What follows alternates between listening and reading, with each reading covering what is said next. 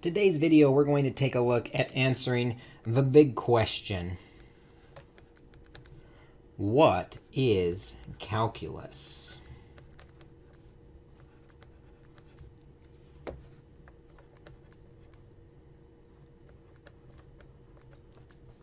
And really, calculus is going to be the answer to 3 questions.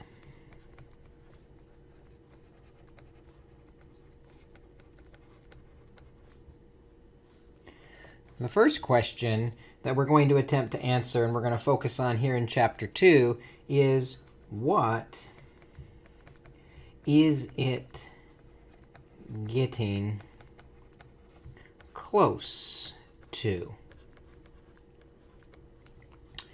And this in calculus we're going to affectionately call the limit. The second question we're going to attempt to answer, and it's really the focus of Chapter 3, is what is the slope? Specifically, what is the slope at this given point?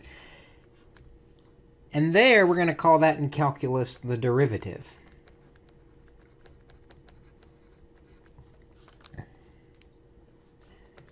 The third question we're going to attempt to answer is, what is the area? And we're not going to really dive into that question until we get to Calc 2 next term. But for now, I'll just tell you that that is the integral of the function. So to kind of set this up, we're going to take a look at first the tangent problem.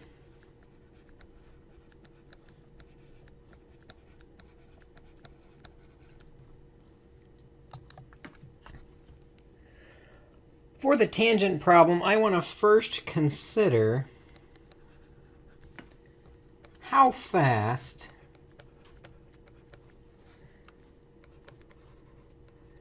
these lines are changing.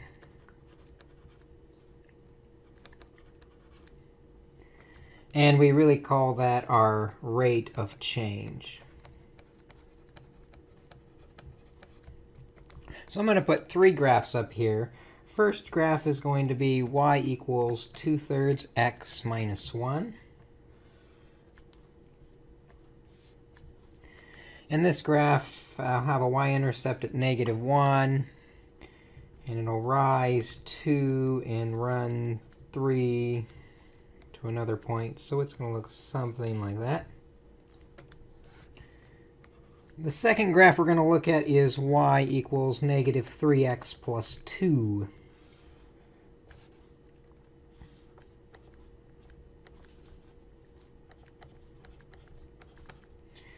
And so that graph has a y-intercept at 2, and it slopes down 3 over 1.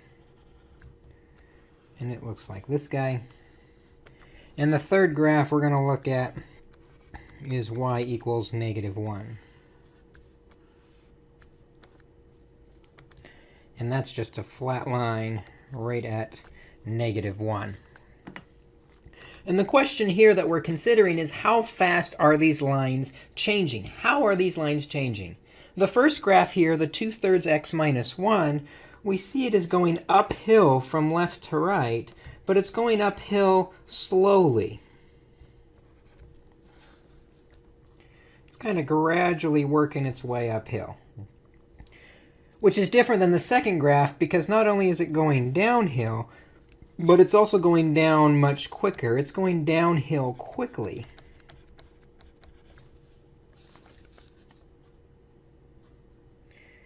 And that's going to be different than this third graph, which really isn't going up or down. It's kind of flat-lined. So we'll say this is a flat or no change.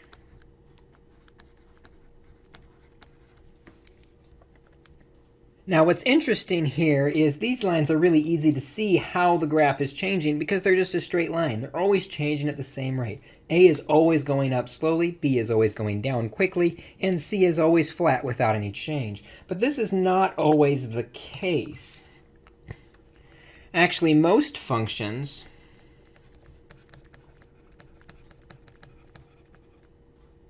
do not have a constant rate of change. For example, if we consider the graph y equals x squared plus 2.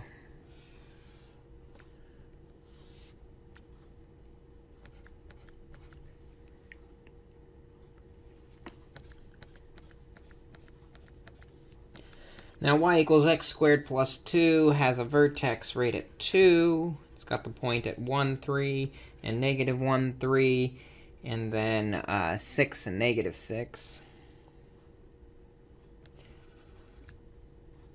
Or I'm sorry, 3, 6, and 3, negative 3, 6. So here is the graph of x squared plus 2. Now, if we consider at the point 0, where x is equal to 0, if I were to look at that graph, it's kind of leveled out there at the bottom. We could draw a line that's tangent to that point.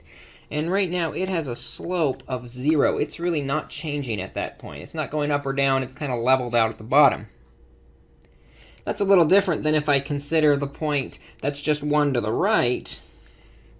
Because at that point, it's actually got a much steeper tangent line that could be drawn that barely touches it. And there, the slope of that graph, it's going uphill. It's actually rising 2 and running 1. If I could grab a different color, we could look at this point at negative 1 or negative 2. Looking at the point at negative 2, we see it's very, very, very steep. In fact, the slope there is going to be negative 4. And we'll talk later about how we can actually calculate those exact slopes. But what's interesting here is this graph starts out with a very steep negative slope, and then it levels out and turns into a positive slope, which gets steeper and steeper. I've already hinted at this, but the lines that touch the graph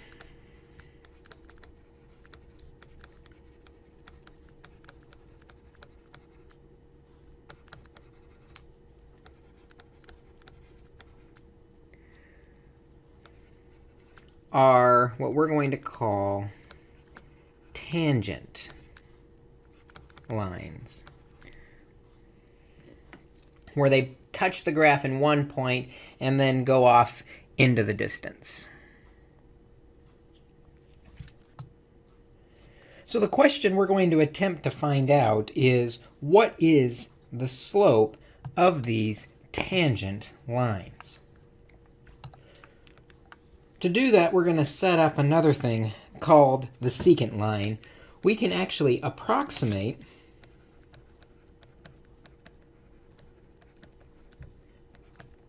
the rate of change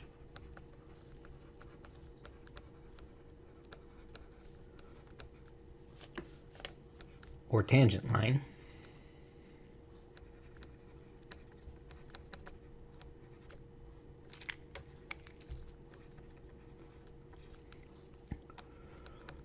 with what we're going to call a secant line.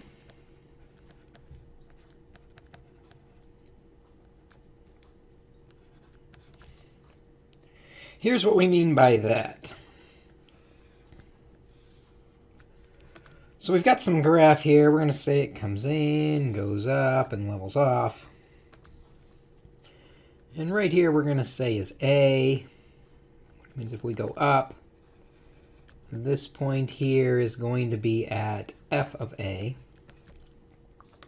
And then a little bit over from A is B, and if we go up from B, that point right there will be at f of B. If we connect A and B with a line,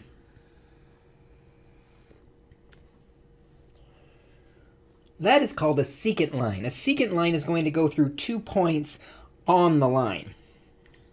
In fact, we know what those 2 points are. Let's go ahead and label those in brown. The x-coordinate of this first point is A, and the y-coordinate is f of A.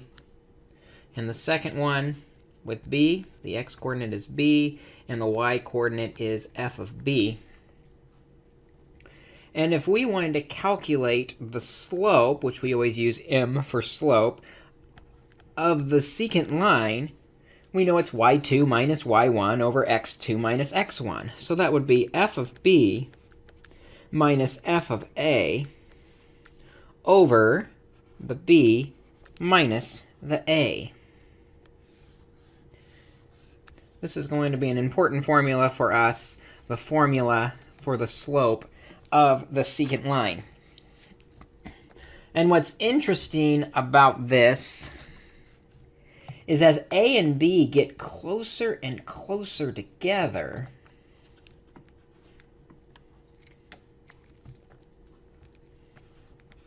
let's draw another graph. As A and B get close,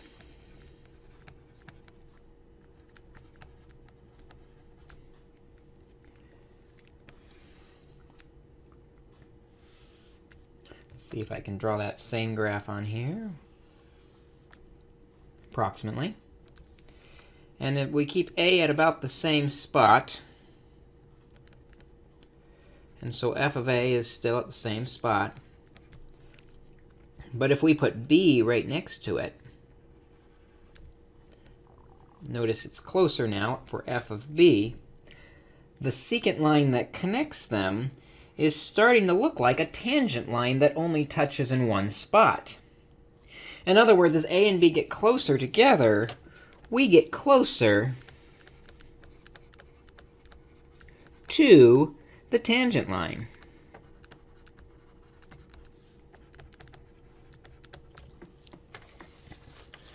This is the big idea that we're going to go after today is, can we get A and B close enough together so that we can estimate what is the tangent line?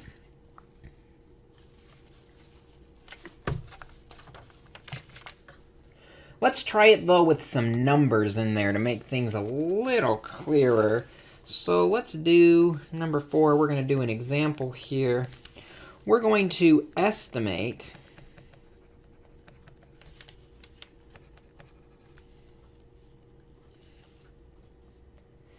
the slope and equation while we're at it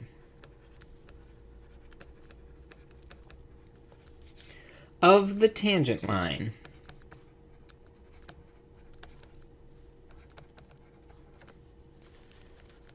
to the function f of x equals 2x squared minus 3 at the point 2, 5. Now, the idea here is we want to estimate what it is using a different x and y point, where we're going to try and get closer and closer and closer to our actual point of 2. So we know at 2, the y-coordinate's 5. So we'll start kind of close to 2. Maybe we'll start at 2.1. Then we'll get a little closer, 2.01. Then we'll get a little closer, 2.001. And then finally a little bit closer, 2.0001. And we're going to see what y equals at each of these points. We know at 2, it's going to hit 5. But what's it going to hit as we get close to 2, as we pull b closer and closer to our a? Fortunately, this is going to be really easy to do on our calculators. So if we turn our calculators on and hit the y equals button, we can type in our function in y equals. And our function is 2x squared minus 3. Then what we're going to do is if we hit the second button, and then right above graph we see in blue it says table. And we should be able to delete these values out of here. If you cannot delete the values out of your table, first hit second, and then above window you see it says table set. And we're going to change the independent variable, the x, to ask, so that we can pick what we want that x to be equal to. Now go back to second table. And now we can enter in our values we want for x. The first value we want is 2.1. The second value is 2.01. The third value is 2.001. And the third value is 2.0001. And we start to see we get these values for y. Let's record them in our y column here. That's 5.82. The next one was 5.0802. The next one was 5.008. And then finally it was 5.0008.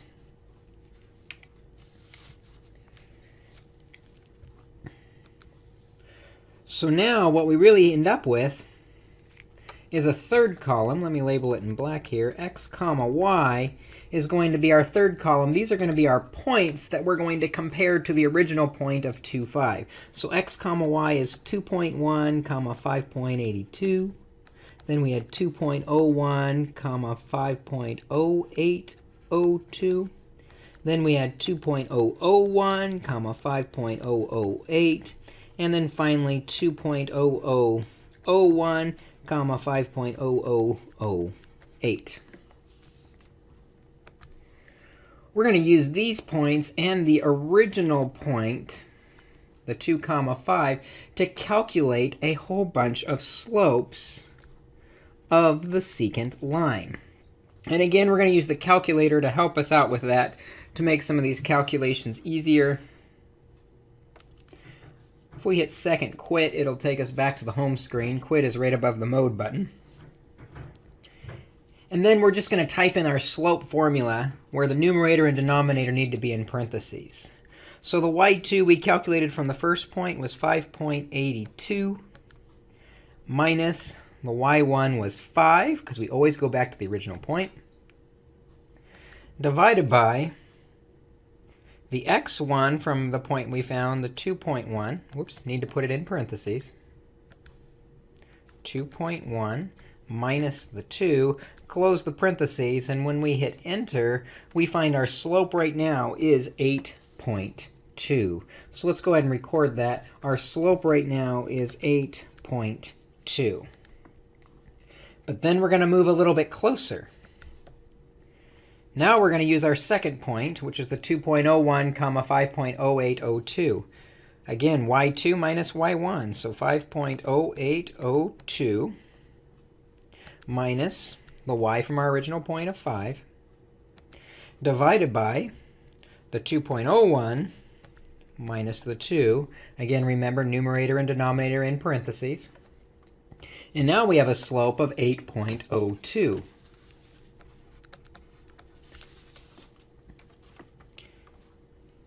Let's try our third point. Our third point was 5.008 minus the 5, divided by the 2.001 minus the 2. And now we're going to get this nice, pretty 8. Our slope right now is 8. In fact, when we do it again for the third point, we're going to get the exact same thing, because we are so close. The difference is going to be minuscule. 5.0008 minus the 5, divided by the 2.0001 minus the 2. And again, we get 8 for the slope. So we can use this fact to estimate the slope of the tangent line now. We see the slope of the secant line is getting closer and closer to 8.0, so the slope of the tangent line is probably that 8.0 that we're getting closer and closer to. So if it is 8.0, then we're ready to actually calculate the equation at that point. And going back to our algebra days, a good equation to remember that the equation of the line is equal to y equals m times x minus x1 plus y1, where x1 and y1 are a point we know that's on the line, and m is the slope. This is a good equation to commit to memory because we are going to use this equation a lot in this course. So for our purposes, we've got y equals m. The slope of the tangent line we just found out was 8, times x minus x1. Going back to our original point, the x-coordinate was 2, plus the y-coordinate of 5. The equation of our tangent line to 2x squared minus 3 at 2, 5 is this guy, y equals 8 times x minus 2 plus 5.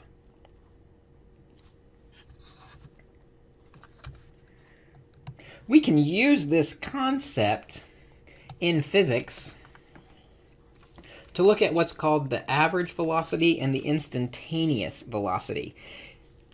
Velocity is really talking about speed. So if we're talking about the average velocity or the average speed,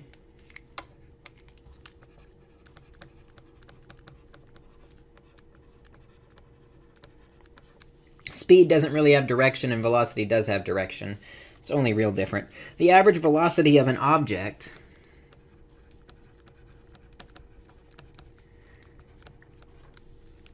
can be found by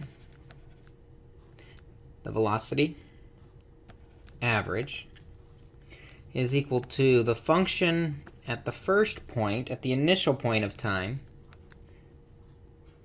minus the function at the final point in time, all over the difference in the times. And really, you'll notice that this equation, while I mark it as an important equation that we need to know for our course, it really is the same equation as the secant that we've already worked with. And then, if that's the average velocity over an amount of time, we can find the instantaneous velocity.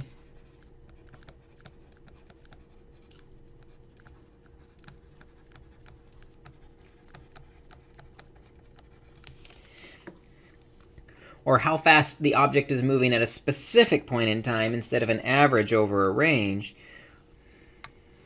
It is found by making t2 closer to t1. In other words, the same idea we did before. If we try closer and closer and closer numbers, we'll get closer and closer to the actual instantaneous velocity, which is the slope of a tangent line. So let's try an example problem where we can see that actually done.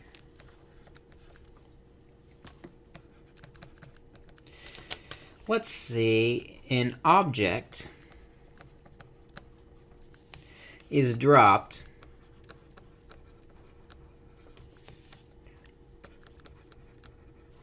from the top of a 144-foot cliff. And it will land 3 seconds later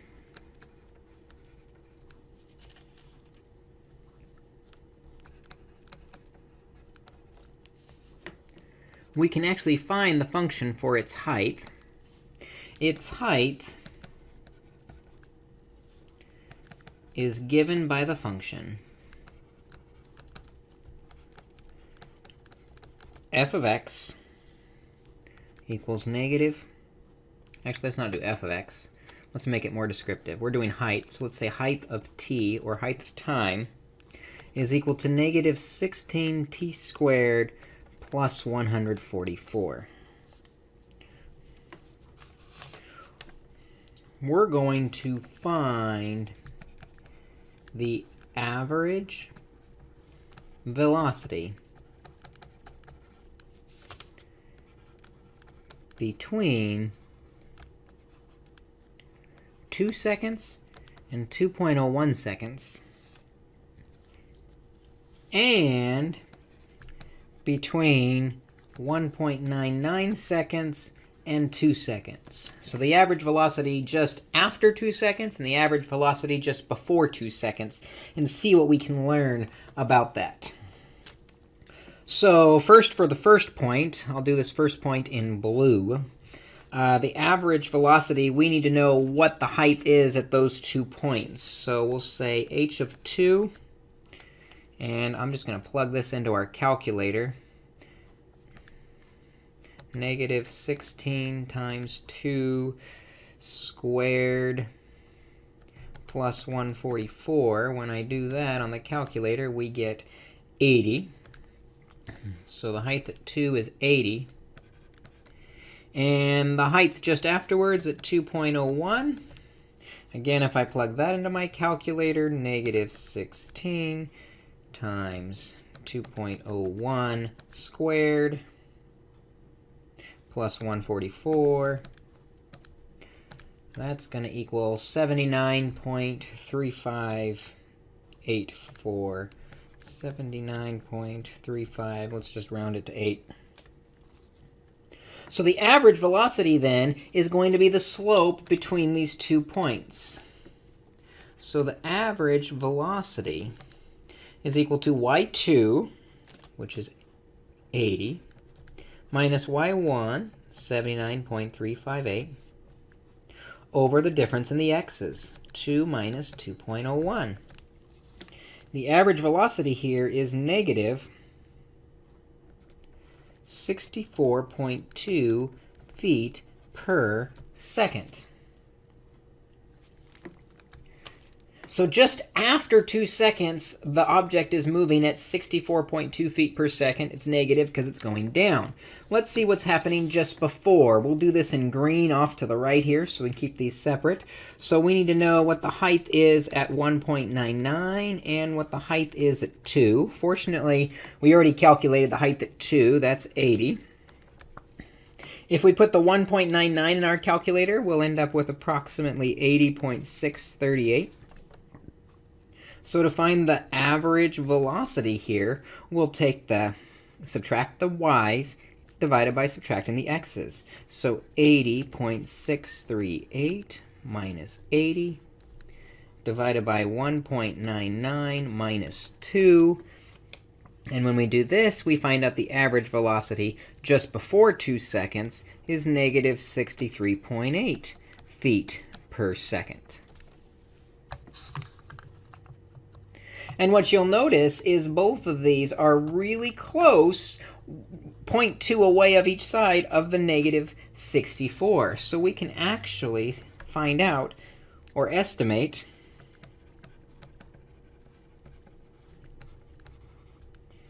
the instantaneous velocity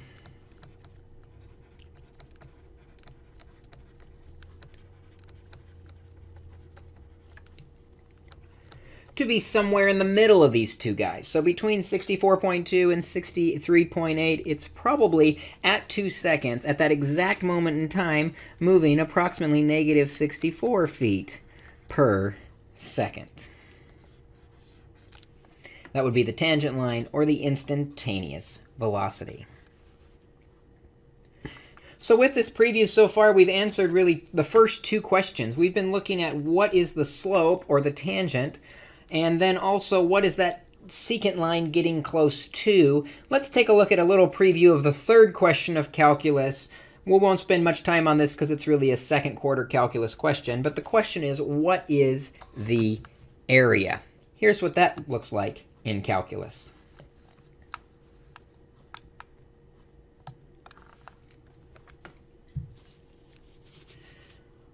Going back to part C, addressing the area problem. We are going to consider, actually let's make this number 1. Consider the area under y equals x minus 3 squared plus 1 between the x values of 0 to 3. We're going to need a really tall graph for this, but that shouldn't be too bad. We got plenty of space here. 1, 2, 3, 4, 5, 6, 7, 8, 9, 10, 11. So we know x squared is the parabola shape. The minus 3 moves it to the right 3. The plus 1 moves it up 1.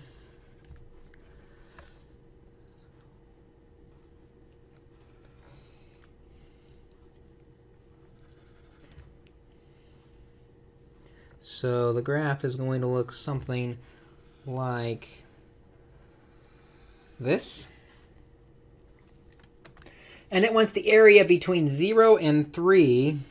So between 0 and 3, what we're really doing is saying, what is the area that fills in underneath the graph? What we want is the area shaded in green here, is how much area is underneath the graph. So we can estimate it. And the way we're going to estimate it is we're going to say, hey, it's really easy to find the area of a rectangle. So we can use rectangles where the right corner of the rectangle actually touches the graph that we're talking about. So let me see if I can recreate the graph here.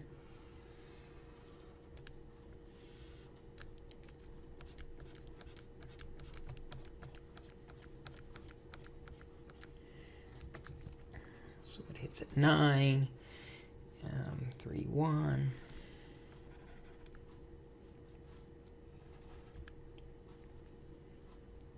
Is that right?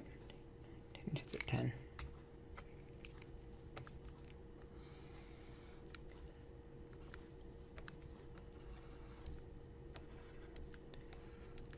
So here's our graph, roughly drawn. And what we're going to do is we're going to take each point and make it into a rectangle where the right corner of the rectangle touches the graph.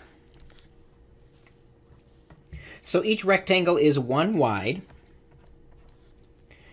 And the first rectangle is 1 high. The second rectangle you see is 2 high. And the third rectangle, I think it's 5 high? Yep, it's 5 high. So we could say that the area under here is 5 plus 2 plus 1. Or the area is approximately 8 when we use rectangles on the right side, where the right corner hits the graph. But we could also do it the other way, because the problem here is we end up a little bit short. Let's use just some gray space for the short. Notice we miss this gray triangle, and another gray triangle, and another gray triangle. We're short because we went to the right. So to avoid being short, we could draw rectangles that the left corner touches the graph, and see how that compares. So 1, 2, 3, 4, 5, 6, 7, 8, 9, 10, and 1, 2, 3, 4, 5. Putting our key points on here of 3, 1. Move over 1 and up 1. Over 1 and up 1, 2, 3. And then finally the 9.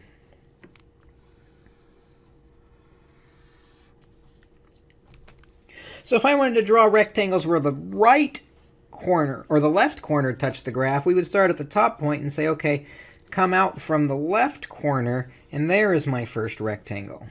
Then come out from the left corner, go over 1 unit, and there's your next. And come out from the left, and there's our next rectangle. And so we end up with 3 rectangles again. And we can find the area of those rectangles The first rectangle on the left has a height of 10. Actually, let's put, whoops. Let's put, wrong color.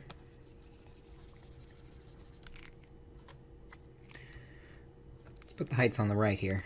The height of 10, the second rectangle is a height of 1, 2, 3, 4, 5, and the third rectangle has a height of 2. So when we add those together, the area that we end up with is going to be 10 plus 5 plus 2. The area comes out to be approximately 17. But again, we've got a problem. Because now instead of having too little area, we end up with too much area. We've kind of got this area that I'm going to color in gray that sticks up above the graph. So the first time we were too low, the second time we're too high. How are we going to estimate what the actual value is? Well, we could estimate, since we're just estimating. The actual area is in the middle of these two values. So we could just average the 8 and 17. 8 plus 17 divided by 2. When we do that, we get a 12.5. So we're going to say our final estimate is that the area underneath y equals x minus 3 squared plus 1 between 0 and 3, we're going to estimate that it's about 12.5. Well, as you might expect, this process is not perfect because actually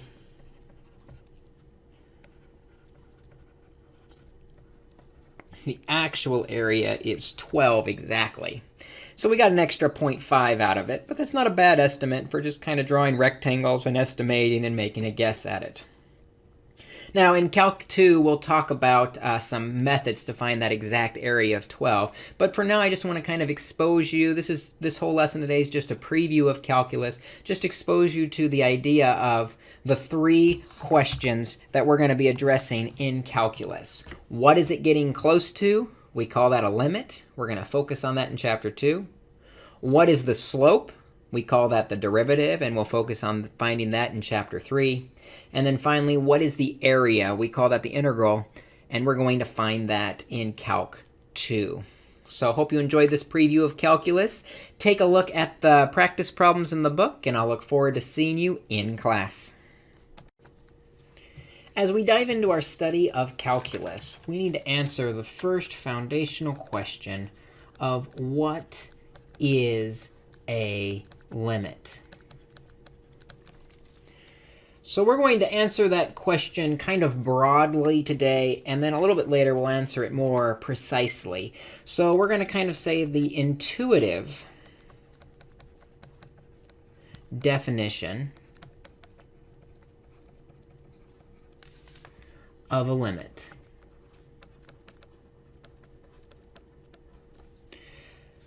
So the general idea that we're going for when we say a limit, we're saying what value, what should be there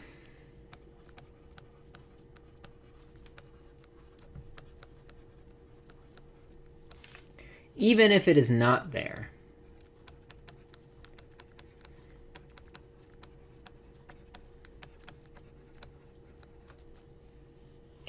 What should be in the function, even if it's not actually in the function at that point. And symbolically, how we'll represent that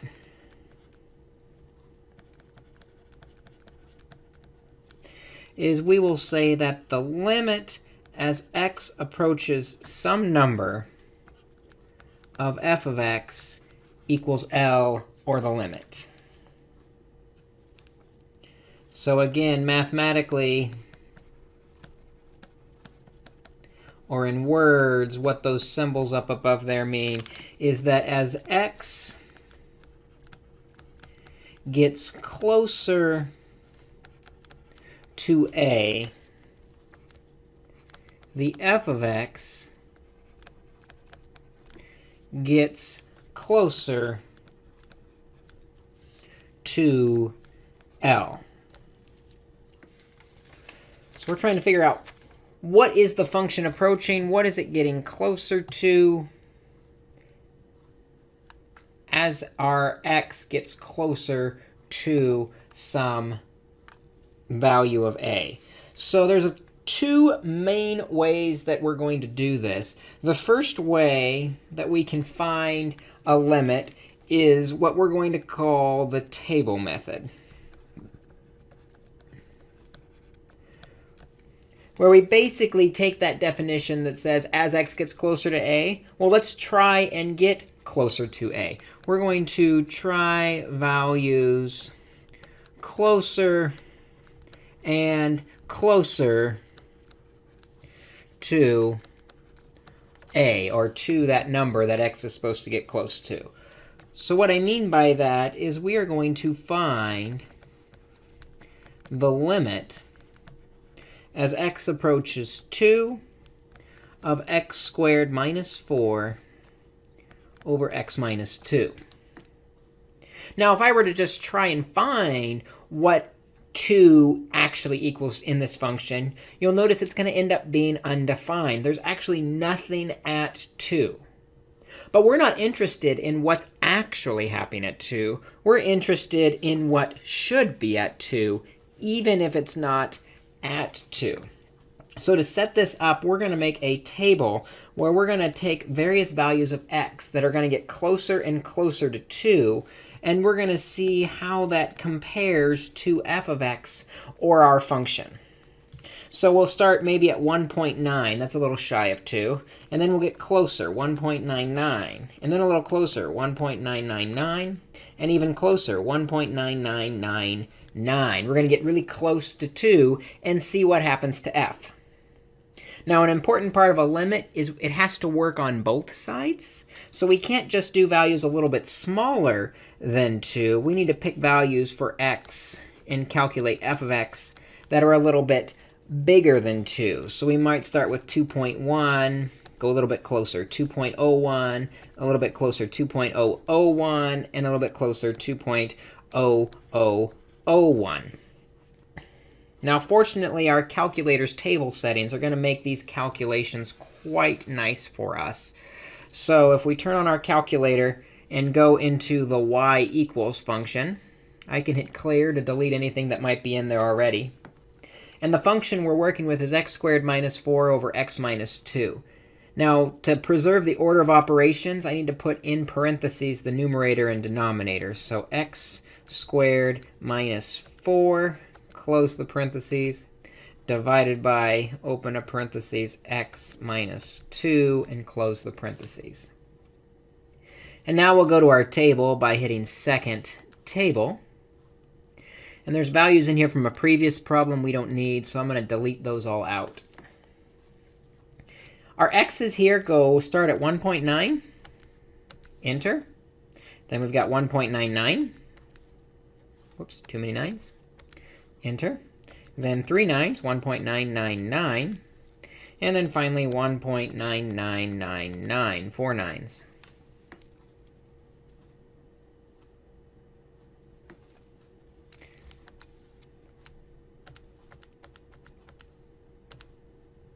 There we go. And what we see is we get 3.9, 3.99, 3.999. So let's record these. So first we start with 3.9. Then f of x becomes 3.99. Then it became 3.999. Then it became 3.9999. You can kind of see that's getting closer and closer to a very clear number. But to check it, we have to go on the other side. So let's delete out what's in the table here. And let's check these other values, the 2.1, the 2.01, the 2.001. Whoops, too many zeros again. And then the 2.0001. And we kind of see the same pattern here. It won't always be a clear pattern like this, but this one's kind of nice. So we can record our f of x became 4.1, 4.01, 4.001, and then finally 4.0001. And what we see is from the left side, these numbers are getting closer to 4, growing and growing and growing to 4. From the right side, these values are also getting closer and closer, shrinking and shrinking down to 4 as we shrink and shrink down to 2.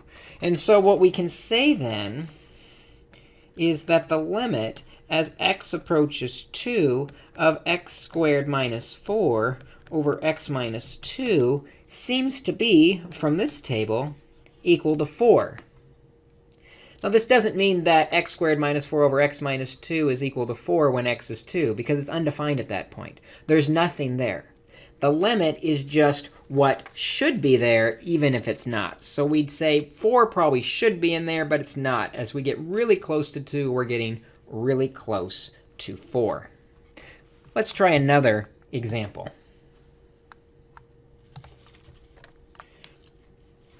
The table method's really nice when it works, but it doesn't always work as beautifully as we would hope.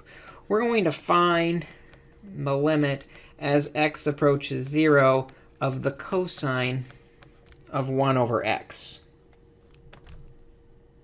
And again, just like before, we're going to take some values for x that are a little bit smaller.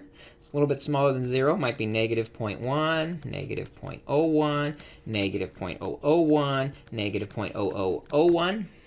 And we're going to find what f of x equals. And then we'll try some values for x that are just to the right of 0.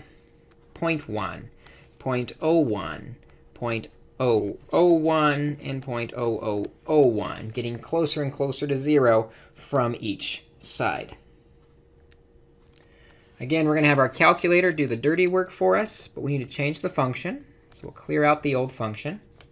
Starting with our function is cosine of 1 over x, close the parentheses. Now, something to check, if I hit the mode button, which is right next to second, I should see that radians is highlighted. We will always be in radians in this course, so make sure the radians is highlighted. So we've got the cosine of 1 over x. And then when we go to our table, hit second table.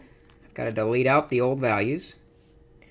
And for the first column, we've got negative 0.1, negative 0.01.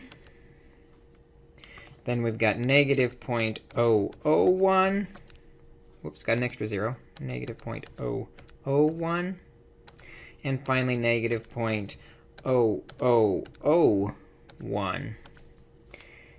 And this guy seems quite all over the board. What you see is f of x begins by equaling negative 0.8391. Then it was positive 0.8623.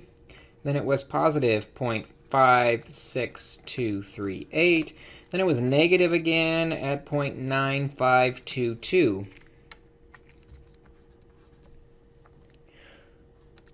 Let's try, delete these out. Let's try the other sides. See what patterns we see on the other side. 0.1, 0.01, 0.001, and 0.0001. We get actually the exact same numbers with the exact same randomness. F of x seems to be negative 0.8391. 0.8623, 2, and then 0.56238, and then finally negative 0.9522.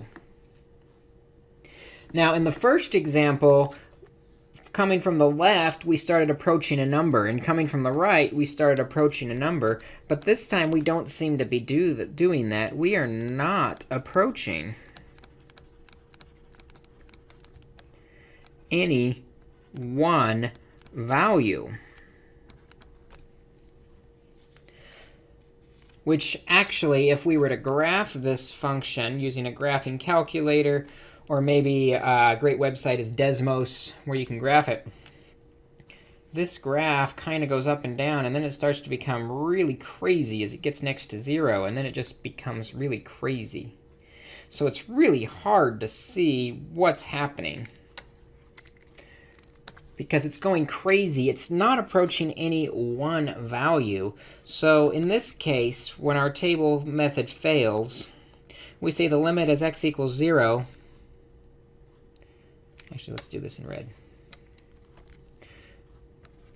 We will say the limit as x equals 0, or x approaches 0, of cosine of 1 over x equals dne, which is going to be an abbreviation for does not exist.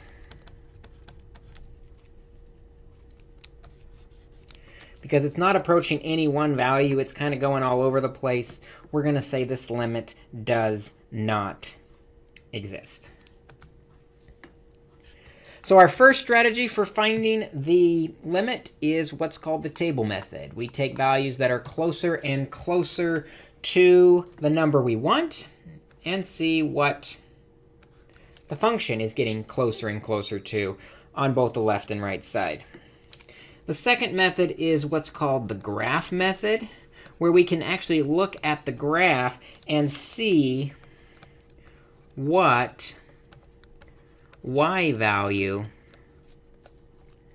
is the graph approaching.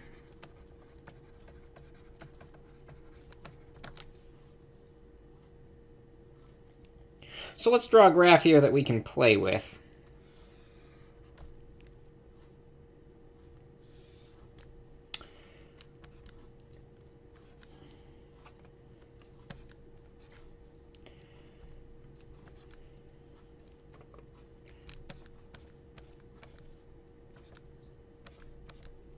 And let's see, we're going to put a vertical asymptote here at 2. I'm going to put a point at -1, 3. I'm going to put a hole at 1, 2. But I'm also going to put a point at 1, -1. I'm also going to put a point at 2, 1. And then an open point at 2, -1. And I'm going to bring the graph down from that 2, -1. Starting at the asymptote, I'm going to come up from the asymptote and then kind of go through my points.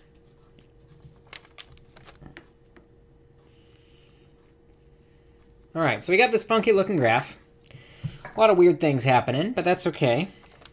The first question we're going to attempt to answer is to see if we can find the limit as x approaches -1 of this function. So as x approaches -1, what we see is the graph is really approaching a y value of 3. So we will say the limit as x approaches -1 on this graph is 3. What's the limit as x approaches +1 of this graph?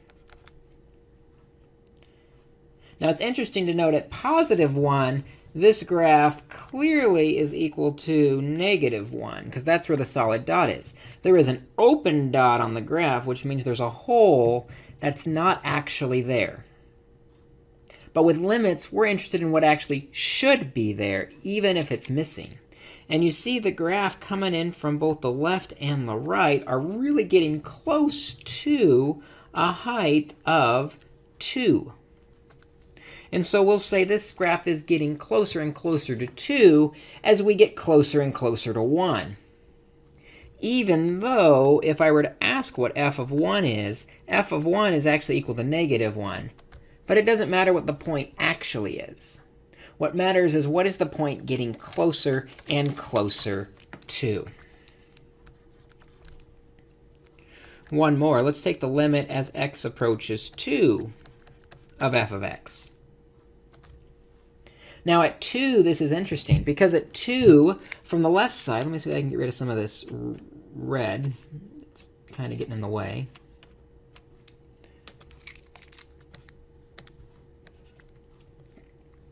At 2, we see from the left side, the graph is getting close to 1.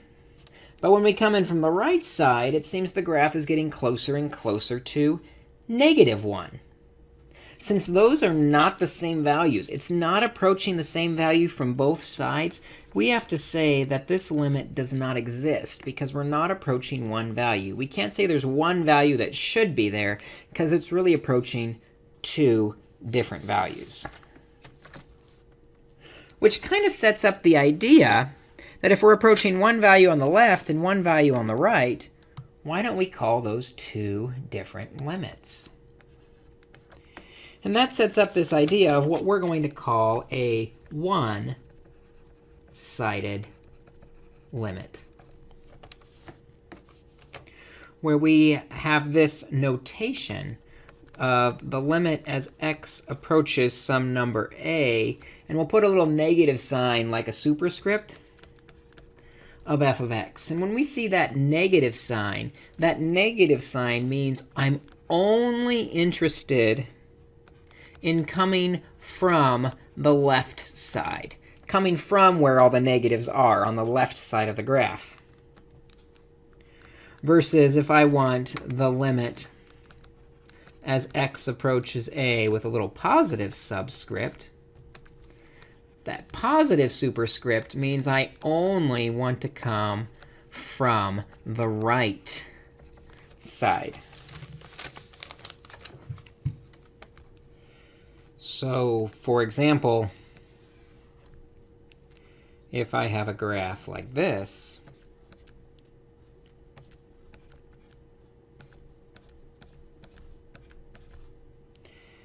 let's say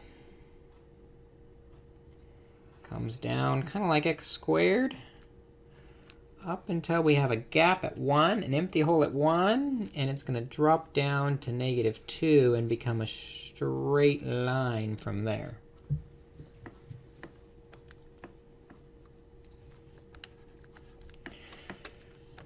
So now I can ask, what is the limit as x approaches 1? Even though it approaches two different values at 1, if I put a little negative superscript, that means I'm only interested in coming in from the left side. And so when I come in from the left side, we see it's approaching +1, which is different than if I asked for the limit as x approaches 1 from the right side of the function. Coming in from the right side of the function, it's going down here to a y value of -2. So now we can calculate the limits if we specify if we're coming from the left or the right side. Notice, however, we still cannot say the limit as x approaches 1 because these are not approaching the same value. From one side it's 1, from the other side it's -2. It does not exist. In fact, it only exists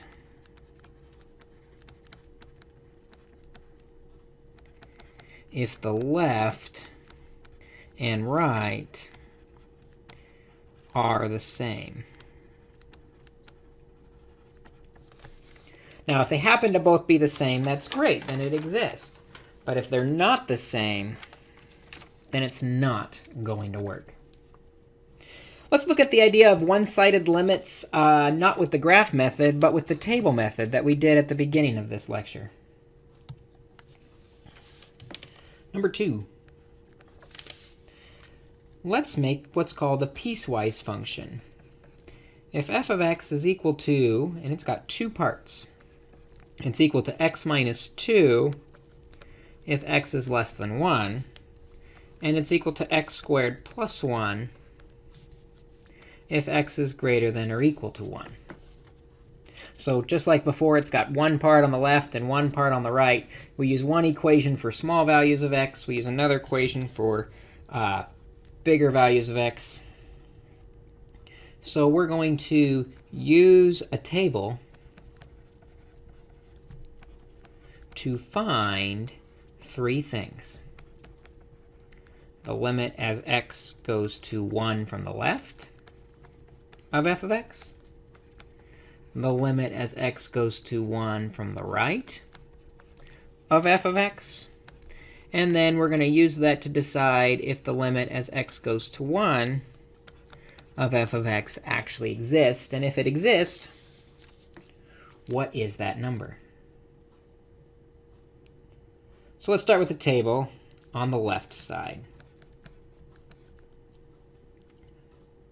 We're going to look at values of x from the left of 1, which means we want to be a little bit less than 1, so maybe 0.9, getting closer 0.99, getting closer 0.999, and then even closer 0.9999 to see what the f of x equals. So on our calculator, we'll hit y equals and clear out the old equation. When we're on the left, we're smaller than 1. So smaller than 1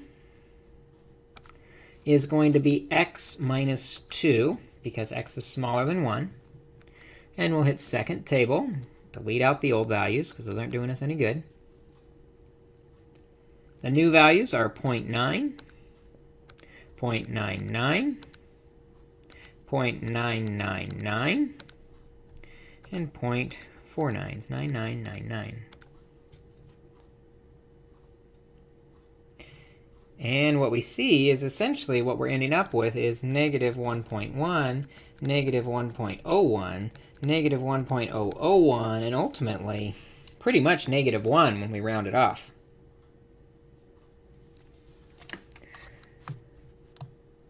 So what that tells me then is that the limit as x approaches 1 from the left, using numbers slightly smaller, of f of x, we're approaching or getting closer to negative 1.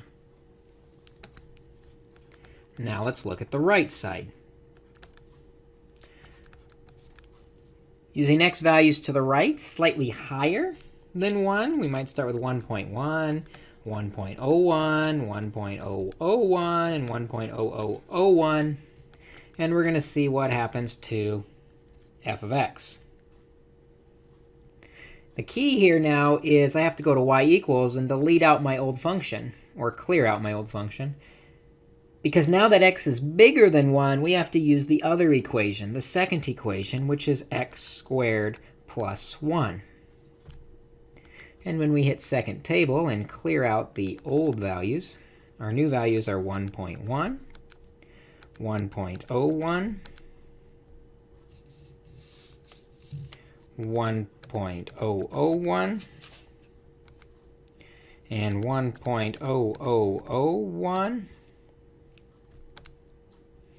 And we see a definite pattern emerging as we fill in our f of x column. That was 2.21, 2.0201, 2.002, and 2.0002. But we see those are definitely approaching a clear number.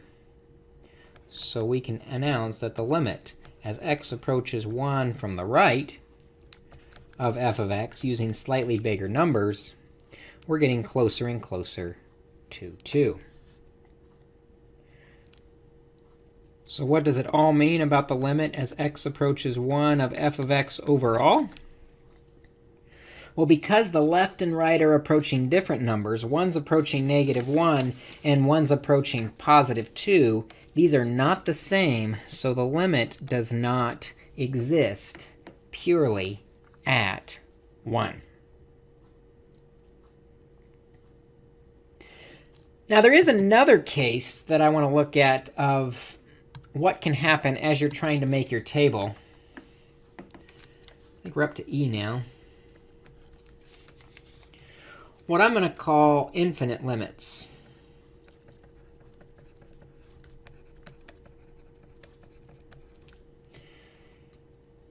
For example,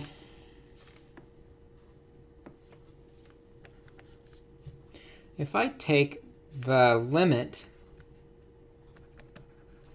as x approaches 3, we'll go from the left this time, of 1 over x minus 3. Didn't need to be in parentheses, but it will be in parentheses for our calculator anyways. So we're going to look at values for x and see how our f of x compares. I said only on the left, so we need a little bit smaller than 3. We'll start at 2.9, then we'll try 2.99, 2.999, and 2.9999 to get us really, really close. Hit y equals. Clear out the function 1 divided by, in parentheses, so we don't lose our order of operations, x minus 3. Close the parentheses. And then we'll head to our table, second table. Clear out these numbers because we're interested in 2.9, 2.99, 2.999, and 2.9999. And there's a clear pattern here. We go from -10 to -100 to -1,000 to -10,000.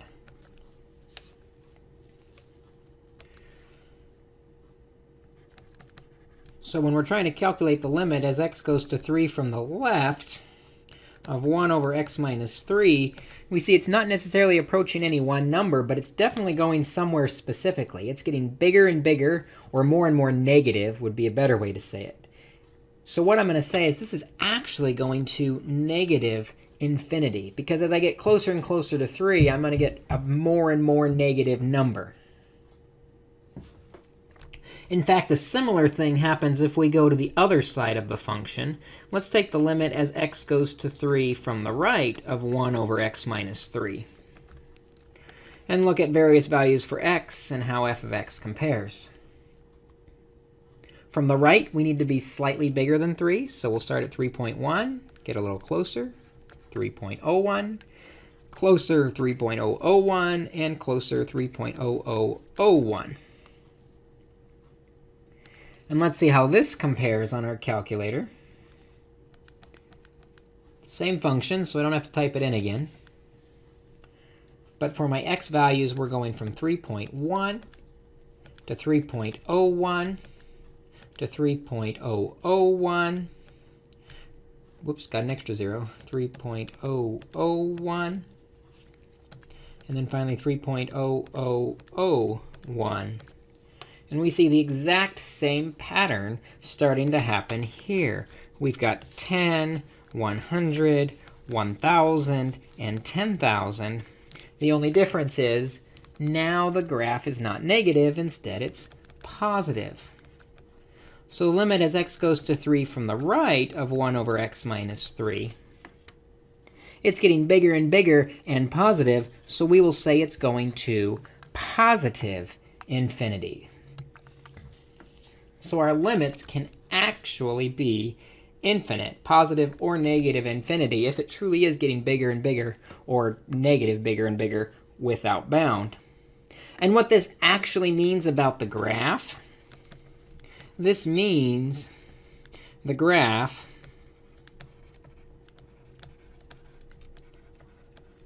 has a vertical asymptote.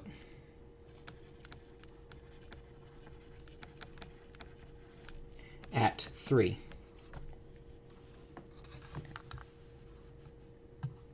Or x equals 3 would be a better way to say it. In other words, if I were to sketch a graph of this guy really quick, and I'll just make a small version of it, 1, 2, 3. At 3, there's going to be a vertical asymptote. And the graph is going to bend around that vertical asymptote. And so you see when we're approaching from the left, it's going down to negative infinity. And when we're approaching 3 from the right, it goes to positive infinity.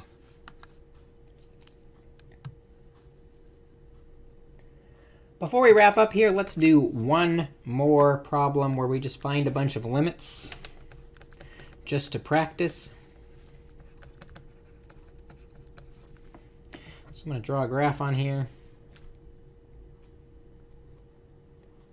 We're going to go 4 each direction.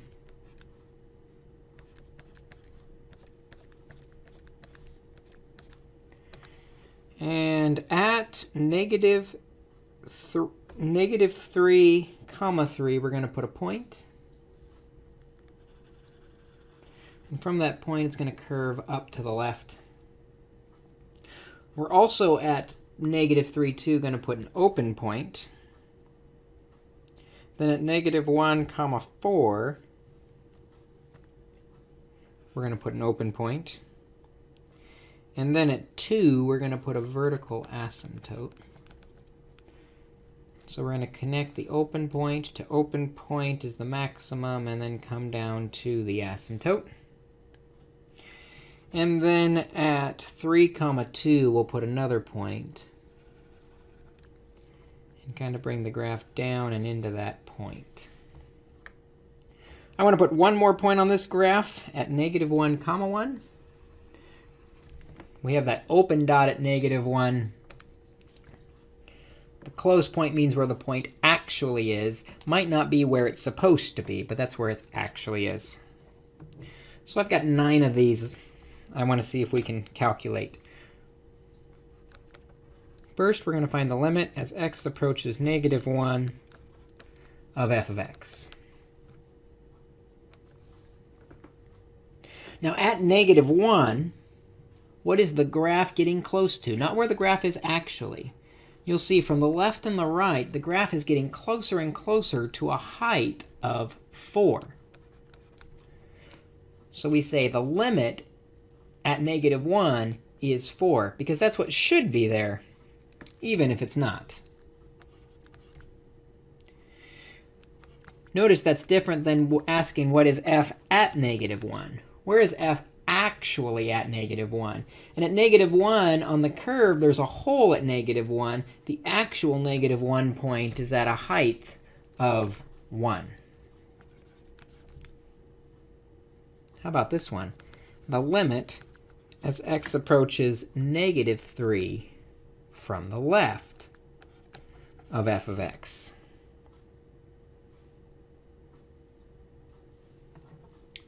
Well, at negative 3 from the left, we see this graph is approaching a height of 3. We can compare that with the limit as x approaches negative 3 from the right of f of x. When we come from the right, or the positive side, notice it comes down a bit lower to a height of 2. So the limit there is approaching 2. Which means if I asked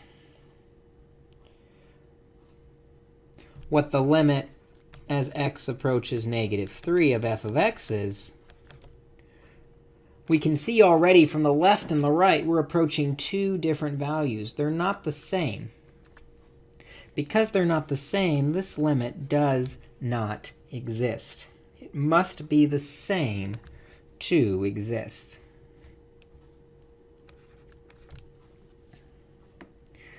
How about the limit as x approaches 2 from the left of f of x? As we get closer from the left side to 2, notice this graph is going down to a vertical asymptote.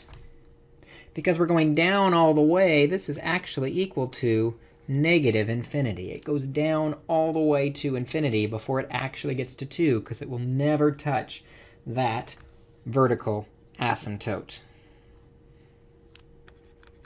Similarly, the limit as x approaches 2 from the right of f of x, looking at the right side, we see the graph is going up, up and up and up, without bound or stopping. It's going to be equal to positive infinity.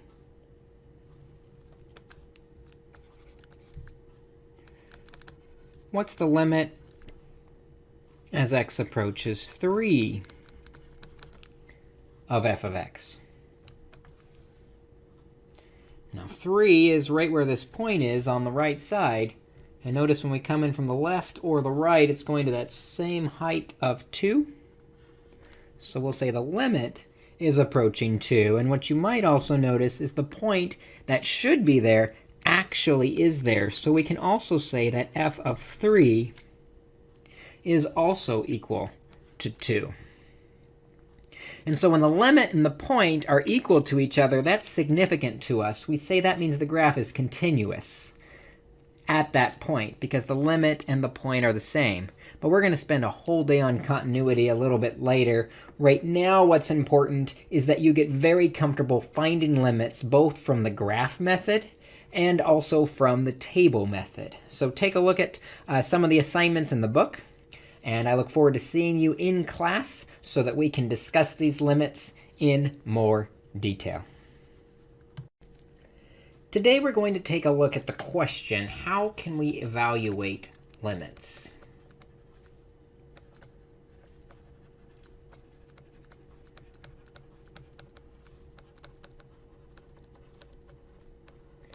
In our last lesson, we looked at how we can use a table or a graph to evaluate a limit by getting closer and closer to a specific value. What we're going to do today is take a look at some limit laws that we can use to help us find limits quicker and more accurately. First, there are two basic limit laws.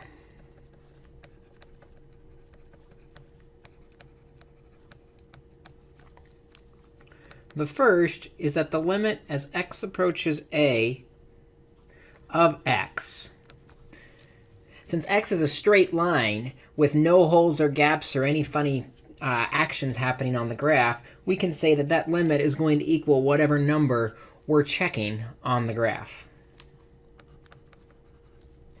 The second limit is as x approaches a of some constant, where c is just any number, but there's no x's in there, then that is going to always approach that constant, or c. These two are our basic limit laws, and important that we should be very comfortable calculating those limits as soon as we see them. So for example, if I ask what is the limit as x goes to -4 of x, we should know right away that's going to equal the number, or the -4. Similarly, if I want to know what the limit is as x approaches 7 of 2, 2 is just a number, or a constant. This function is always equal to 2 regardless of what x is. So even at 7, x is still, or the function is still equal to 2. In addition to the basic limit laws, there are 6 other properties of limits, or limit laws, that we should be comfortable working with.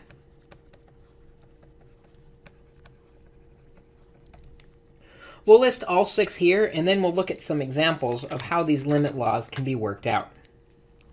First is the sum or difference, as they both work the same. And the idea here is if we take the limit as x approaches some number a of 2 parts that are added together, maybe f of x plus g of x, that is actually the same as if we took the limits of the 2 parts individually, the limit as x approaches a of the f of x, and added the limit as x approaches a of g of x. If we take the 2 parts individually, we'll get the same result. And it works for subtraction also. So I'm going to change this to plus or minus. The next limit law is what we call the constant multiplier.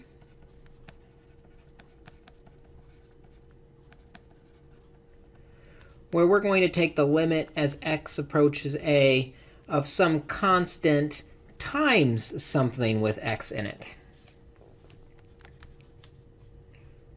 The way we can work here is that constant actually is multiplied by whatever the limit as x approaches a of that function actually is. We also have the product rule, which says if I want the limit as x approaches a of f of x times g of x, two things multiplied together, we can actually take the limits of the 2 parts, the limit as x approaches a of the first part, times the limit as x approaches a of the second part, or the g of x. Same idea works for a quotient. because really multiplication and division are just inverse reciprocals of each other. So limit as x approaches a of f of x divided by g of x, that is equal to the limit as x approaches a of f of x divided by the limit as x approaches a of g of x.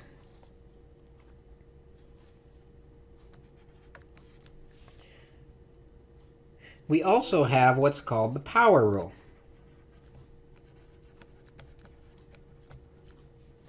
The power rule says if I'm interested in finding the limit as x approaches a of some function that is raised to some type of exponent, we can find the limit first and then raise the answer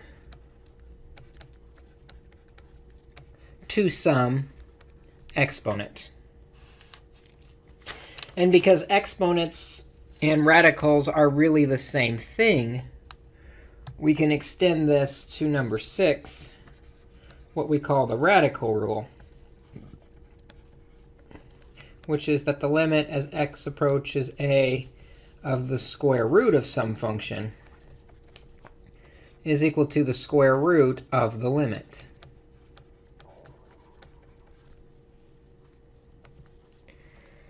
So I'm going to highlight all 6 of these limit laws as important limit laws that we know and understand. But this is a case, as is often the case with calculus, is it's more important that we understand how to use the 6 rules than it is that we can actually quote the 6 rules from memory. Because if we understand the process of what we're doing, we just have to straight out solve the problems instead of going through memorizing a whole bunch of formulas, which should not be the goal in any calculus class.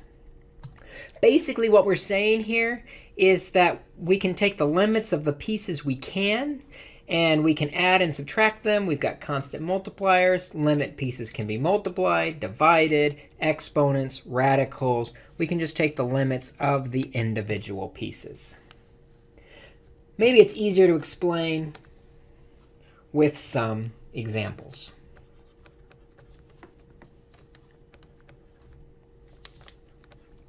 If we want the limit as x approaches 2 of x squared minus 3x plus 4,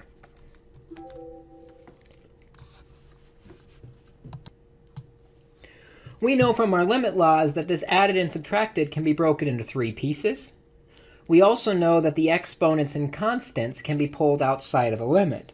So what this really means we can do is we can take the limit as x approaches 2 of the x, and then square it, minus 3 times the limit as x approaches 2 of the x, and add 4.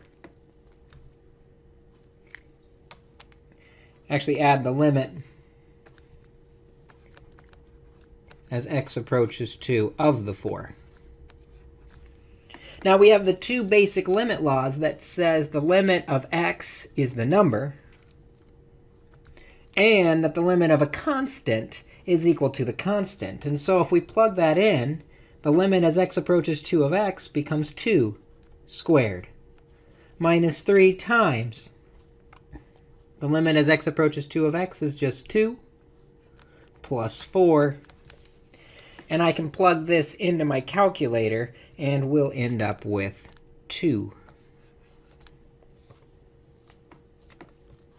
Let's try another one. The limit as x approaches negative 1 of the square root of x plus 5. Again, limits go through exponents, radicals, pluses, minuses, fractions. So what we really can say is this is the square root of the limit as x goes to negative 1 of x plus the limit as x goes to negative 1 of 5. And we know the limit of x is the number. The limit of a constant is the constant. So this is the square root of negative 1 plus 5, which is the square root of 4, or also 2.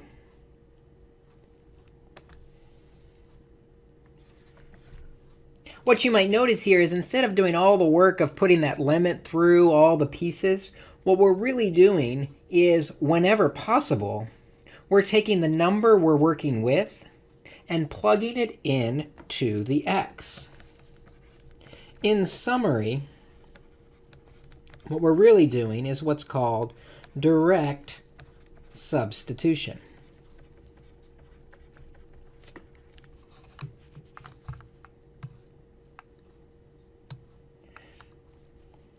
In other words, if I had an example like the limit as x approaches 1 of x squared minus 4 over x squared plus 2x plus 1, what that really means is we can put the 1 in for the x to see what's happening around 1.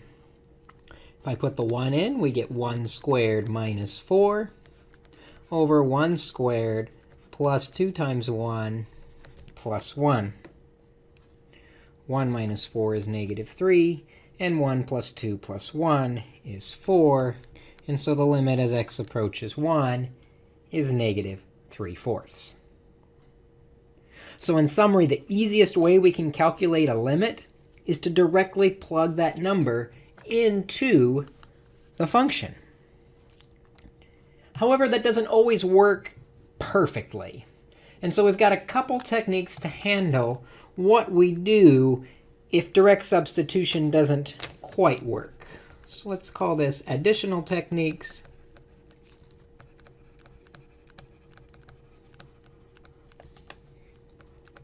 That we will use when substitution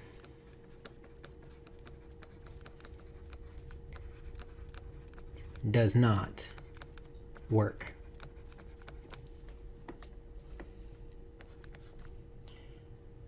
So first we're going to find the limit as x approaches negative 3 of x squared plus 4x plus 3 over 2x squared plus 5x minus 3. Now what I want to notice is when we plug negative 3 in, especially interested in the denominator, we get 2 times 9 minus 15 minus 3, which is 0. So what we're noticing is substitution divides by 0. We can't divide by 0. We can't have 0 in the denominator.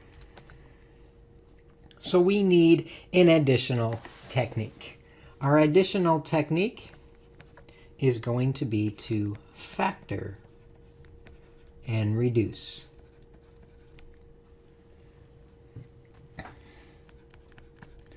Hopefully when we do this, we'll be able to actually take the limit through direct substitution.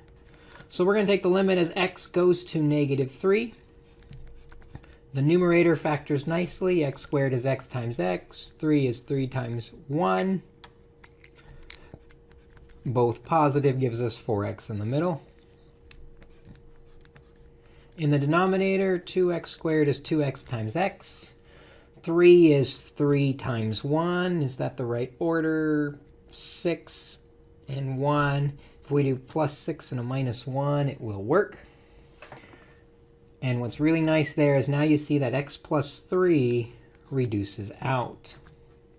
And so we're left with the limit as x goes to negative 3 of x plus 1 over 2x minus 1. Now direct substitution works great, because no longer does our denominator equal 0. We're no longer dividing by 0.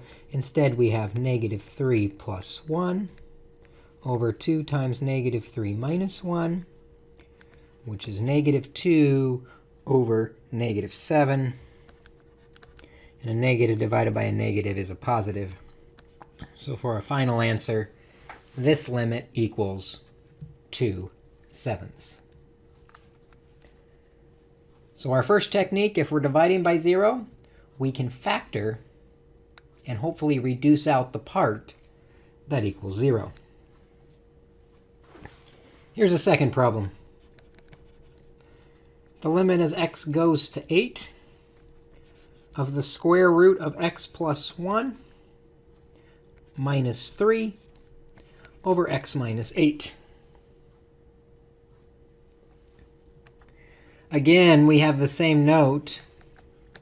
If we substitute in the denominator, 8 minus 8 will be 0. So substitution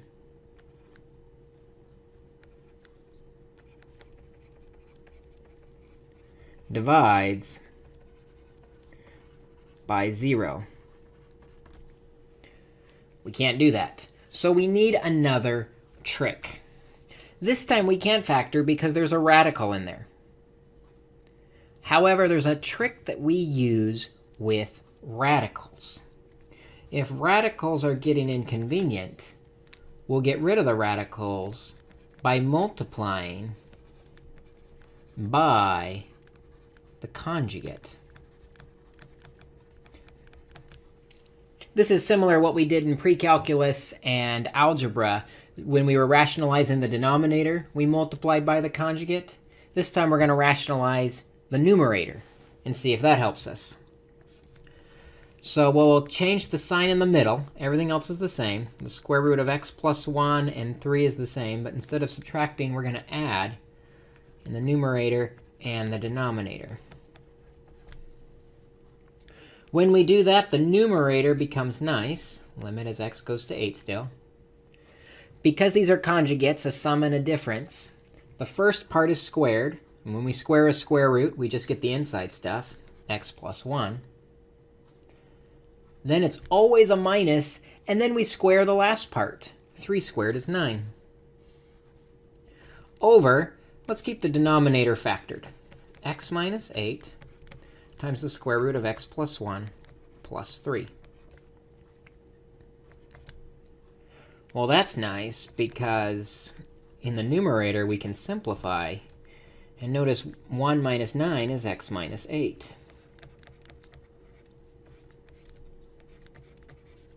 We still have the same denominator. Don't need to multiply that out because we want to stay factored so we can divide out that x minus 8. Remember, if everything divides out, there's still a 1 up there. That doesn't disappear. And so now we're taking the limit as x goes to 8 of 1 over the square root of x plus 1 plus 3. Now we can plug our number in because the denominator no longer will equal 0. We have 1 over the square root, plugging 8 in, 8 plus 1 plus 3 equals 1 over the square root of 9 is 3, plus 3 is 6. And we now know our limit is 1/6.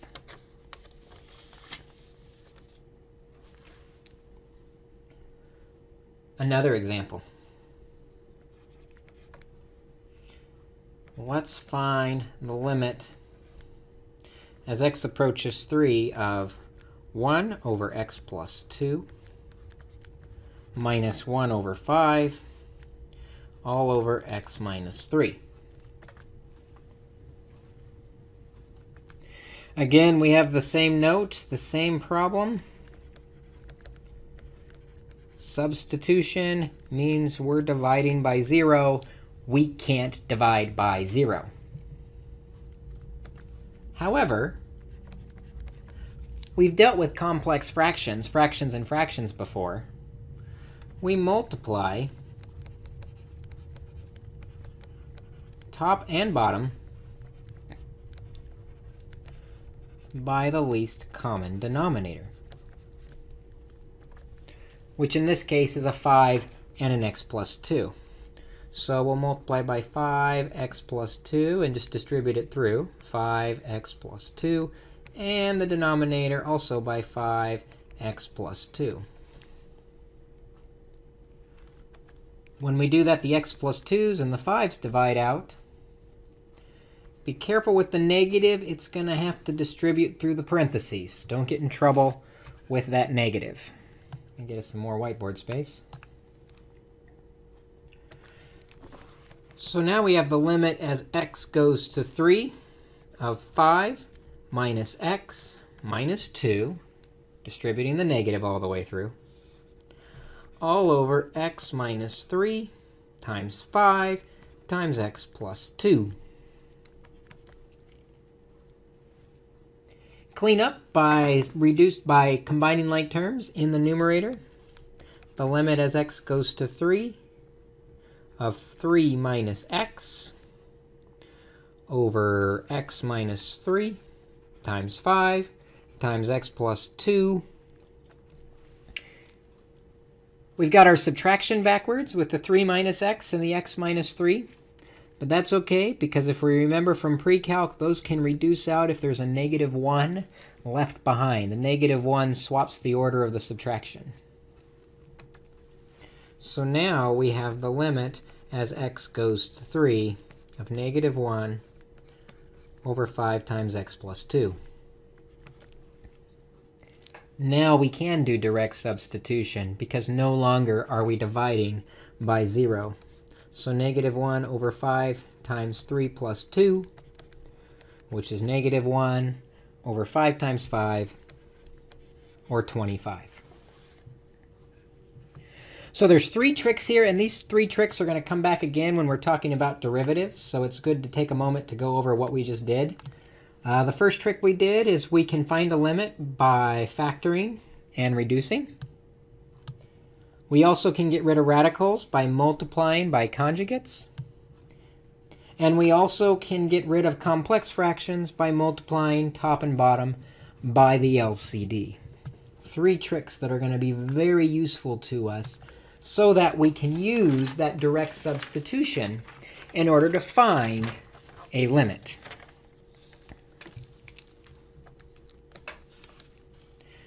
While we're talking about finding limits, though, I want to go back to the discussion we had about the two-sided limits and how we can handle those. If you remember in our previous lesson, we talked about coming in from the left and coming in from the right. Well, for a two-sided limits, the left and the right must be equal.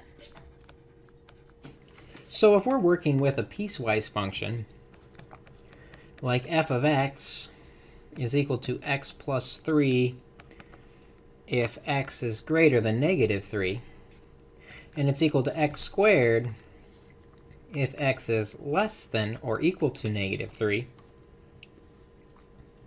we need to consider at negative 3 what's happening on the left and the right. So first, let's look at the limit as x approaches negative 3 from the left of f of x. From the left, we're dealing with smaller values of negative 3. Smaller values less than or equal to 3 is x squared. So we'll directly plug in the negative 3 into the x squared, or negative 3 squared, which is 9. Let's compare that with the limit as x approaches negative 3 from the right of f of x. Coming from the right, we're talking about bigger values, or x is greater than negative 3. So that's the x plus 3. Direct substitution. Negative 3 plus 3 is equal to 0. And what you'll notice is those two limits are not the same. So what does that mean about the limit as x approaches 3 of f of x? Well, we know it does not exist. Let's do one more example of a two-sided limit with a piecewise function.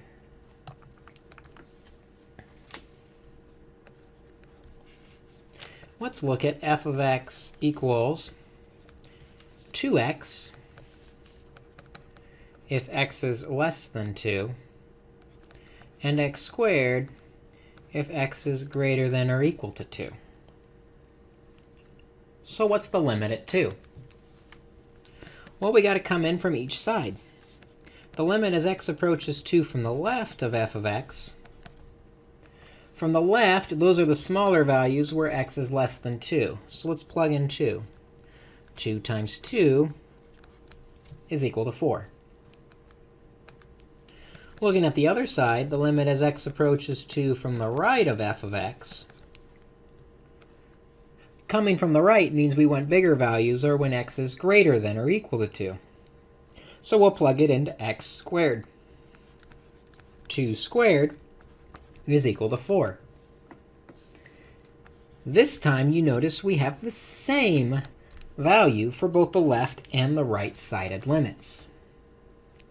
When we have the same value, then we can say the limit as x approaches 2 of f of x still does exist. In fact, that limit is 4, whatever is the same on both the left and the right side. So the important thing with piecewise functions is we have to be equal to the same number on both sides of the function. With our limit discussion, we talked a bit about infinite limits. So let's look at how we can work with infinite limits, calculating them with this whole idea of substitution. With infinite limits, there are two properties that will help us calculate the infinite limits. First property is that the limit as x approaches a from the left of 1 over x minus a. If we're coming in from the left on this guy, this function will always go to negative infinity. Because all the pieces are positive, it's going to go down to negative infinity. Similarly, as x approaches a from the right of 1 over x minus a, coming in from the right, we're going to go up to positive infinity. These two limits are going to be the key to finding infinite limits by hand rather than going through the table method or the graph method. Let's first look at the limit as x approaches 2 from the left of x plus 1 over x squared minus 4.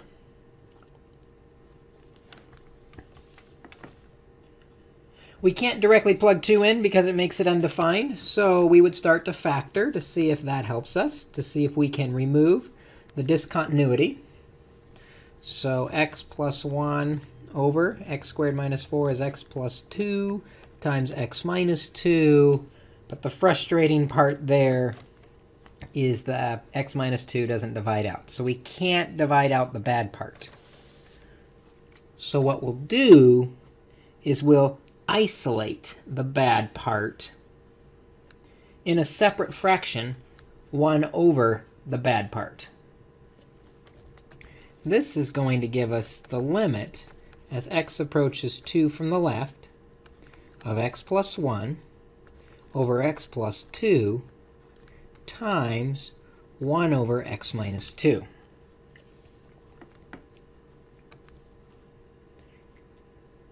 Now we can do direct substitution on the good part. And for the bad part that's been isolated, we're coming in from the left. And we know when we come in from the left, that's going to go to a negative infinity. So let's look at each of these pieces. Plugging 2 in, we've got 2 plus 1 over 2 plus 2 times the negative infinity. Well, 2 plus 1 is 3. 2 plus 2 is 4 times the negative infinity.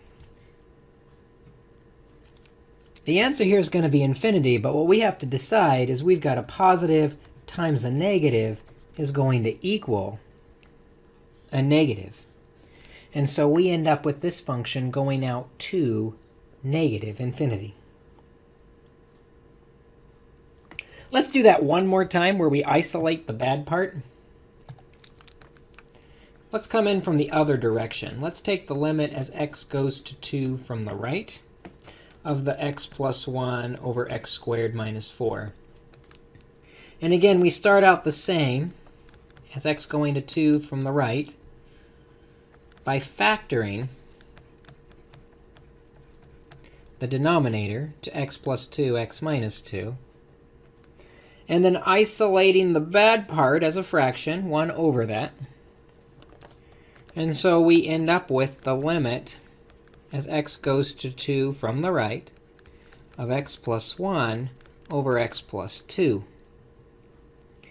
times the bad part of 1 over x minus 2. This time we're going in from the plus or positive side. That's the second property. That's now going to go to a positive infinity. So when we make our substitution step, we're going to plug positive infinity in for that second part. Plugging 2 in, we have 2 plus 1 over 2 plus 2 times positive infinity, which is 3/4 times positive infinity.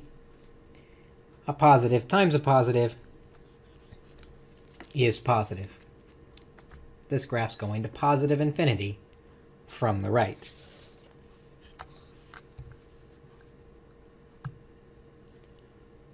I have one more limit trick that I want to look at. We call this guy the squeeze theorem. And it's particularly useful to find limits with trig properties. The idea with the squeeze theorem is if I've got some function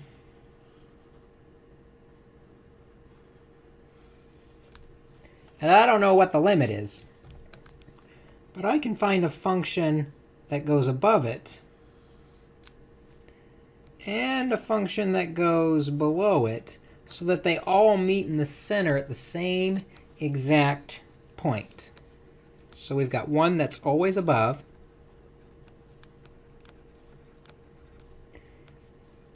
one that's always below,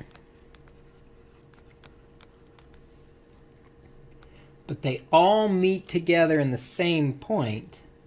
At that same point, they will all have the same limit if they all meet at the same point. My picture doesn't show them meeting at the same point really well, but the idea is the top one, the bottom one, and the middle function all converge together at that same point in the center. Then they all have the same exact limit. So let me show you what this looks like. Let's say we want to know the limit as x goes to 0 of x squared times the cosine of x.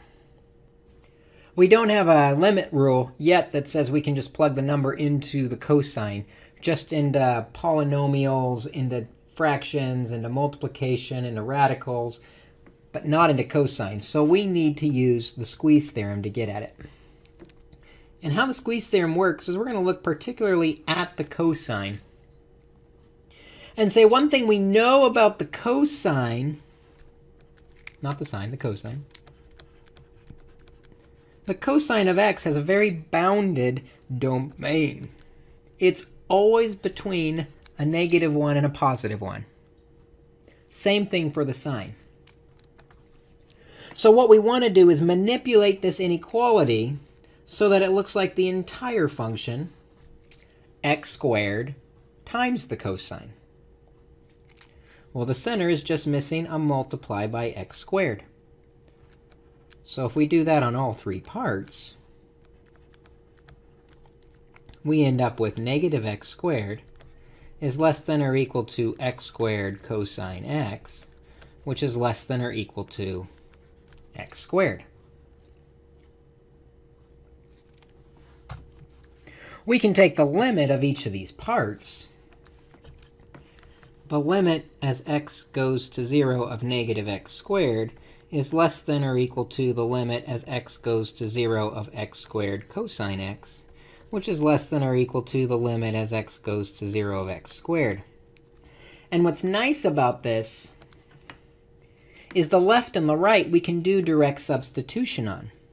If I plug in 0, we get negative 0 squared, which is just 0, is less than or equal to the limit as x goes to 0 of x squared cosine x, which is less than or equal to, here we have a polynomial.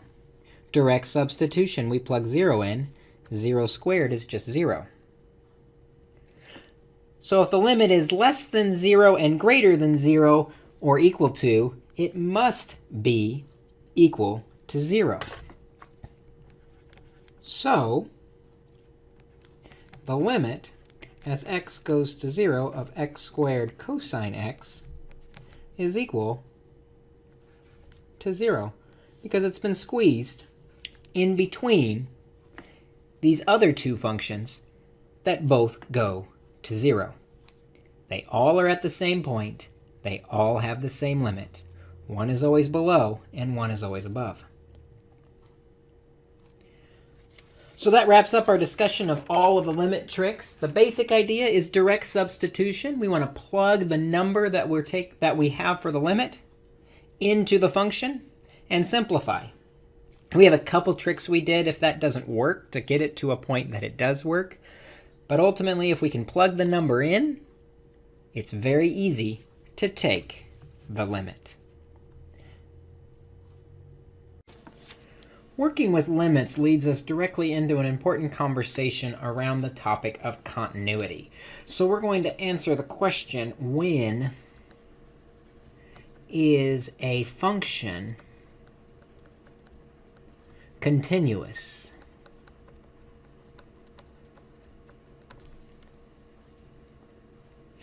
Well, in order to determine when the function is or is not continuous, we need to know what continuous means. First, kind of an informal definition. The idea of continuous means basically I can draw the graph without lifting my pencil.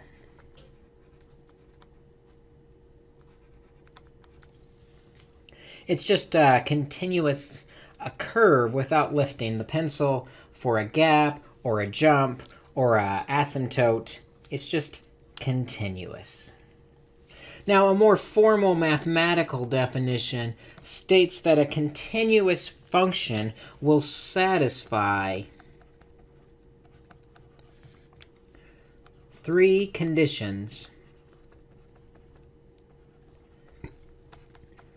for all points. And we'll call those points A. The first condition is that f of A is defined. So the function can't be undefined at the given point. In addition, we need the limit as x approaches A of f of x to exist.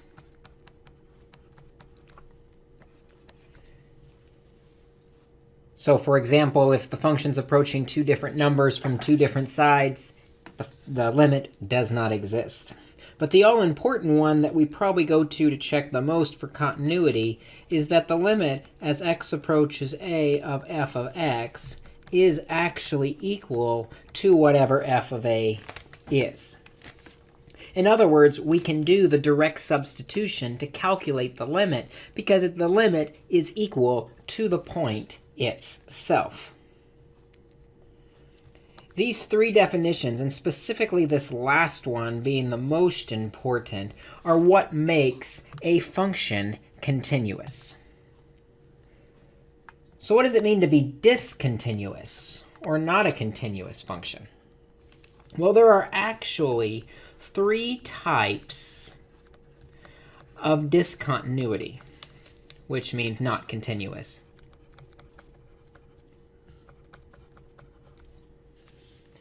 The first type of discontinuity is what we call a removable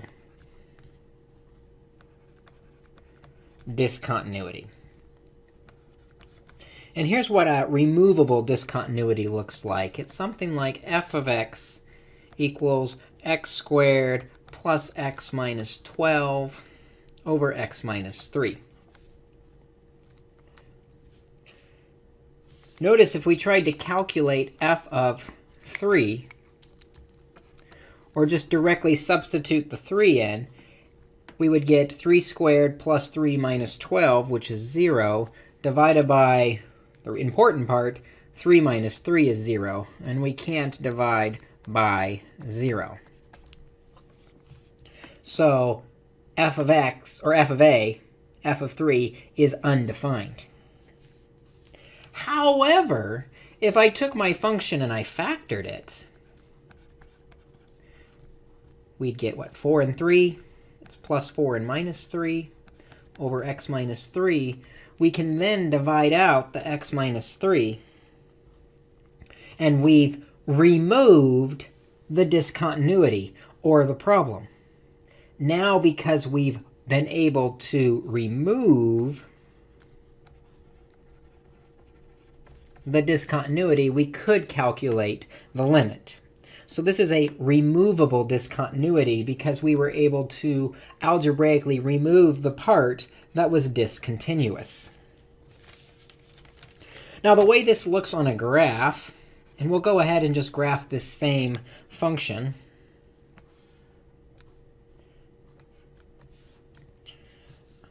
Not to scale here, so we'll come up and call this 4 here. But the idea is this graph's going to go through 4, and it's going to have a hole that's been removed right at 3 that it goes around.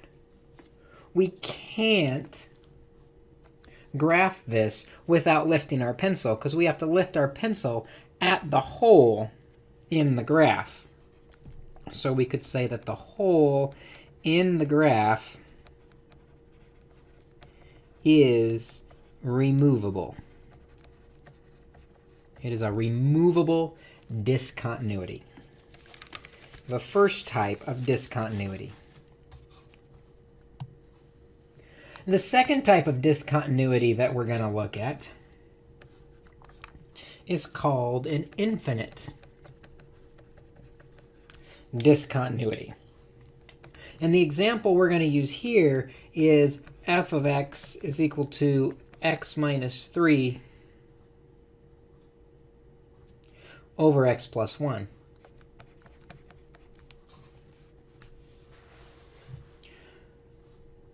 We would end up with a vertical asymptote at 1.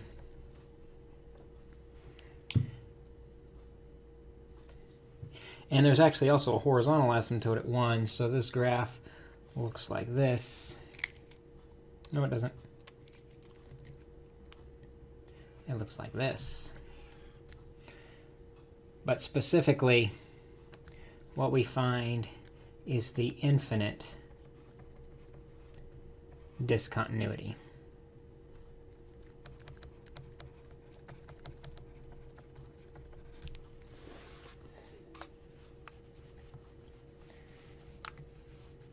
So that is our second type of discontinuity. The third type of discontinuity is what we call a jump discontinuity. And it does exactly what you'd expect the graph to do. It jumps. So if we have f of x equals the piecewise function x squared minus 1 for x less than 1, and x plus 1 for x greater than or equal to 1, what we're going to find is the limit, again, is not going to exist. Because if we take the limit as x goes to 1 from the left, or smaller values, we use the first equation. So we'll directly substitute 1 into x squared minus 1. And we get 1 squared minus 1, which is 0. And we compare that to the limit coming in from the right of 1. Well, coming in from the right, we want the bigger values. So we'll plug it into x plus 1, or 1 plus 1, which is 2. And because these are not the same, we have a jump in the graph. And the limit as x approaches 1, again, does not exist. What does this look like as a graph? Just like you'd expect it to. It's x squared minus 1.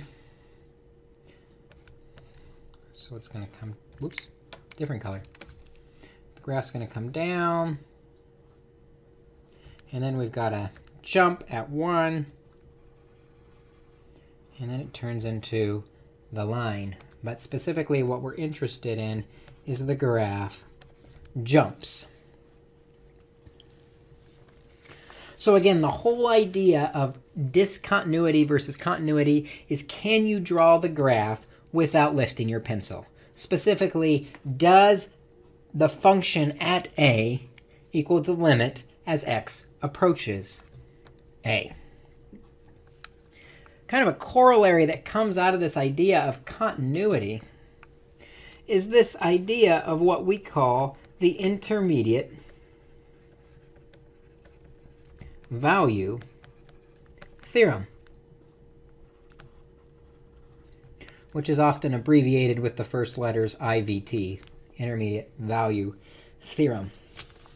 And what the intermediate value theorem says is that if a function f of x is continuous,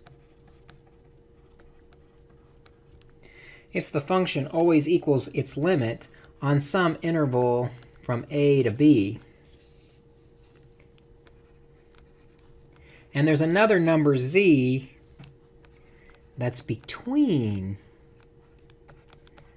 f of a and f of b, then there exists another number, we'll call it c, that is in AB such that f of c will equal that z. OK, that definition's really weird. Let's draw a picture that really illustrates what this means. I've got a graph. We're going to go from A to C, A to B, sorry.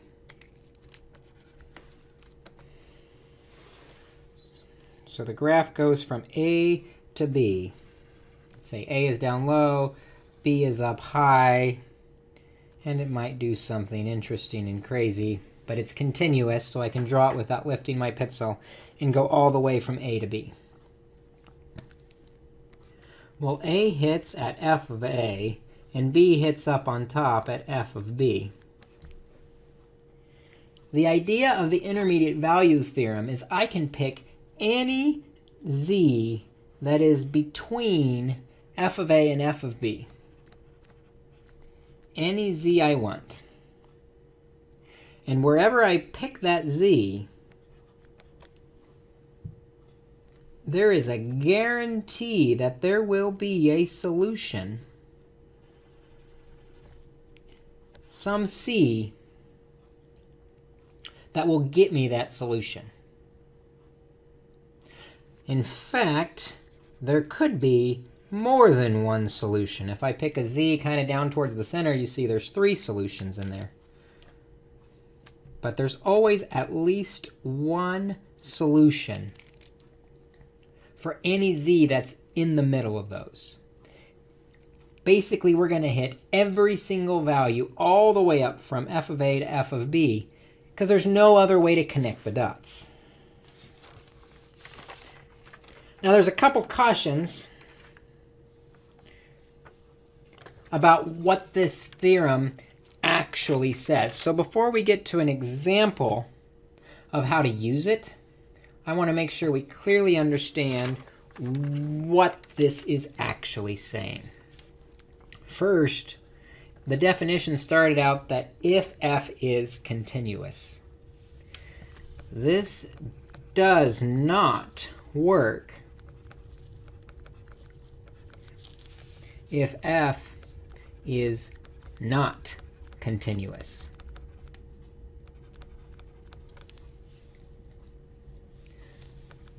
But it could.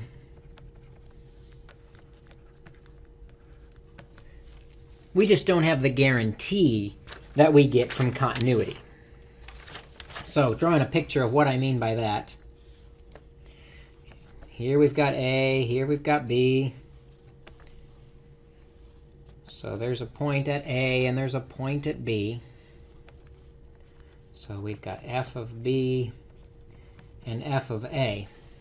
The intermediate value theorem says that I can pick any z in between f of A and f of B, as long as it's continuous.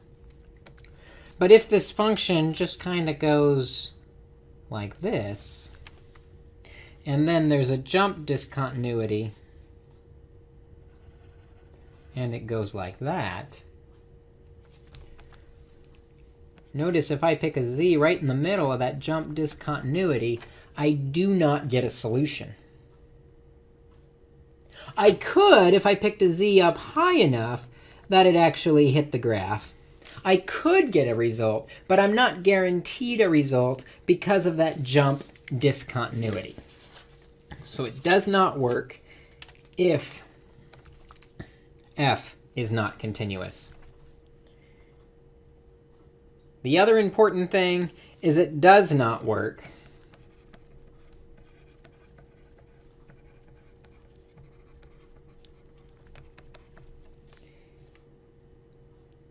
if z is outside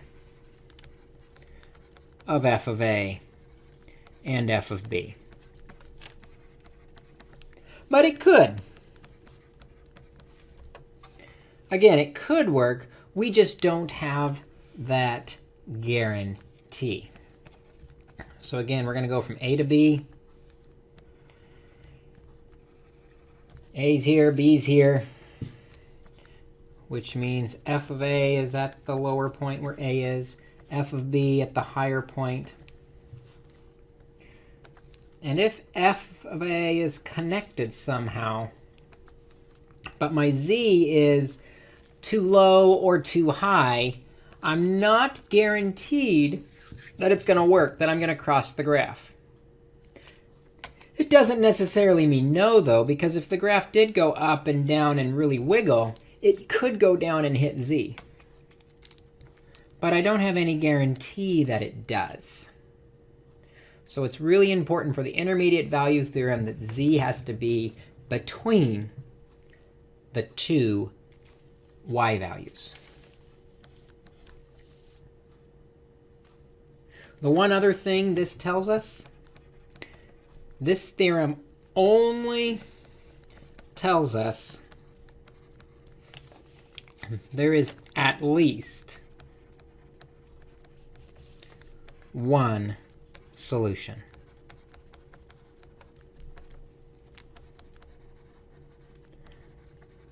There may or may not be more.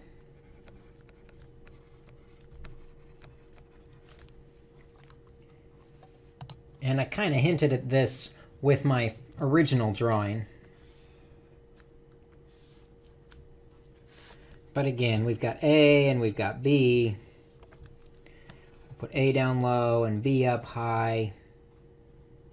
And the graph is going to wiggle. But specifically, f of A aligns with A, and f of B aligns with B.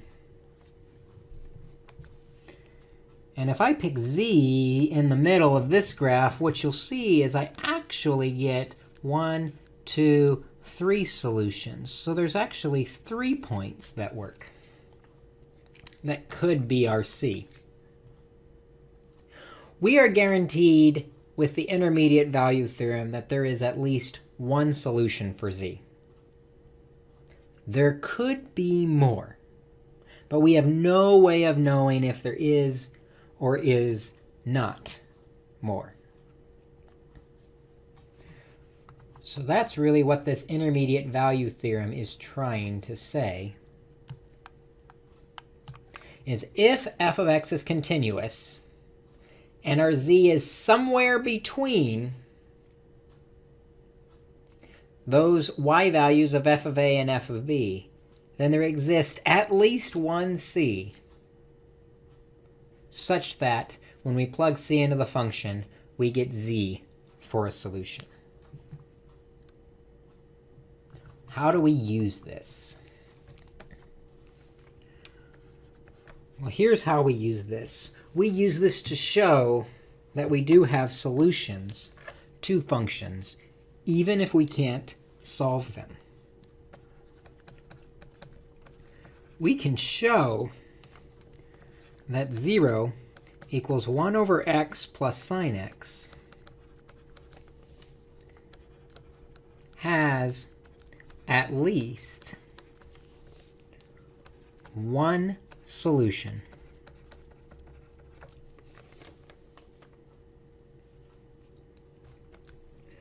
We know this function is continuous except at 0. So we're going to stay away from 0 so that we're continuous between our a and our b. In order to show that it has one solution, what we're going to attempt to do, a solution happens at 0, it says. What we're going to attempt to do is find the point where the graph crosses 0. Notice before 0,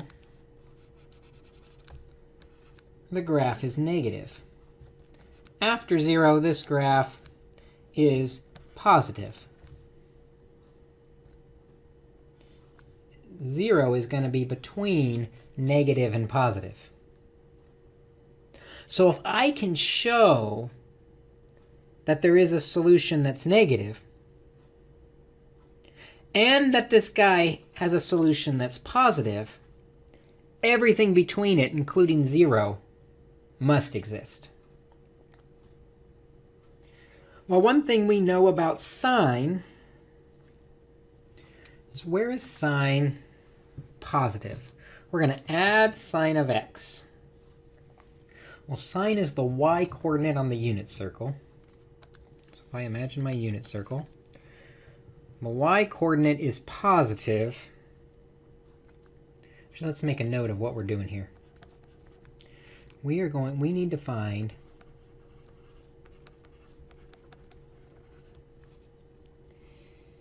a negative and positive solution. Or better than saying solution, let's say output for f of x. And then 0 between it must exist as an output. So on the unit circle, sine is the y-coordinate. The y-coordinate, I notice, is very positive up here on top. That's at pi over 2. And it's also very negative down here at the bottom at 3 pi over 2. Let's see what those give us when we plug them in. So let's find f of pi over 2, which is equal to 1 over pi over 2 plus the sine of pi over 2. 1 over pi over 2, that's the reciprocal, so we have 2 over pi, plus the sine of pi over 2 is 1. That's definitely positive. Actually, if I put it in my calculator, I get 1.64 or so. Then the other point, to try and get negative, we said the most negative point for sine is at 3 pi over 2. So let's see what that gives us. 1 over 3 pi over 2 plus the sine of 3 pi over 2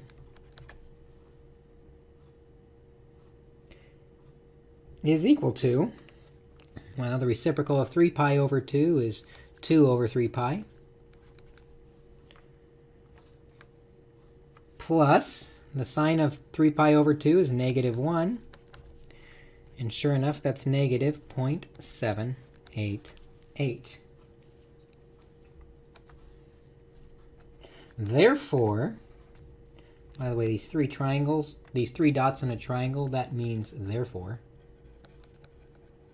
It's a nice shorthand for mathematicians. Therefore, we know that all outputs between 1.64 and negative 0.788 are possible. Specifically, they're possible when x is between 3 pi over 2 and pi over 2.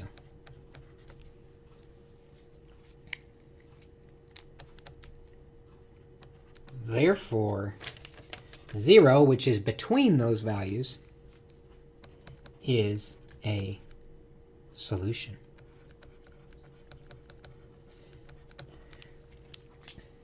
So the intermediate value theorem tells us that there has to be a result, an output, between 1.64 and negative 0.788.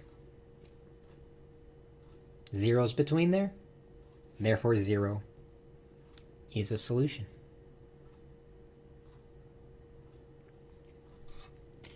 That's a quick look at continuity and the intermediate value theorem. Take a look at some of the problems in your book to practice this a bit, but I'll look forward to seeing you in class so we can talk about continuity a little bit more.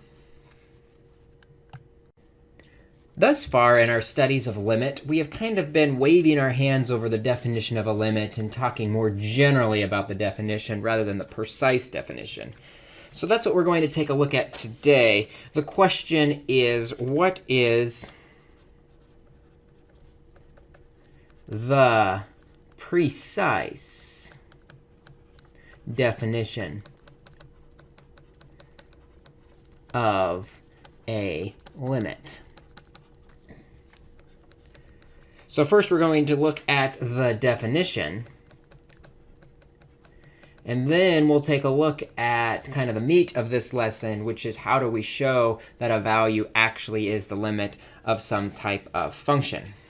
So first, graphically, to get an idea of what we're going to be talking about here, let's say we've got some graph. Maybe it curves up like this. And we want to know what is the limit of f of x as x approaches some number. Actually, let's call it a, not c. As x approaches a of f of x. Well, the way we actually define the derivative is we're going to say we're going to move from a out a little bit each direction. Because remember, our limit, we need both sides. That little tiny change that we move, we call delta. So we add delta and we subtract delta to get to 2 more spots. And the idea is if I go up to the point on the graph, what I can do is I can box in the actual point on the graph within that range. So the point on the graph in green here where a actually hits, or where a should be, it might not actually be there, we're going to call that L, the limit.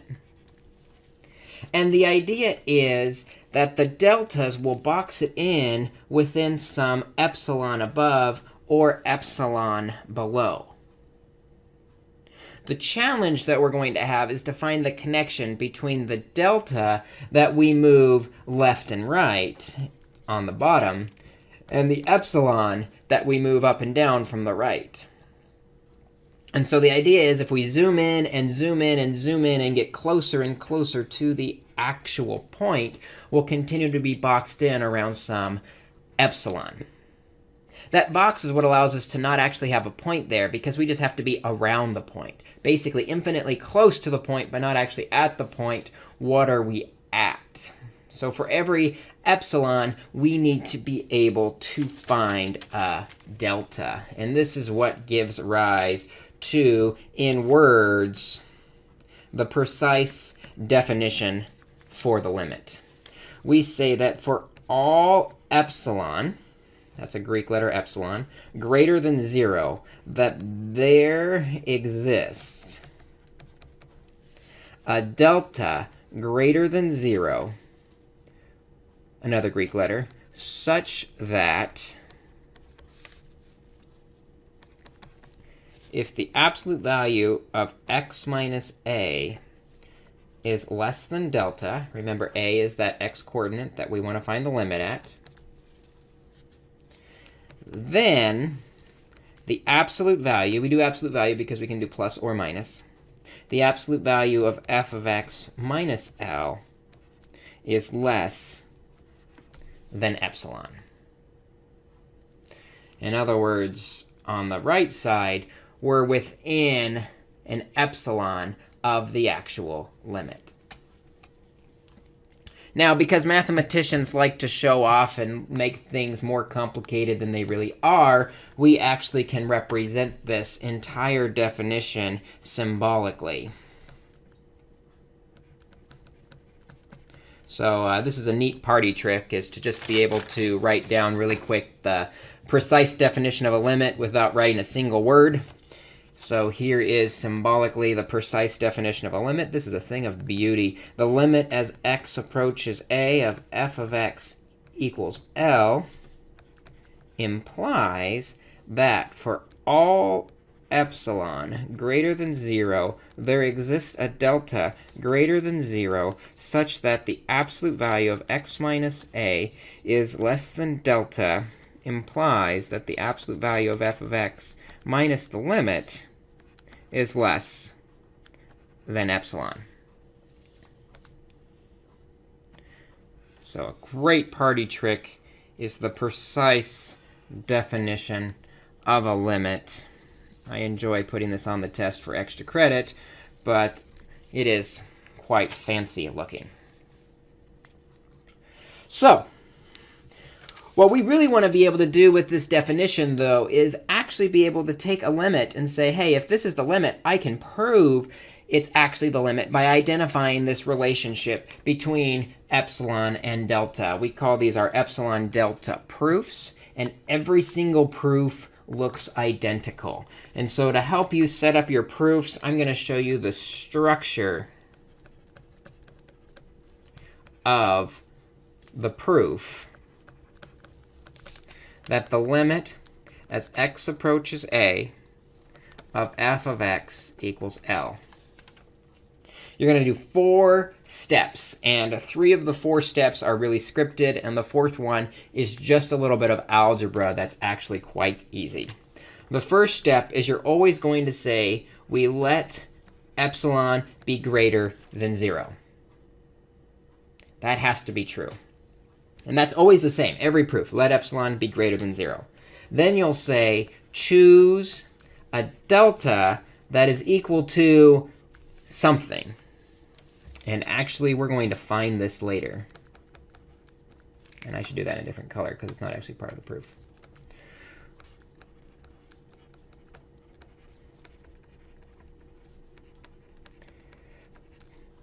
But usually that something is going to have the epsilon in it because it's going to show the relationship between epsilon and delta. So just leave it blank temporarily, because the next thing you do is you assume the absolute value of x minus a is less than the delta.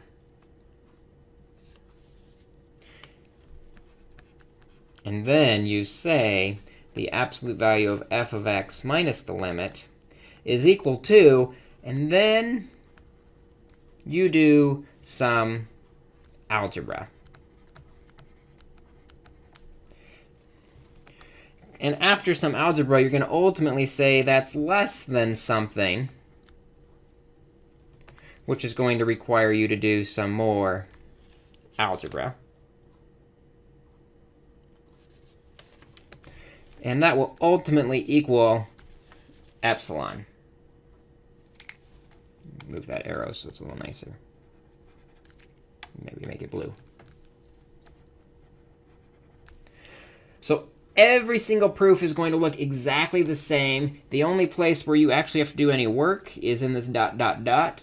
And while you do that dot, dot, dot of algebra, it's going to tell you what you're ultimately going to put in back in step number 2 for that delta. And actually, steps 1, 2, and 3 we usually throw out on one line because they are so straightforward. So let's do a couple examples. I've got 4 examples of proofs, and then you can practice some on your own.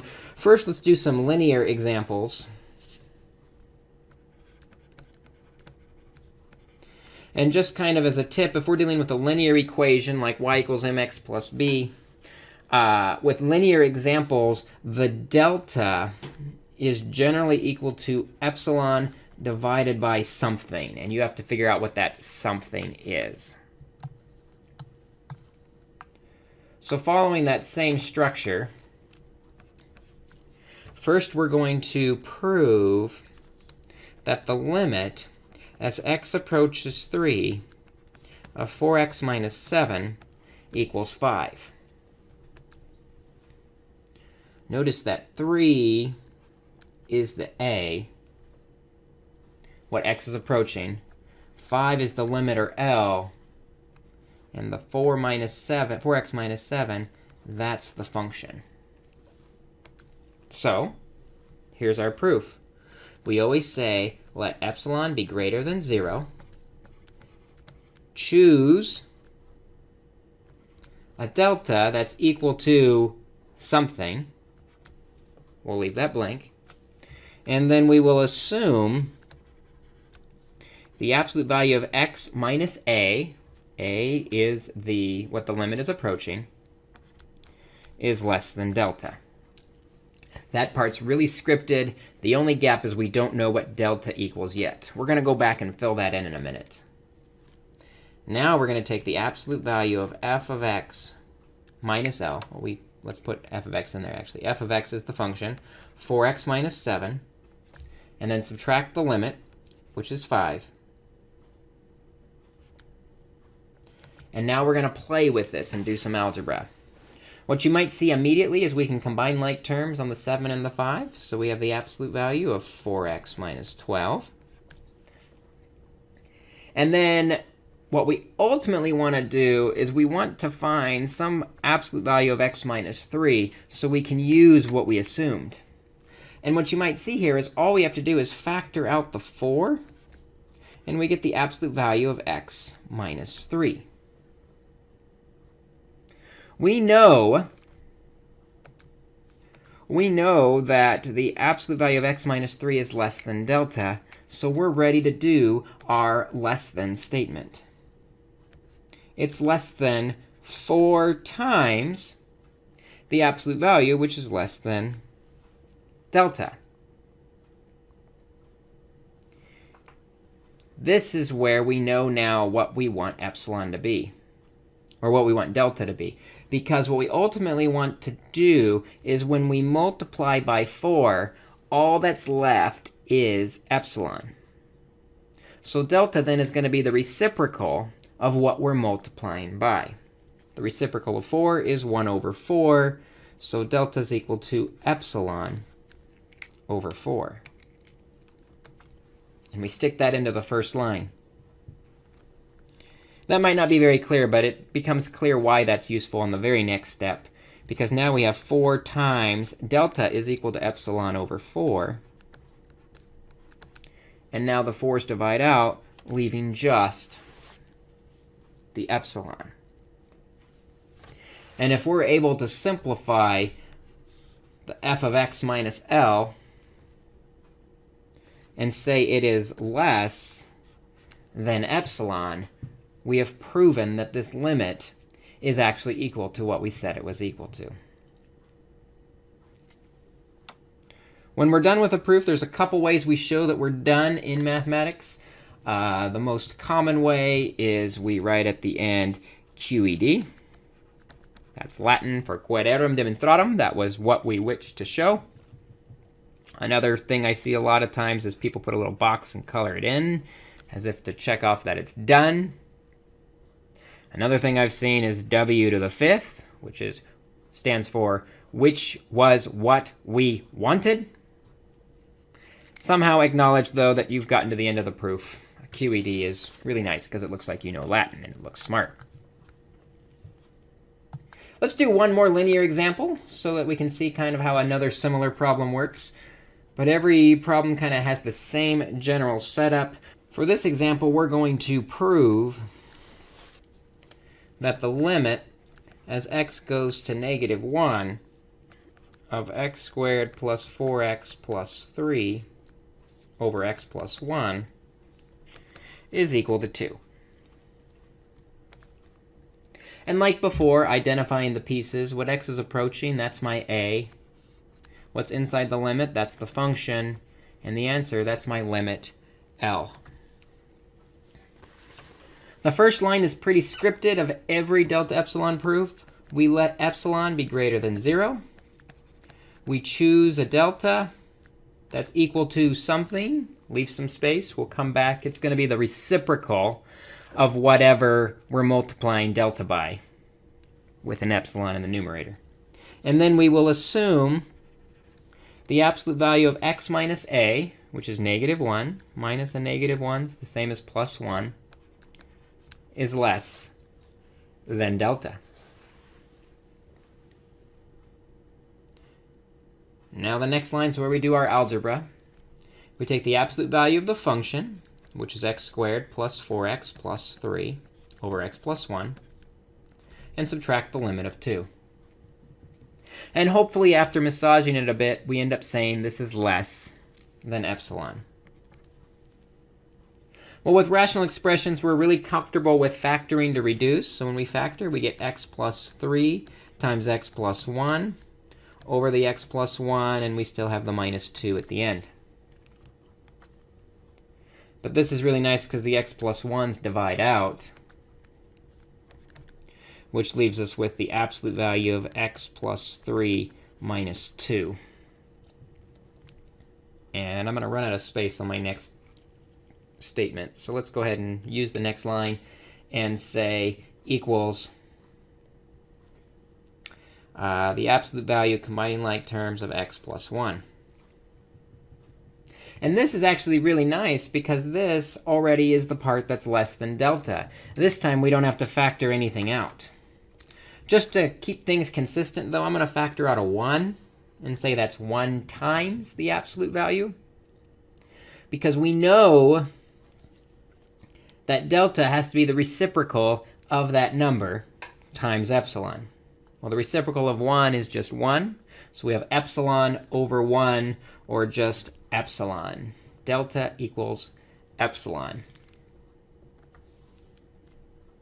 Because now I know that the x plus 1 is less than the delta.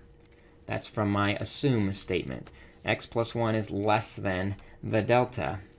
And we know that the delta is equal to the epsilon, which is what we defined at the beginning. And QED, we have proven that this limit equals 2. So with linear examples, our general strategy as we work through the steps is to make delta equal to the reciprocal of whatever is multiplied by delta. But we can also do quadratic examples pretty nicely. So let's do a couple of those quadratic examples.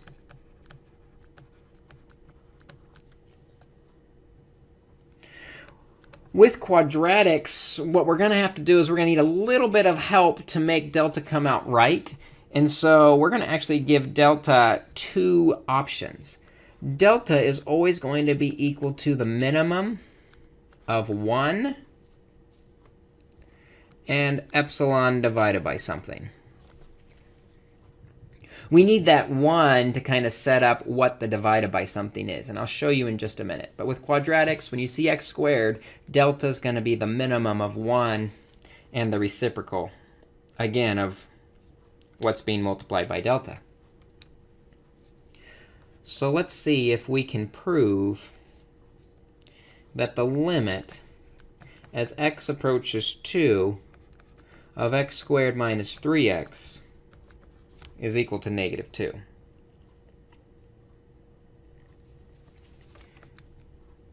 Again, x is approaching our a value. The function is what's inside the limit. And L, the limit, is the answer. And we start filling in our proof structure.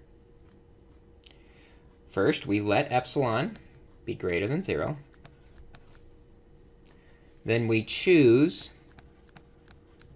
a delta that's going to be equal to something we don't know yet. But we know with quadratics we have to do the minimum of 1 and something. We don't know what the something is yet. And then we will assume that the absolute value of x minus 2, or our a that x is approaching, is less than delta.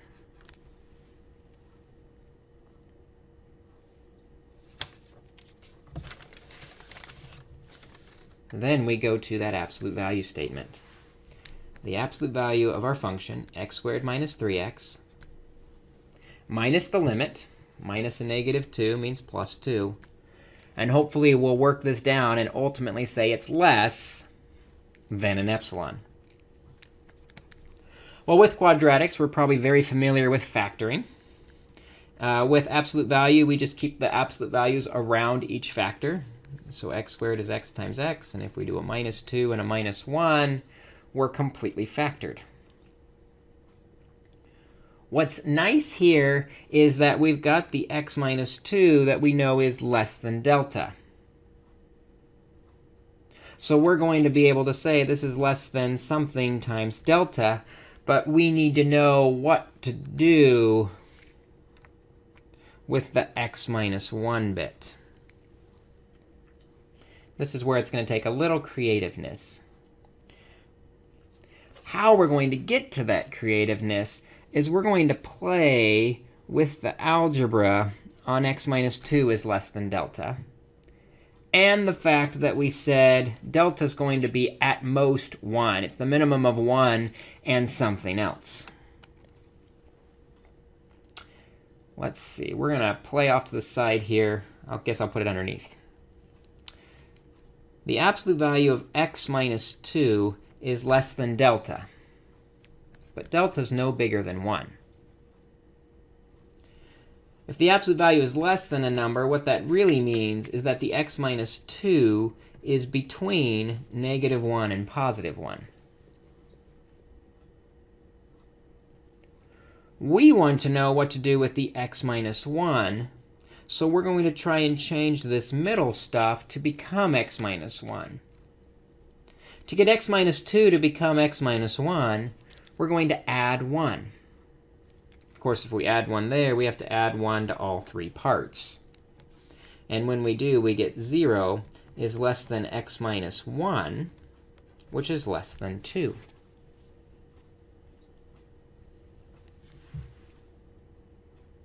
Now we're going to change this back to an absolute value statement, that the absolute value of x minus 1 is less than something.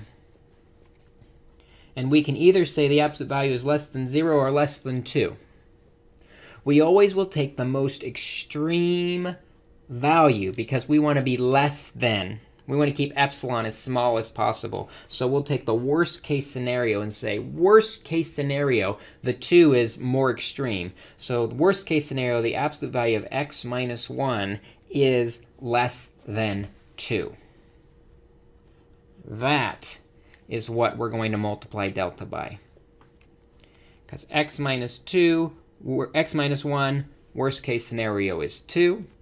X minus 2, worst case scenario is delta. So at least we know that the absolute value of x minus 2 times x minus 1 is less than 2 times delta. And now we know what to do with the epsilon. Epsilon divided by 2, the reciprocal of the 2, because it's multiplied by delta, to make the rest of the proof work. We have 2 times delta, which is epsilon over 2. 2's divide out, and we're just left with epsilon. And we're done because we've said that the function minus the limit is less than epsilon. So we can now say we're done. QED, quid eram demonstratum. I'm probably pronouncing that wrong, but you don't know Latin, so you can't prove me wrong. Let's do one more quadratic because these take a little bit more trying to manipulate that second factor in order to figure out what our delta is going to equal. So let's prove that the limit as x approaches -1 of 2x squared minus x plus 1 is equal to 4.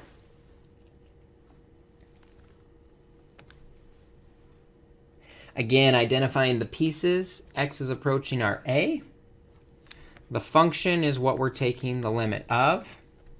And the answer, that is L, our limit. The first 3 statements of our proof are pretty prescribed to us.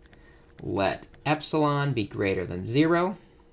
We will choose a delta that's equal to, we don't know exactly what it equals yet, but we do know because this is a quadratic, we're going to do the minimum of 1 and something, the reciprocal of whatever delta is multiplied by.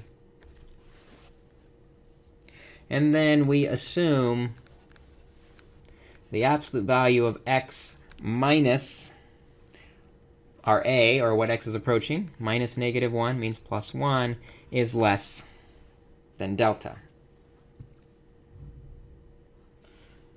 Now our algebra step, the function, 2x squared minus x plus 1, minus the limit of 4.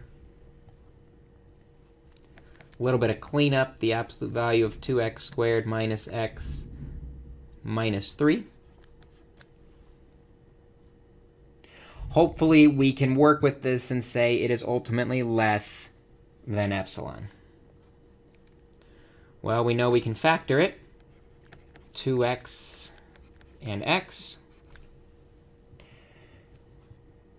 To kind of help my factoring, I know I'm ultimately going to try and get an x plus 1. So hopefully that x is an x plus 1, which means the other one's probably a minus 3. And when I check that out, it does work. Plus 2 minus 3 is the minus 1. Nice. That's what we wanted. Now we have the x plus 1 that we like.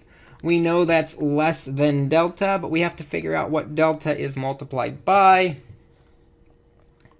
So we need to play with the 2x minus 3.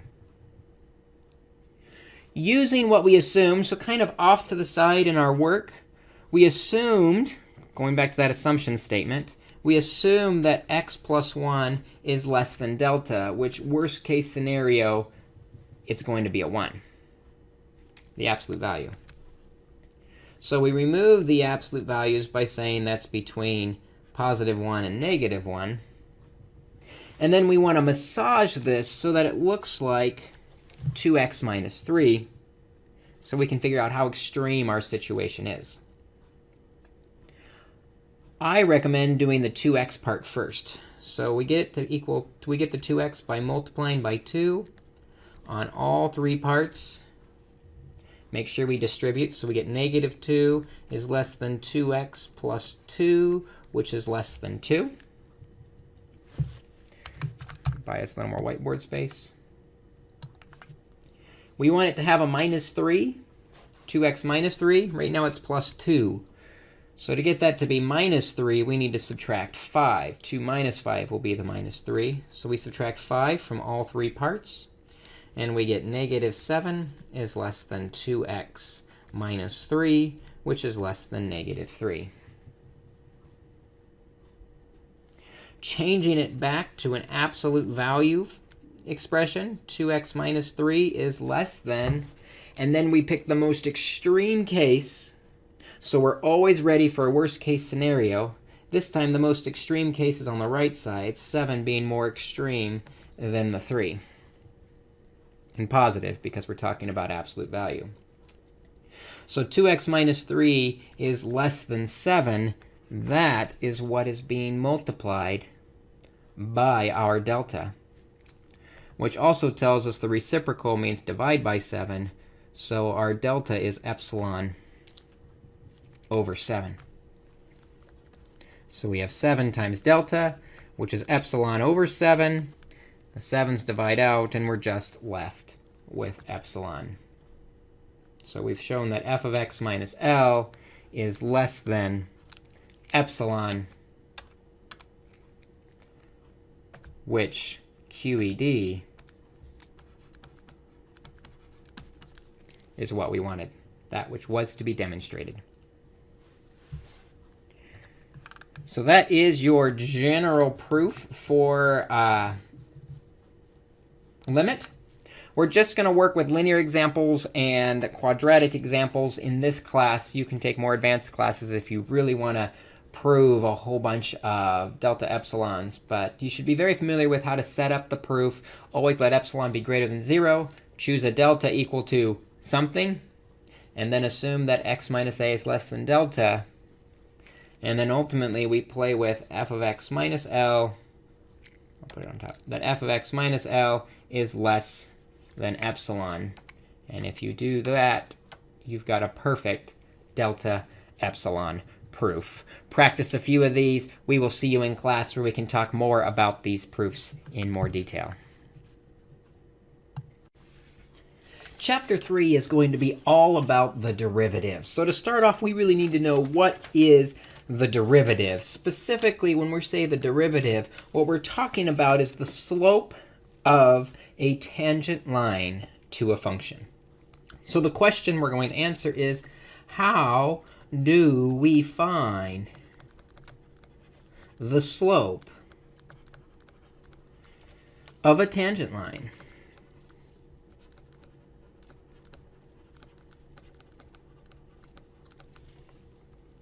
And really, to answer this question, when we want the slope of a tangent line through a specific point, there are two methods. Both work equally well. Sometimes one is better than the other to find the slope of a tangent line.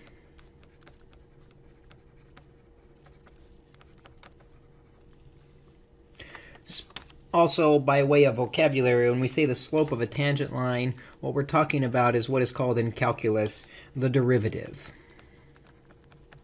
The rate of change instantaneously at that point. So the first method we're going to look at, kind of to set it up graphically, say we've got some curve going on here. And we've got some point that we want to know what is the slope, what is the rate of change of the tangent line at that point. So if I go up from A, we get a point on the line, and that is at f of A. Well, to get a slope, we need a second point that we can calculate it off of. So we'll go off to the right here, and we'll pick some other random x, which has a point on the line, and some f of x solution to that. So the coordinates of that second point in red are x comma f of x. And the coordinates of the point in green are a comma f of a. And the tangent line is the line that connects those two dots. Actually, that's a secant line. But the way we make that secant line... Actually, let's first talk about the secant line. What is the slope of the secant line? Well, to get the slope of the secant line, it's just the slope of the slope formula that we know already, y2 minus y1, and then we divide it by, subtract the x's. So for the slope of the secant line, that's going to be f of x minus f of a, subtracting the y's, divided by x minus a, subtracting the x coordinates. And the way we make that secant line into a tangent line is we take x and move it closer and closer to a. We move x to a, and then that line is going to become less secant and more tangent. Well, we know how to express that the slope of the tangent line then is the limit as x approaches a of that same function, f of x minus f of a, all over x minus a. So that is our first possible formula. It's going to be an important one for us for how to find the slope of the tangent line. There is a second way that's used quite often, and in fact, we'll probably use it more often overall in the course, that is similar to what we just did. So again, we'll make our little graph, and we've got some curve going on. And we'll have some a, which goes up to a point at f of a. But instead of going over to some x randomly, we're going to increase what we call h. So we end up with a point over here that's a plus h. And actually, let me do that in red. A plus h. And so the a plus h gets this point up here. And so what we actually end up with is f of a plus h. So if we want the slope of the secant line that connects these two together, just like before, the slope of the secant line is going to be equal to the difference in the y's divided by the difference in the x's. Let's go ahead and label that. This red point, the x-coordinate is a plus h, and the y-coordinate is f of a plus h. And then the green point is a comma f of a again. So for the slope, subtract the y's, f of a plus h minus f of a, all over the x-coordinates, a plus h minus a, which is nice because the a's actually subtract out to 0. So what we really have is f of a plus h minus f of a all over h. And the way we make this slope into or the secant line into a tangent line is we say we want that h, the amount we move over, to be basically 0. So we make the h go to 0.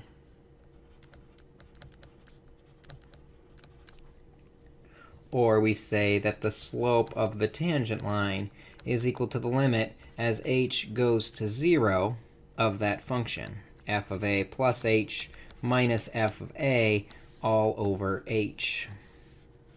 And that is the second way we can find the derivative at a point. And both of these functions are going to give us the same answer, but it's two ways to get at that same value. And sometimes one way will be easier than another way.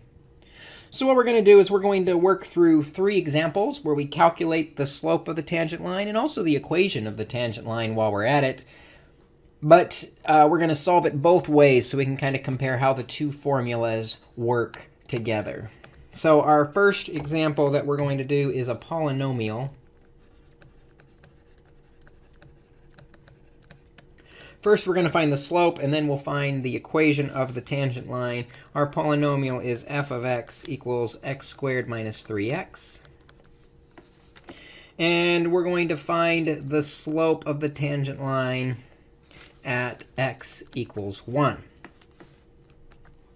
The first thing we need to know is what's the y-coordinate that we're working with. So f of 1 is equal to 1 squared minus 3 times 1, which is 1 minus 3, or negative 2. So we're really working with 1 comma negative 2 as our point. So using our first formula to solve for the slope of the tangent line, we know that the slope is equal to the limit as x approaches a of f of x minus f of a all over x minus a. Plugging in what we have then, we've got the limit as x this time is going to 1. of f of x, which is x squared minus 3x, subtract the f of a, which is what we just found. F of 1 is negative 2. So subtracting negative 2 is the same as adding 2, all over x minus the 1. What we see here is we can't do direct substitution because if we do, we divide by 0. But we worked with this problem a lot with limits in our previous unit. So we know we need to factor that numerator.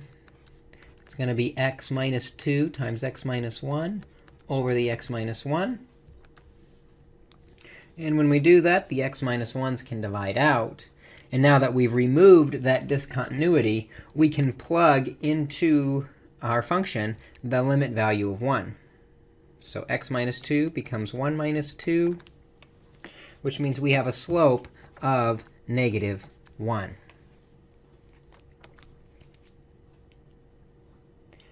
Now, I did say there were two definitions. Remember, the second definition would be as if we took the limit as h goes to 0 of f of a plus h minus f of a all over h. So we have the limit as h goes to 0 of f of a plus h. Remember, a in this case is 1, so that really means 1 plus h. So x squared becomes 1 plus h squared minus 3x, which is 1 plus h. And then we subtract f of a, which we've already figured out in blue up above is negative 2. So minus negative 2 means plus 2 all over h. Multiplying out the pieces here, we've got the limit as h goes to 0. Squaring it, we get 1 plus 2h plus h squared minus 3 minus 3h plus 2 all over h. What's nice here is if we do the 1 minus 3 plus 2, 1 plus 2 is 3, minus 3 is 0.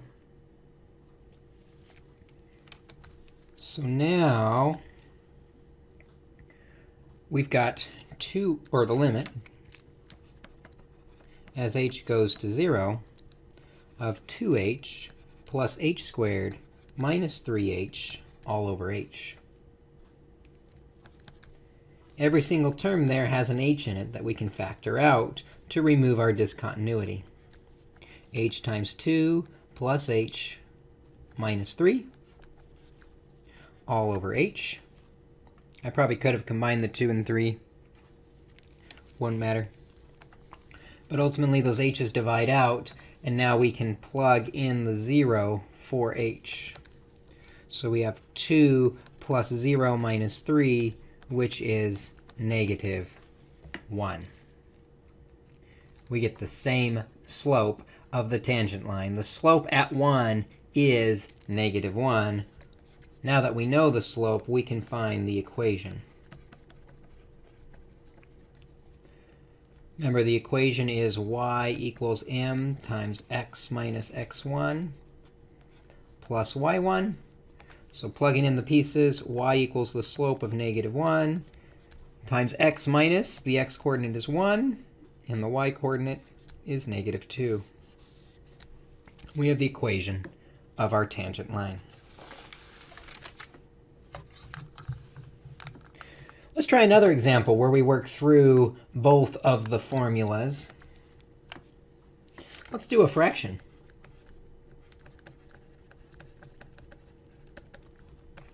Let's say f of x is equal to 3 over x plus 1, and we want the slope of the tangent line at x equals 2. Well, first we need to know what the y-coordinate is at 2. So we'll find f of a, or f of 2, remember that's the a, is equal to 3 over 2 plus 1, and 3 over 3 is just equal to 1. So we have the point x is 2, y is 1, or a is 2, and f of a is 1. We had two formulas to find the derivative, or the slope of the tangent line at 2. Both of them work, give you the same answer. We're going to do both just so that we can see it worked out both ways. The first is the limit as x approaches a of f of x minus f of a all over x minus a. So for this function, we're doing the limit as x approaches 2 this time of the function 3 over x plus 1 minus f of a. We've already found out that f of a is equal to 1 all over x minus the a, which is 2. Well, what we see here is we've got a complex fraction inside a limit. But we've seen this before. We know we can get rid of that by multiplying by the x plus 1, distributing it through on top and bottom. And when we do, be careful with that negative sign. The x plus 1s are gone, and we get the limit as x goes to 2 of 3 minus 1x minus 1 all over x minus 2 times x plus 1. The limit as x goes to 2 of 2 minus x over x minus 2 times x plus 1. And we know 2 minus x and x minus 2 can divide out as long as there's a negative 1 left over, because the subtraction's in the wrong order. And now that we've removed that discontinuity, we can do direct substitution and plug 2 into the fraction. So we have negative 1 over x, which is 2 plus 1. And this gives us negative 1/3 for our slope. The slope at 2 is negative 1/3. Let's try and work that out again, this time using our second definition of the derivative at a point. And that's the one where we take the limit as h goes to 0 of f of a plus h minus f of a all over h. So the limit as h goes to 0 of, this time we're going to take a plus h. A is 2, because we're at 2. So 2 plus h. Of 3 over x, which is 2 plus h plus 1, minus the f of the a. We know that's 1 all over x, or all over h. The simplifying step is going to feel almost exactly the same. We need to get rid of that denominator, so we're going to multiply by 2 plus h plus 1 all the way across the numerator and the denominator. We're going to leave the denominator factored, however, because that's going to reduce out the h in just a minute. So first fraction, we're just left with 3 minus, distribute the negative 1 through, minus 2 minus h minus 1 all over h. Don't forget the limit as h goes to 0 all over h times 2 plus h plus 1. And we could have combined the 2 and the 1 if we wanted to. It's not going to make much difference. What's nice now, though, is if we do 3 minus 2 minus 1, that's completely gone. So why don't we do that simplifying? We have the limit as h goes to 0 of negative h over h times 2 plus 1 is 3 plus h. And we notice those h's are gone. We've removed the discontinuity. And so we're able to just plug 0 in. We have negative 1 over 3 plus 0, which is negative 1/3.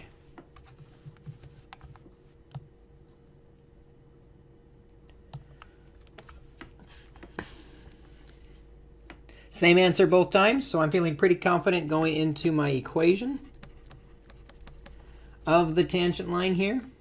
The equation is y equals my slope, negative 1/3, times x minus the x-coordinate, which is 2, plus the y-coordinate, which is 1.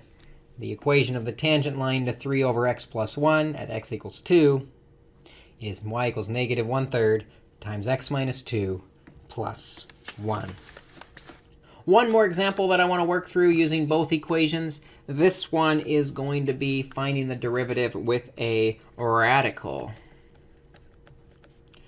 We're going to find the derivative, or the slope of the tangent line, of f of x equals the square root of x plus 1 at x equals 3. X equals 8, sorry, at x equals 8.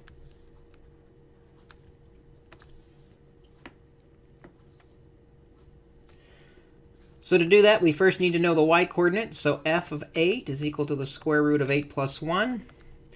8 plus 1 is 9. Square root is 3. So we're talking about the point 8, comma 3. We have two ways to find the derivative. We're going to do both here so you can see how they both work out. The first is the limit as x approaches a of f of x minus f of a all over x minus a.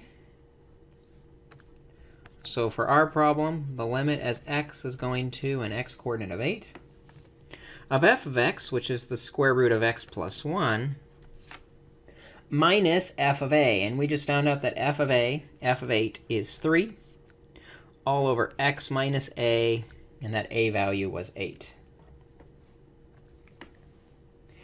Now, we've worked with limits with removable discontinuities and radicals before. Our strategy in the past was we get rid of the radical by multiplying by the conjugate. And so we'll do just that. We'll multiply by the square root of x plus 1, change it to a plus 3, over the square root of x plus 1 plus 3. And that's going to remove the radical in the numerator and hopefully set up something we can reduce. So we now have the limit as x goes to 8. In the numerator, conjugates will just square both of them and put minus between them. When we square a square root, we're just left with the stuff, x plus 1. Always a minus between them, and 3 squared is 9. Over, we've got the x minus 8 times the square root of x plus 1 plus 3. Cleaning up a bit, to combine like terms in the numerator, we've got the limit as x approaches 8 of x minus 8 over x minus 8 times the square root of x plus 1 plus 3. And that's nice because the x minus 8s divide out. Always remember, when we divide out everything, there's still a 1 in the numerator. And what's really nice is we've removed that discontinuity. So we're ready to plug that 8 into x. We've got 1 over the square root of 8 plus 1 plus 3. 8 plus 1 is 9. The square root of 9 is 3. Plus 3 is 6. We seem to be getting a slope of 1/6 at x equals 8.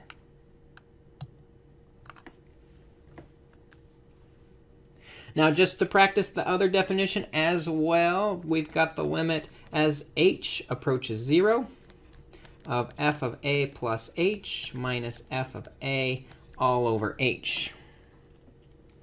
I like writing it every time until you get this ingrained in your head. It's an important formula to know for the rest of this unit and beyond.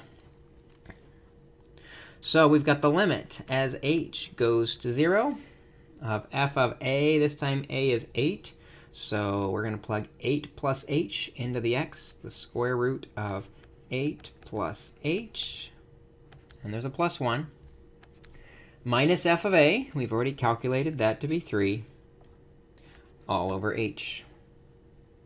Same strategy from here. We're going to get rid of the radical by multiplying by the conjugate, which is the square root of, let's go ahead and combine the like terms. 8 plus 1 is 9 plus h. We're going to make it a plus 3. Square root of 9 plus h plus 3. And when we do that, let's go on to the next line. We've got the limit as h goes to 0 of square the square root. We get 9 plus h. Negative 3 plus 3 is negative 9 over h times the square root of 9 plus h plus 3. Which is really nice because 9 minus 9 is 0. And that leaves us with the limit as h goes to 0 of h over h times the square root of 9 plus h plus 3.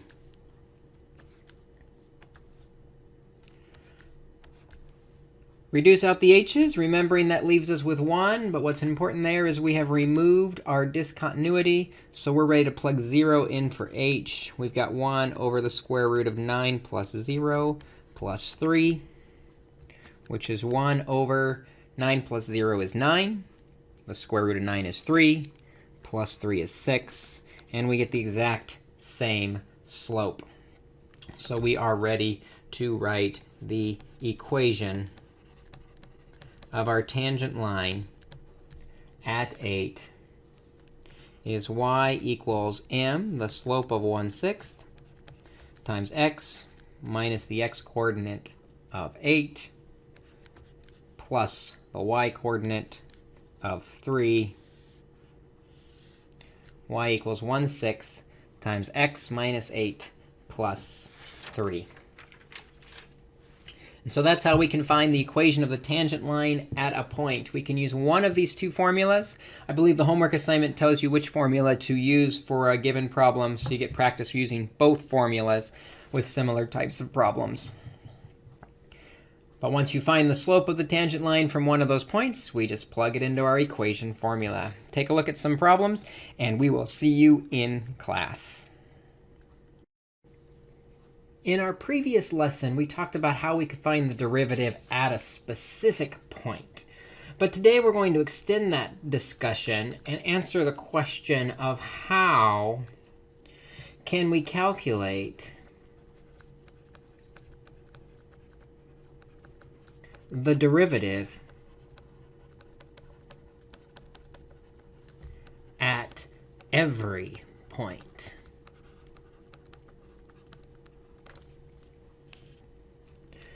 So to set this up, we are going to expand our definition of the derivative to, instead of just calculating the slope of the tangent line at a specific point, we're going to start to look at the derivative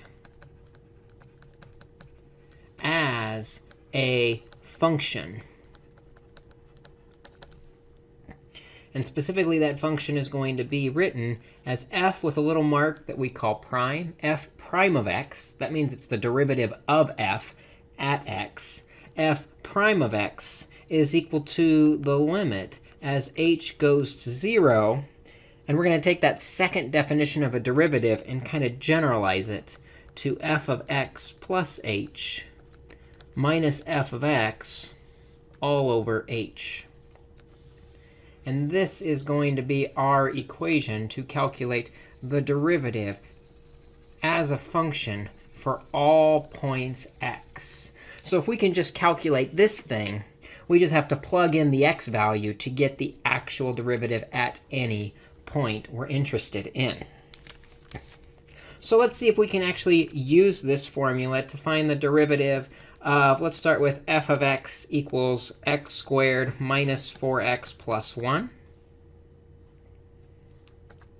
So to calculate the derivative, f prime of x, we're going to replace each of the x's with the x plus h. So x plus h, it becomes x plus h squared. Whoops, forgot the limit part. Don't forget the limit part. That's important. Limit as h goes to 0 of x plus h squared minus 4 times x, which is now x plus h, plus 1. And then the derivative function says subtract the entire function f of x. It's very important when you do this, you put the function in parentheses, because otherwise we're going to run into a sign error. We're not just subtracting the first term. No, we want to make sure we subtract the entire thing. That negative is going to ultimately, in our next step, distribute through that parentheses onto the entire polynomial there. We'll get there in a minute, but don't forget to put the function in parentheses. And it's all over h.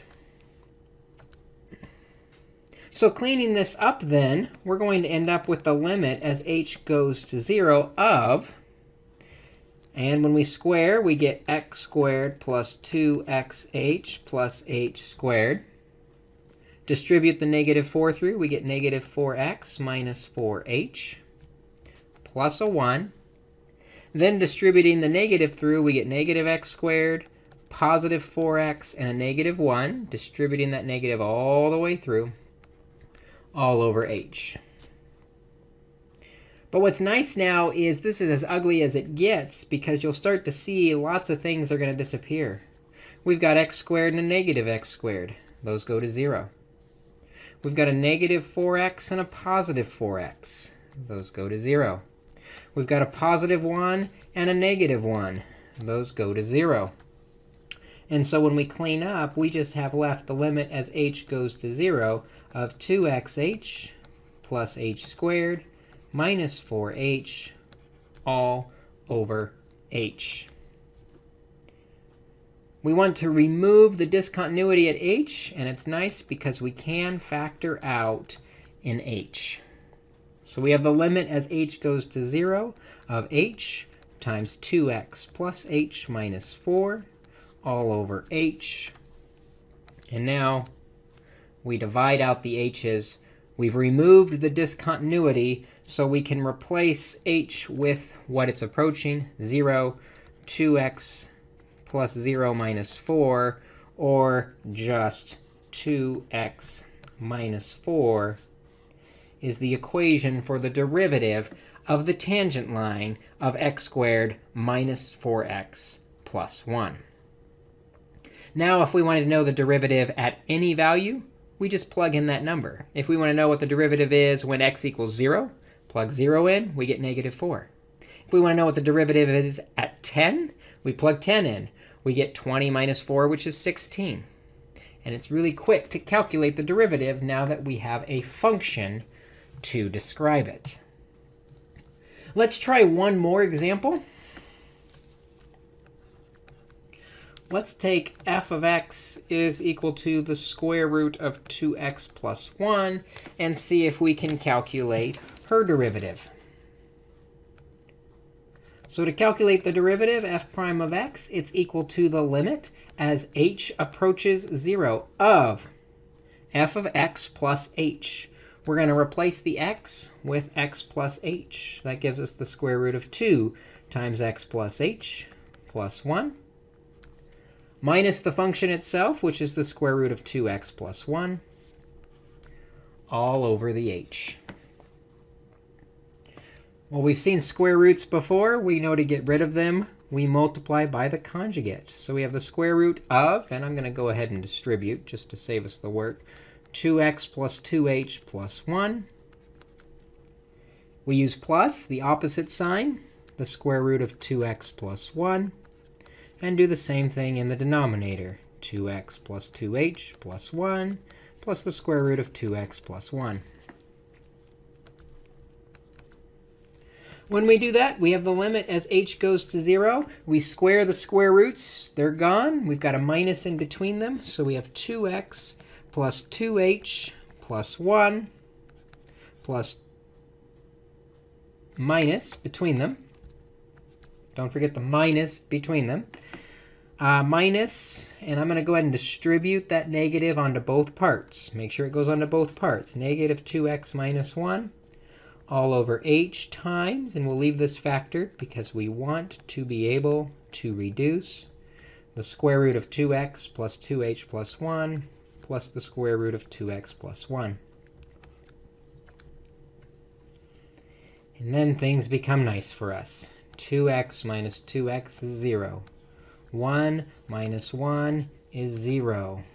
And so we just have the limit as h goes to 0 of 2h over h times the square root of 2x plus 2h plus 1 plus the square root of 2x plus 1. And ultimately, those h's divide out, and we have removed our discontinuity. Now we're ready to plug in what we know. H is 0. So we have 2 over the square root of 2x plus 2 times 0 plus 1 plus the square root of 2x plus 1. What's nice is that 2 times 0 is actually equal to 0. So we have matching radicals in the denominator. 2x plus 1 times 2x plus 1. So we've got 2 of those. So we have 2 over 2 square roots of 2x plus 1. And actually, we can reduce out the 2's, which is going to leave behind a 1. So for our final function, 1 over the square root of 2x plus 1. So now that we know kind of how to calculate derivatives, and there'll be a lot to practice on the assignment and in class, I want to talk a little bit about how the derivative is connected to the graph of the function. We're going to see if we can sketch a graph of a derivative. Because remember, the derivative describes the slope or the rate of change of the tangent line. In fact, let's write that down. The derivative is the slope of the tangent line.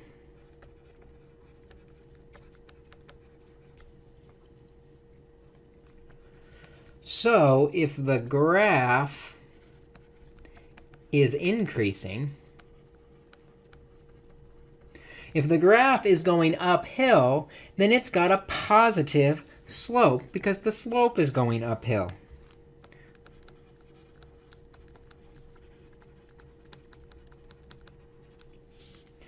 In other words, f prime of x has to be greater than 0. That means the graph must be going uphill somehow. You see it's going uphill from left to right. It's got a positive slope. If the slope, or if the graph is decreasing, the graph is going downhill, the tangent line will also go downhill, so the slope of the tangent line is negative. In other words, the derivative f prime of x is negative. It's less than 0. The graph is going downhill, so the graph of the tangent line is also negative, showing the downhill slope. I guess we could also say the neutral statement, that if the graph hits a flat point, if the graph is flat, then we could say the slope is 0.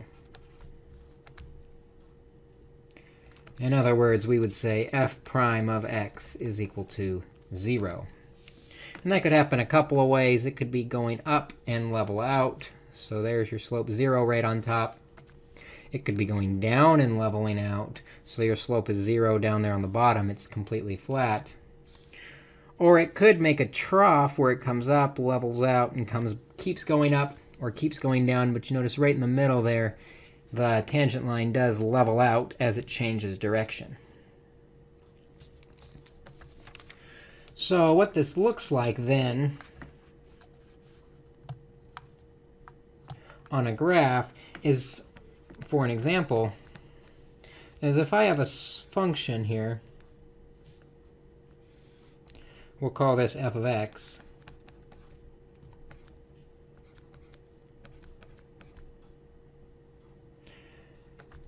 And let's see, we're going to put a point on the graph at, let's give it some height too. We'll put a point on this graph at -3, -2. And another point at -1, 2.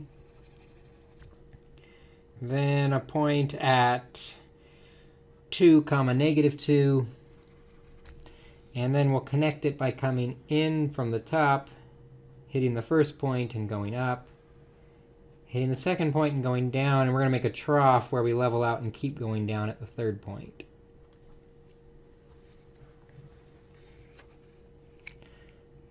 Let me see if I can make that a little better here. Down, maximum,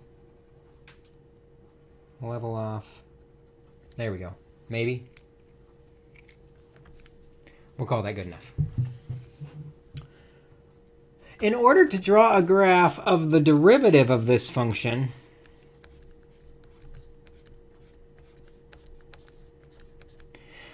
a graph of f prime of x, what we'll do is we'll kind of make some observations about this graph.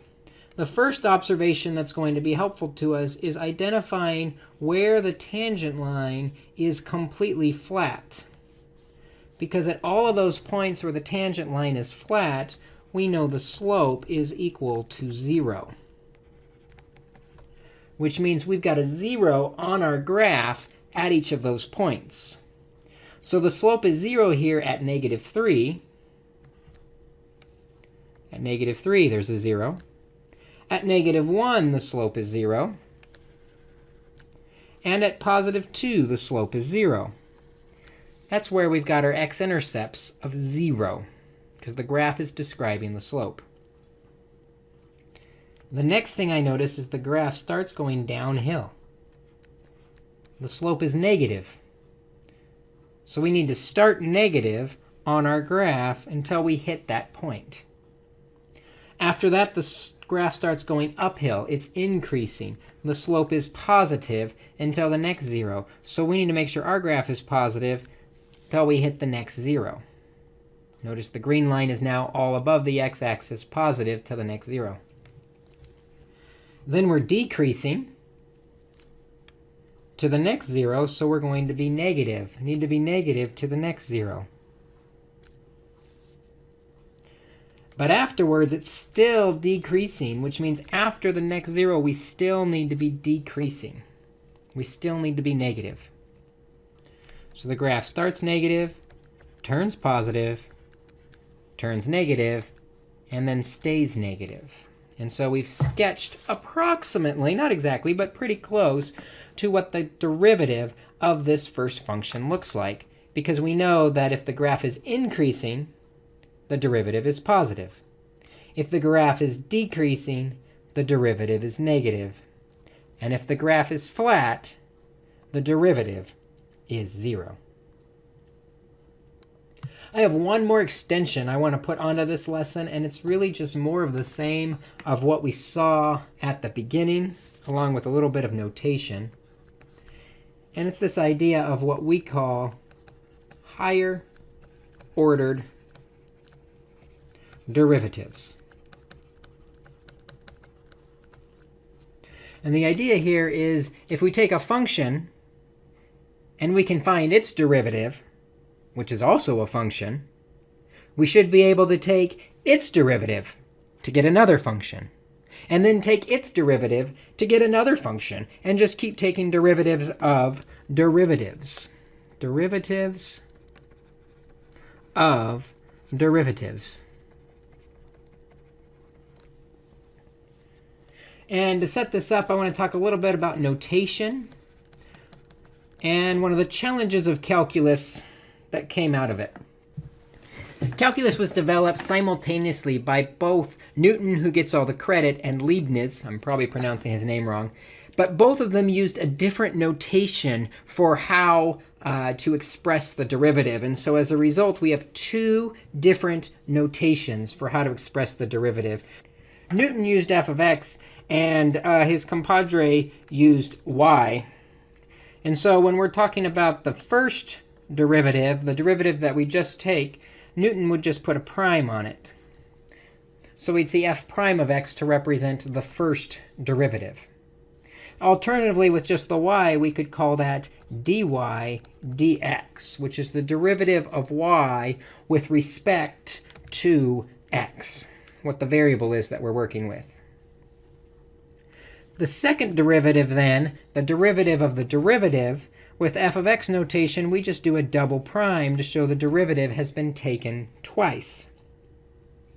However, with the dy dx notation, we say we take the derivatives twice of y with respect to x twice. And so we get d2y over dx2.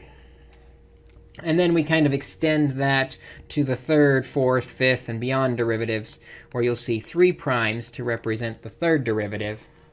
And then it's d3y for the third derivative of y with respect to x 3 times. So that's kind of the notation you might see. But really, it just means take the same formula for the same idea.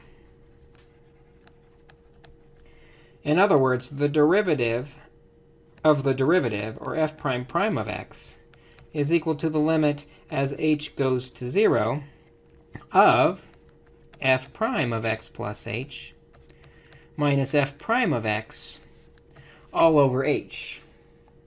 In fact, I'm not even going to mark this as a key formula because it's the exact same derivative formula.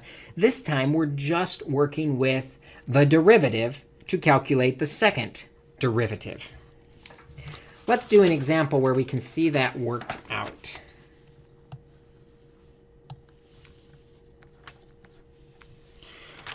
We're going to find the second derivative of 3x squared minus 4x plus 1.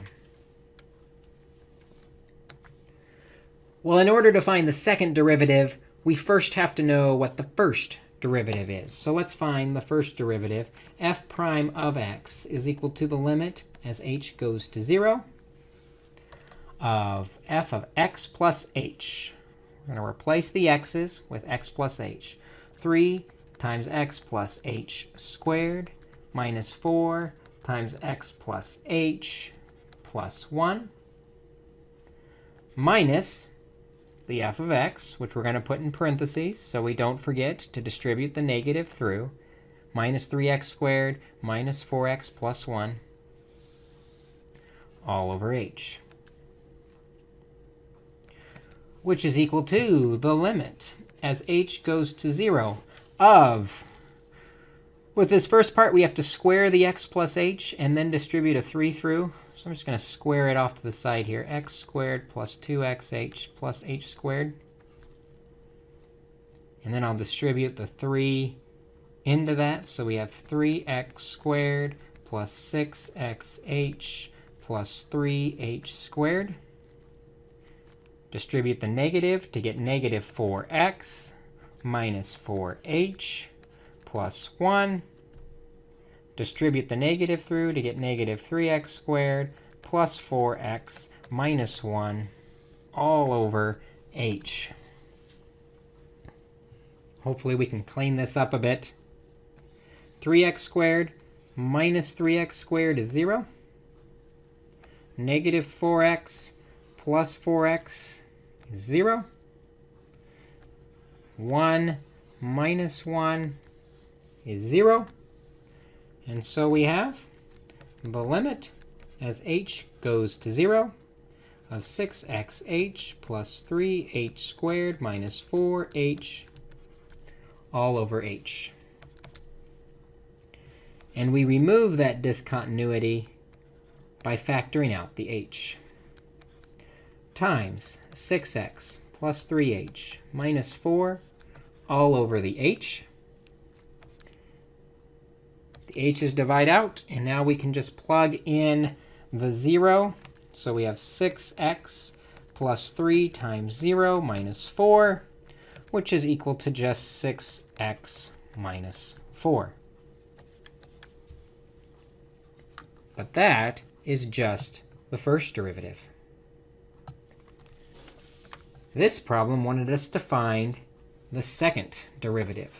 So using our new function, we take the derivative again. F prime prime of x is equal to the limit as h goes to 0 of f of x plus h. We're going to replace the x with x plus h. So we have 6 times x plus h minus 4. Subtract the function, or subtract the 6x minus 4, and put it all over h. Distributing through, we get the limit as h goes to 0 of 6x plus 6h minus 4 minus 6x plus 4, distributing that negative through, all over h. Fortunately, we can subtract some things out. 6 minus 6x is 0. Negative 4 plus 4 is 0. And so we have the limit as h goes to 0 of 6h over h, which is really nice because the h's divide out. And we're just left with a single, simple number 6. as our second derivative of 3x squared minus 4x plus 1. If I wanted to find the third derivative, we would just run through the formula again. But ultimately, with this lesson today, the important key thing is that you know the function for the derivative is the limit as h goes to 0 of f of x plus h minus f of x all over h. Try a few and practice this. We'll take a look at it more in class, and we will see you then. Now that we've gotten comfortable with the definition of the derivative, the common frustration is how tedious that formula is. So the question that starts to come up is, what are some derivative shortcuts? So that we don't have to go through that formula every time. And you can imagine as a function becomes very complicated, the derivative function could become very tedious to work through. Well, there's lots of derivative shortcuts we're going to look at over the next several lessons. We're going to look today at 4 basic shortcuts.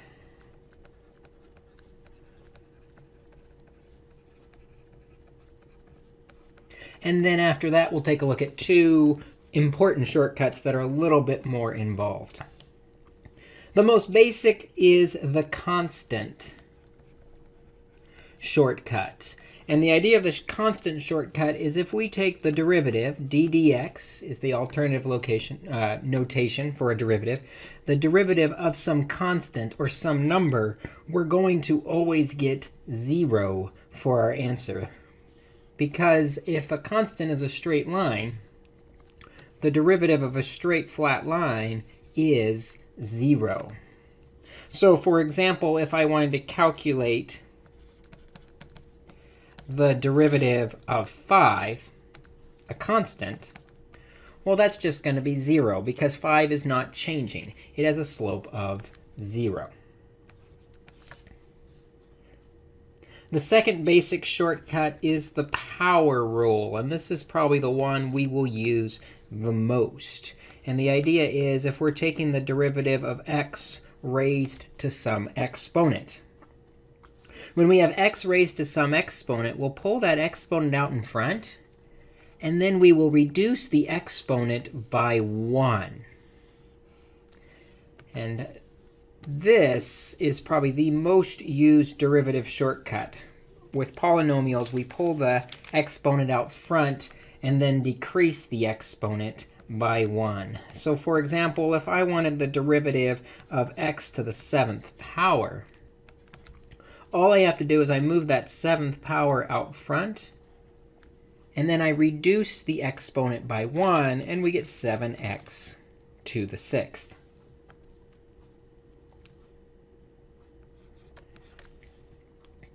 A third rule, I'm going to call it the sum rule. It's often called the difference rule as well because it works with plus or minus. And the idea is if I take the derivative of some function plus or minus another function, where I know the derivative of the individual pieces, all I have to do is take the derivative of the individual pieces. And it's f prime plus g prime of x. So, for example, combining the power rule and the sum rule together, it should be plus or minus. If I wanted the derivative of x to the 5th minus x squared plus x plus 2, we just take the derivatives of the individual pieces. The power rule says we move the exponent out front and subtract 1. So we get 5x to the 4th minus x squared, bring the 2 out front, subtract 1 from the exponent, we just have x.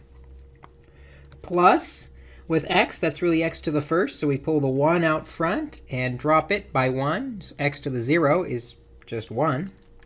And then the derivative of 2, a constant, is just 0. So all that we're left with is the 5x to the 4th minus 2x plus 1.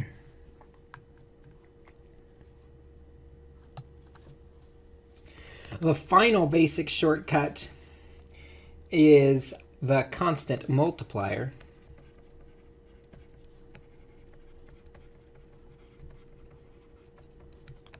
which says if I'm taking the derivative of some constant times a function, we keep that constant in front and multiply it by the derivative of that inside function.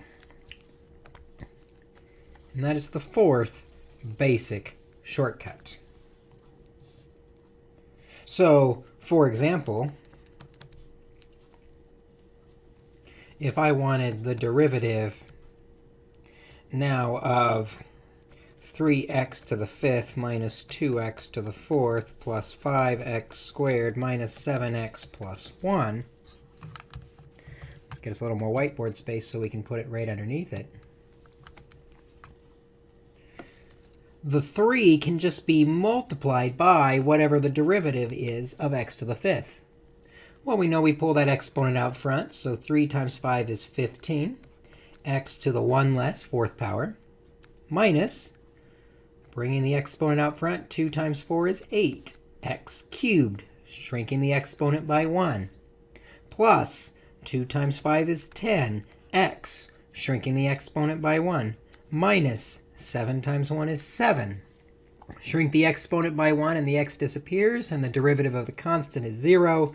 So now we have our new derivative of that polynomial.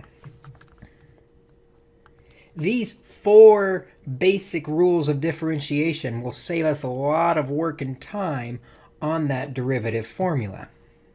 Now, in fact, we should be able to quite quickly find, let's do this in black, quite quickly find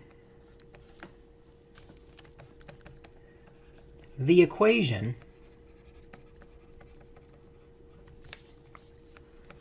of the tangent line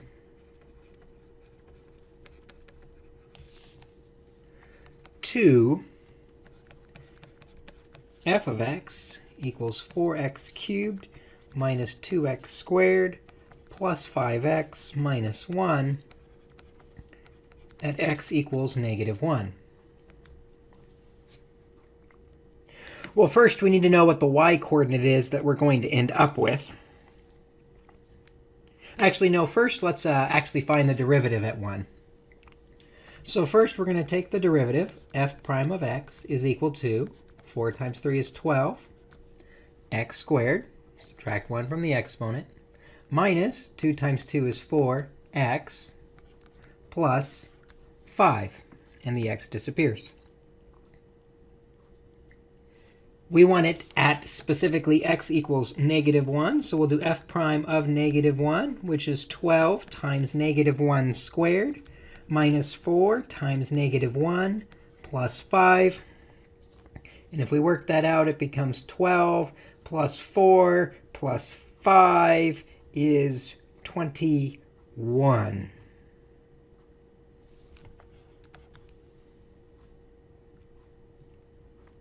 So the slope we now know is 21. We do need to know the y-coordinate of this point. When x is 1, what does y equal? So we do need to plug the -1 into the original function as well. F of -1 is equal to 4 times -1 cubed minus 2 times -1 squared plus 5 times -1 minus 1. So our y-coordinate is equal to -4 plus 2 minus 5 minus 1, which gives us -12. So for the equation of our line, y equals the slope we found out was 21 times x minus x1, minus a -1 is +1, minus 12, and our line tangent to our function is 21 times x plus 1 minus 12. So those are our basic properties to help with differentiation. The next two are a little more involved, and they take a bit of practice to get used to using.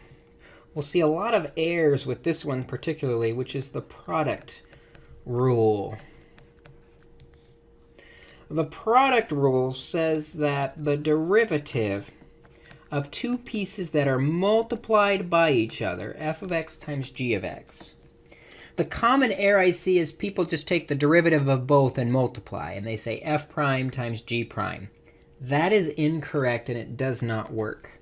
What we actually do is the derivative of the first part times the second part plus the derivative of the second part times the first part.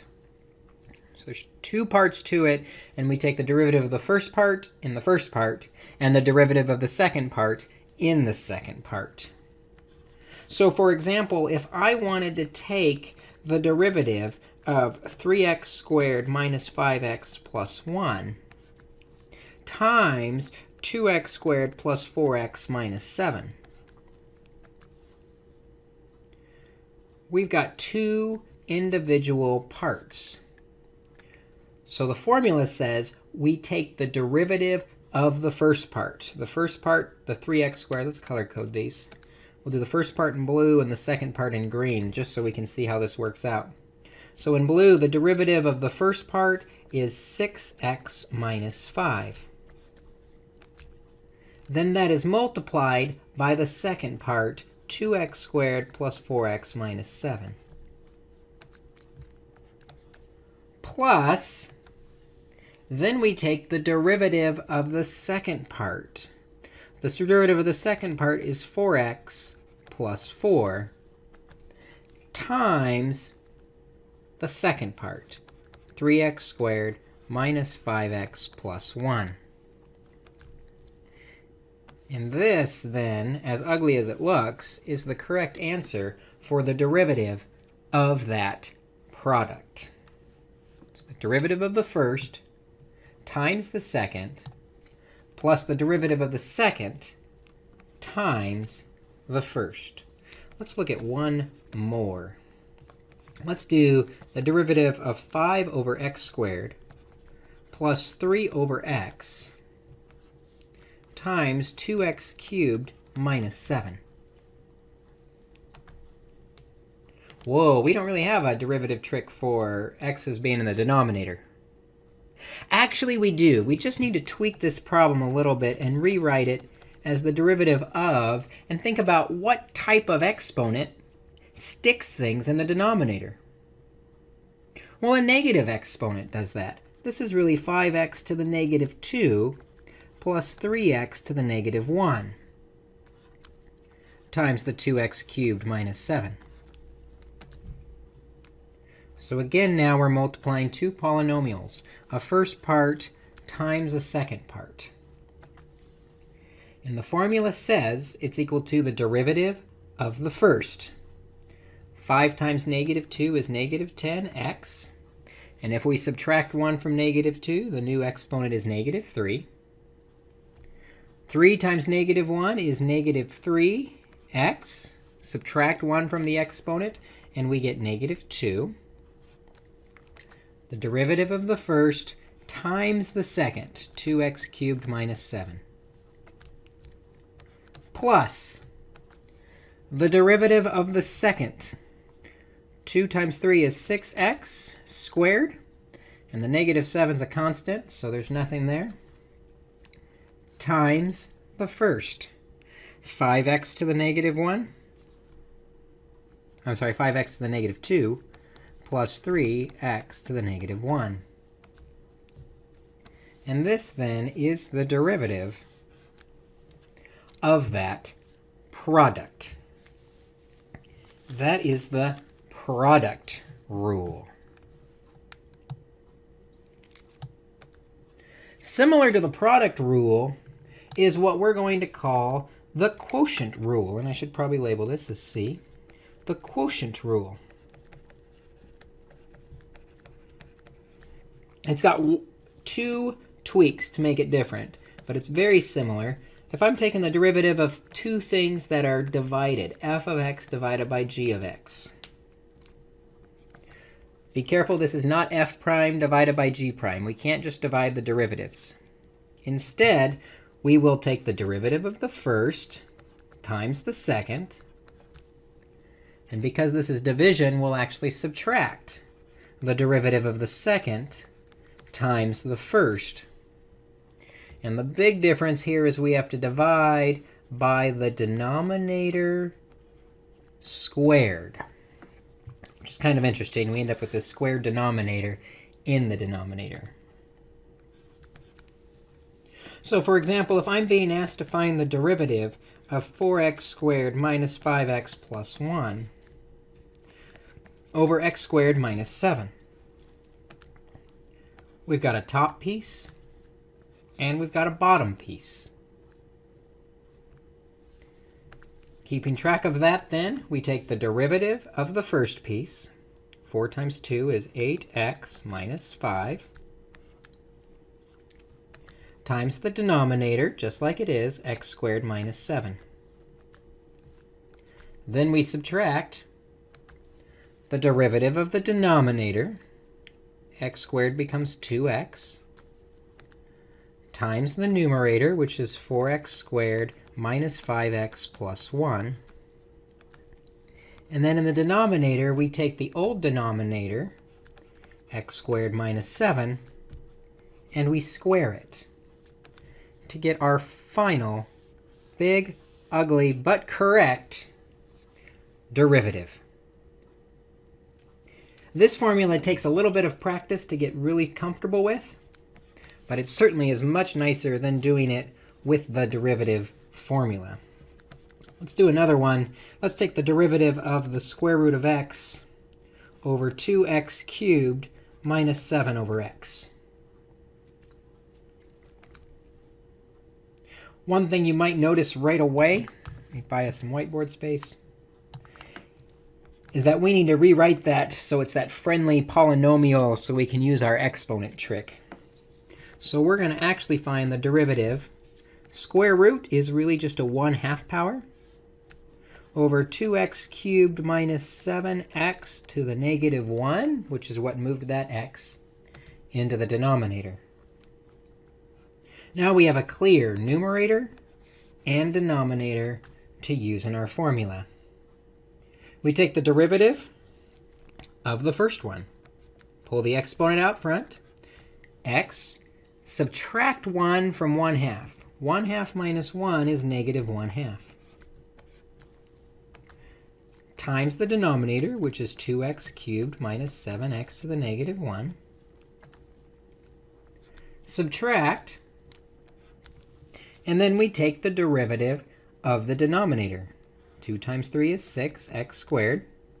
Negative 7 times negative 1 is positive 7, x to the now negative 2,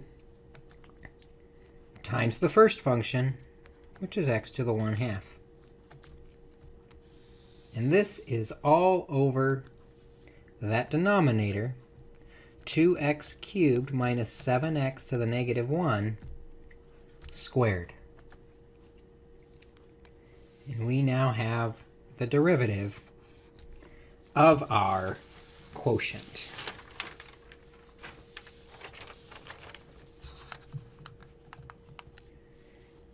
Now that we have a couple derivative rules, we can actually take a look at some applications of the derivative and solve some more interesting problems. And one of the most common applications of the derivative is the relationship between the position of an object, the velocity of that object, and that object's acceleration.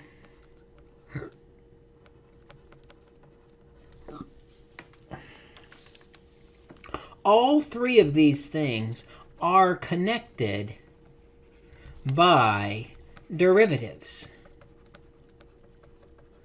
because the derivative is the rate of change. And so the velocity describes how the position is changing. The acceleration describes how the velocity is changing. So these three variables, or functions really, we can make for each of them. The position describes where the object is at time t. And we will use the function s of t to represent the object's position at a given moment of time. But it's moving. And so to describe the speed or rate at which it's moving, we have the velocity, which the velocity can be thought of as speed, but speed doesn't really have a direction. Velocity does have a direction, positive generally meaning to the right, negative generally meaning to the left. So speed with direction, or the rate of change at which the position is changing. So the change in position. So we will use v of t to represent the velocity at a specific point in time. But because it's the change in position, we say that it's the derivative of the position. Finally, we have the acceleration, or how fast the velocity is changing, the change in velocity. And we use a of t to represent the acceleration. And because that's describing the change in velocity, that's the derivative of the velocity, or the second derivative of the position. So knowing that we have this relationship between position, velocity, and acceleration, all connected by the derivative, we can solve problems in relationship to these three questions. So for example, if the position of an object in feet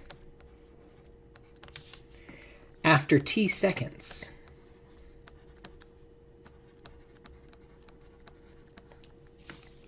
is given by s of t is equal to t cubed divided by 5 minus 3 over t squared, what is its velocity and acceleration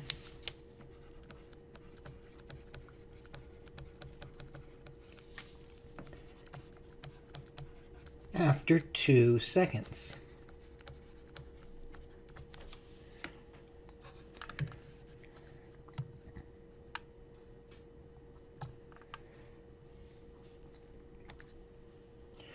First thing I'm going to do with this function is I'm going to change it to be a nicer polynomial, because I don't like having or a nicer rational expression. I don't like having the fraction in a fraction. So I'm going to write that as t to the negative 2. So s of t is equal to t cubed over 5 minus 3 t to the negative 2 power. And then we can take the derivative of this function to find the velocity function. So the velocity at time t, this is a quotient. So we take the derivative of the top, which is 3t squared, times the denominator, which is 5 minus 3t to the negative 2, minus the derivative of the denominator, which is negative 3 times negative 2 is positive 6t to the negative 3, times the numerator, t cubed, all over the denominator, 5 minus 3t to the negative 2 squared. I'm going to clean that up a little bit just so that we can take a second derivative of it, because we're also being asked about the acceleration. So when we distribute through, we get 3 times 5 is 15t squared minus 9. And when we add the exponents, we get 0 t's. And then minus 6, and we have 0 t's. Since we have negative 9 minus 6, I'm going to write that as negative 15. Over, and I'm going to go ahead and square this out. We've got 25 minus 30t to the negative 2 plus 9t to the negative 4.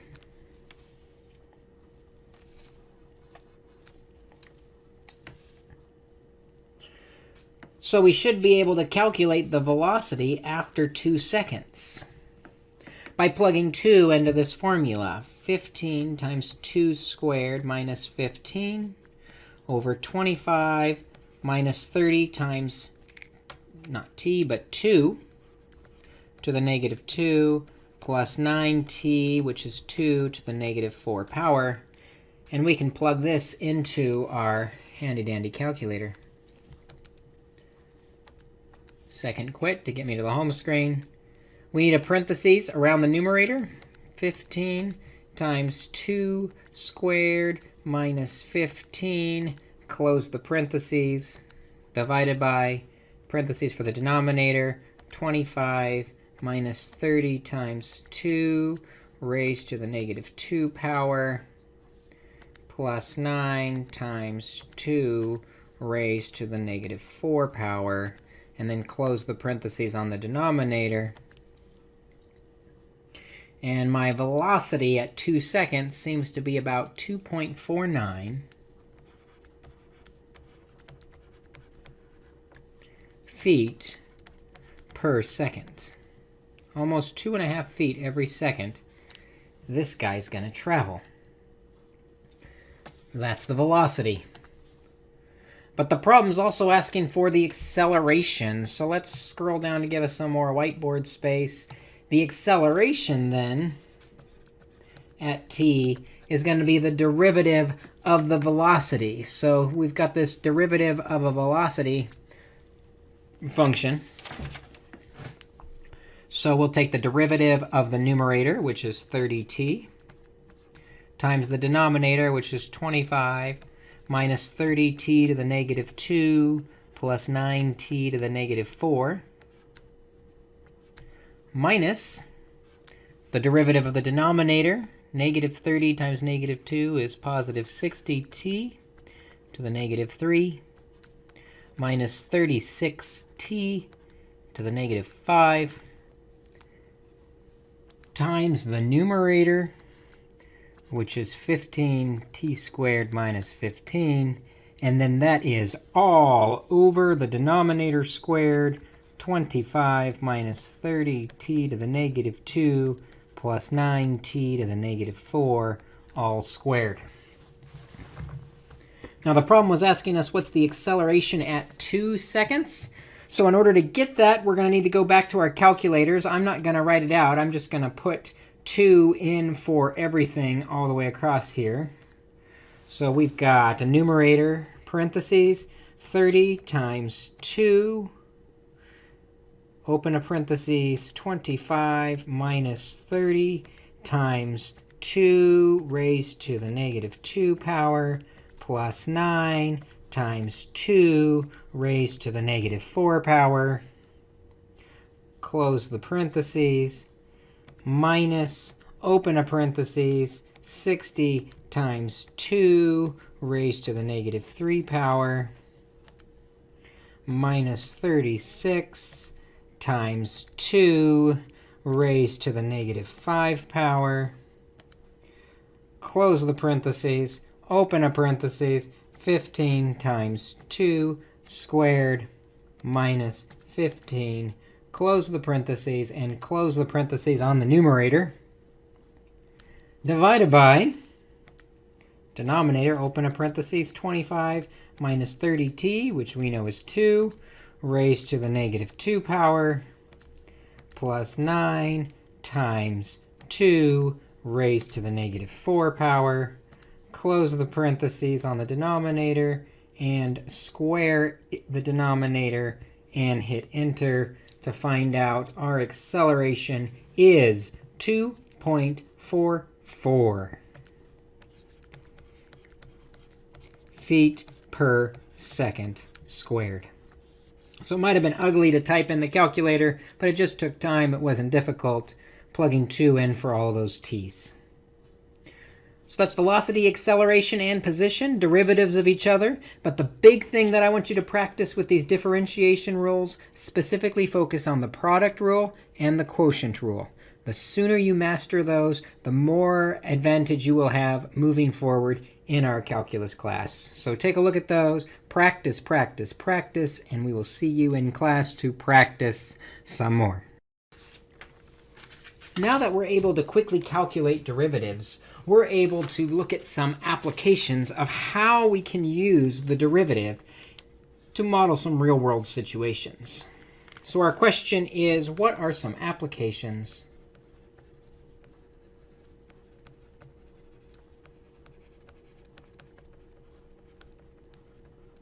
of the derivative?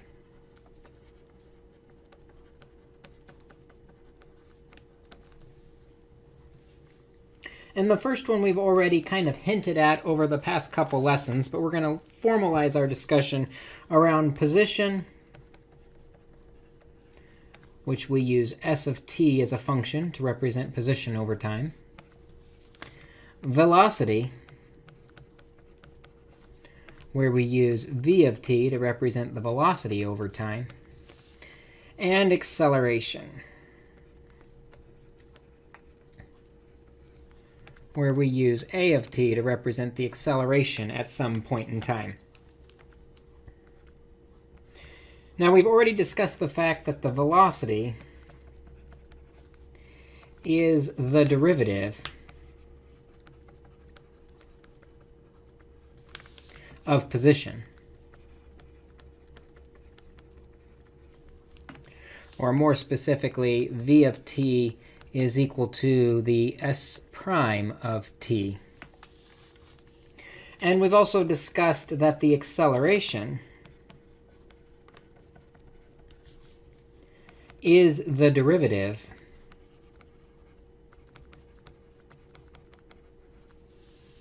of the velocity.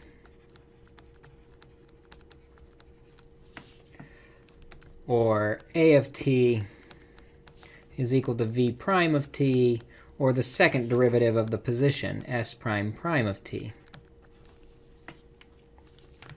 But what we haven't discussed is how velocity and acceleration work together or against each other.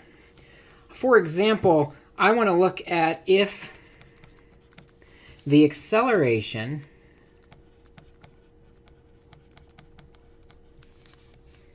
is in the same direction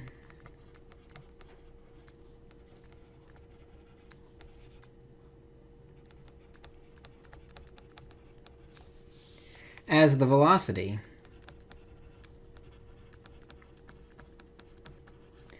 In other words, we're getting more and more push in the direction that we're going. If you think about the football player who's trying to get the first down on third and inches, the players on his own team are pushing him as he accelerates in the same direction as the push. He's going to end up going further and faster. So the object is going to, let me put the word the in front. The object will speed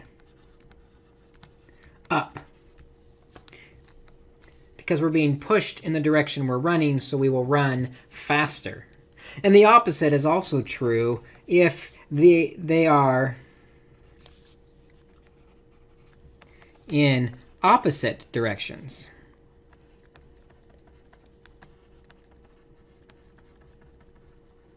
Sticking with the football player analogy, you've got a football player running downfield, and the defender grabs him and pulls him backwards. It doesn't necessarily mean he's going to go backwards, but he's not going to go forward at the same speed because those forces are in opposite directions. So because the push and the speed are in opposite directions, it, or the person, slows down. So the acceleration pushes or pulls to either speed up or slow down. The question is, are they going in the same direction? So let's look at an example. The position of an object.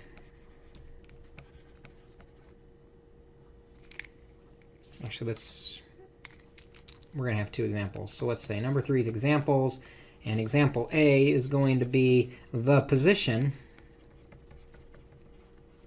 of an object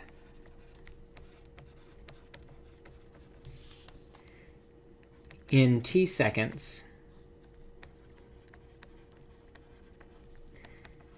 is given by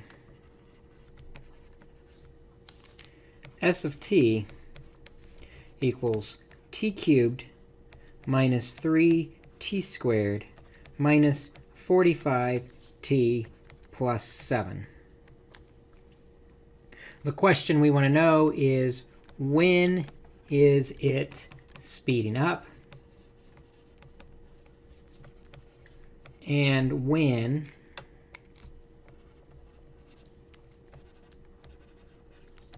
is it slowing down? When are the acceleration and velocity pushing in the same direction? And when are they pulling against each other in opposite directions? Let's get us some space to work on that, and we'll attempt to answer that by first finding the function for the velocity, which is the derivative of the s of t. And the derivative there is going to be 3t squared minus 6t minus 45. The acceleration, then, is going to be the derivative of the velocity, which is going to be 6t minus 6. So we need to know when these are changing directions. When does the velocity change directions from left to right? When does the acceleration change from speed up to slow down or push to pull? And so really what we need to know is, when do they each cross the threshold of 0? Because that's when they change directions from positive to negative, from push to pull, from faster to slower. So for each of these, we're going to solve for when they equal 0. So with the velocity, 0 equals 3t squared minus 6t minus 45. And we can solve that by first factoring out the GCF of 3, t squared minus 2t minus 15.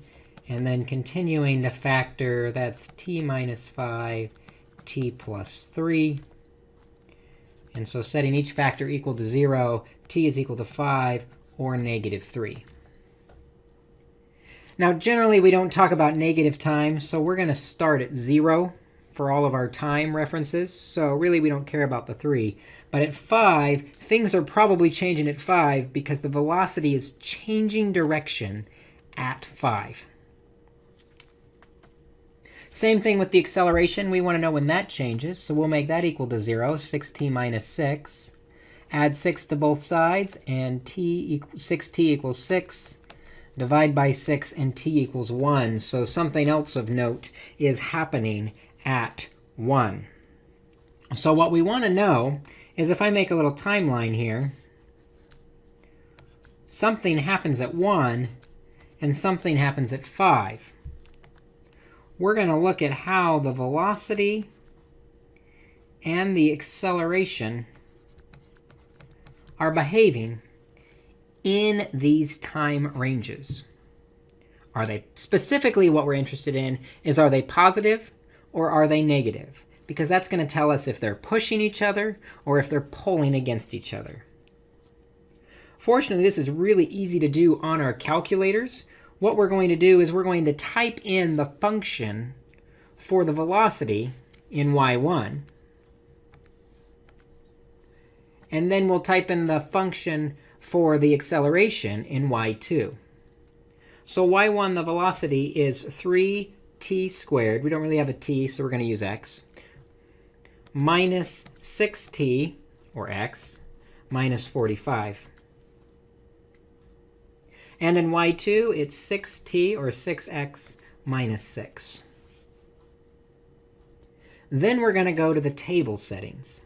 Second table. And we can delete out whatever we were working on before. And what we'll do for our x is we're going to pick an x that falls within each range on this number line.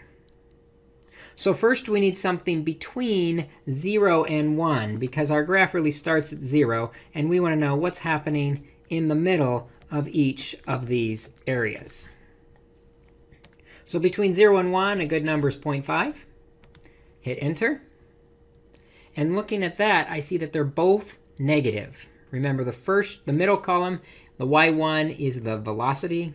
The next one, the y2, is the acceleration. But they're both negative, and that's what's important to me right now, is they are negative between 0 and 1. Now let's pick something between 1 and 5. Maybe 3. 3 falls between 1 and 5. Notice there, the first one, the velocity is negative, but the acceleration is positive. So the velocity is negative, but the acceleration is positive. Finally, we need something past 5, maybe 8. We can pick any number past 5. And when I do that, I see that they are both positive. So the velocity is positive, and the acceleration is positive. Now we're ready to kind of interpret what we've got here. When the velocity and the acceleration are both going in the same direction, notice between 0 and 1, they're both negative. That means the velocity, it's going backwards, and the acceleration is pushing further backwards. Same direction, we're going backwards at a faster and faster rate. We're actually speeding up between 0 and 1. Then between 1 and 5, we see they're going in opposite directions. The velocity is negative, so we're going backwards, but the acceleration is pulling it forward. So it's starting to slow down and slow down and slow down because they're pulling in opposite directions. Until finally the acceleration wins and gets the velocity going in the other direction, and now they're both going in the positive direction, with the acceleration pushing in the positive direction, so we're going faster and faster. So again, when they're the same, we're speeding up. When they're different, we're slowing down. So giving it as a range, this item is speeding up between 0 and 1 second.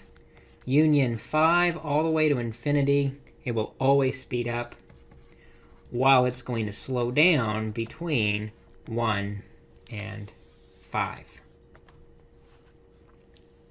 Let's do another example where we can take a look at how the position of an object is changing, whether it's being pushed or pulled in the same direction or in the opposite direction. So let's say the position of an object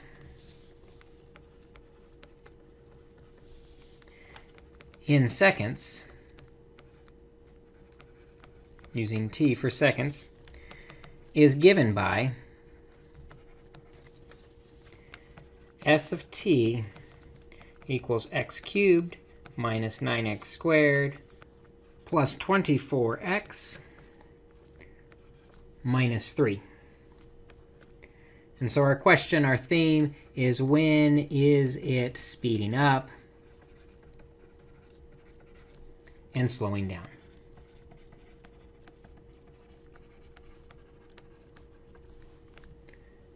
And we can decide that by looking at the velocity function and the acceleration function and determine when they're pushing or pulling in the same direction or opposite directions. So the velocity, that's just the derivative of the position, which is 3x squared minus 18x plus 24. The acceleration, it's the derivative of the velocity, so that's 6x minus 18. And we're specifically interested when both of these are changing between positive and negative, because that's where things are going to change. And they change at 0. So 0 equals 3x squared minus 18x plus 24. On the velocity, we'll factor out a 3, x squared minus 6x plus 4. Nope, plus 8. Sorry, 24 divided by 3 is 8. 0 equals 3 times x minus 4 times x minus 2. And so this time we have two solutions, x equals 4 and x equals 2. With the acceleration, we get our other key point by making it equal to 0, 6x minus 18. If we add 18 to both sides and divide by 6, we get x is equal to 3. So something is probably happening at 2, 3, and 4. So we'll make our little number line here. 0, 2, 3, and 4. And we're going to be interested in what happens to the velocity and what happens to the acceleration. Again, we'll use our calculator to help us do this a little quicker. Hit y equals. And we're going to clear out the functions that are in here.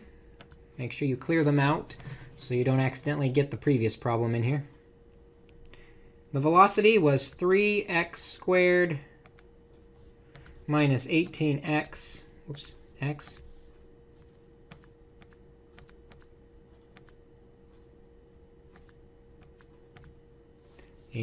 There we go.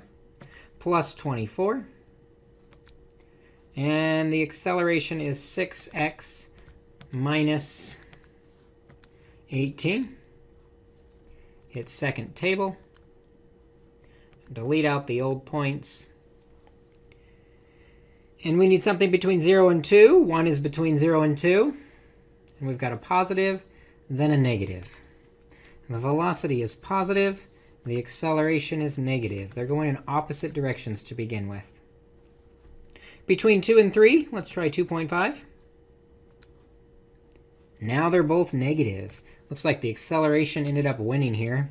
So the velocity is negative, and the acceleration is negative. Pick something between 3 and 4, maybe 3.5. Now notice the velocity is negative, but the acceleration has changed to positive. So the velocity is still negative, but the acceleration is now pulling it in the positive direction. And finally, bigger than 4. We can pick any number bigger than 4. I picked 5. We see they're both positive. So now the velocity is positive, and the acceleration is positive. And it's going to stay that way all the way up to infinity.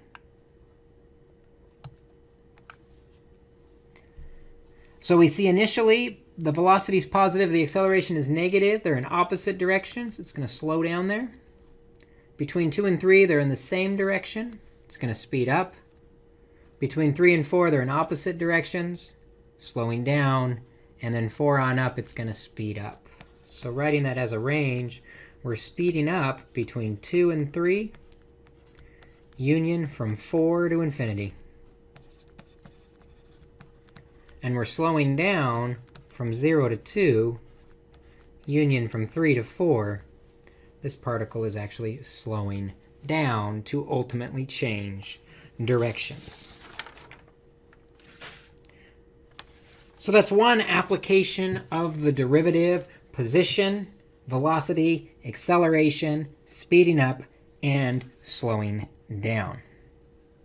A second application that we're going to take a look at is in business, with the idea of revenue, cost, profit, and what are called marginal changes. When we say a marginal change in business, that is the change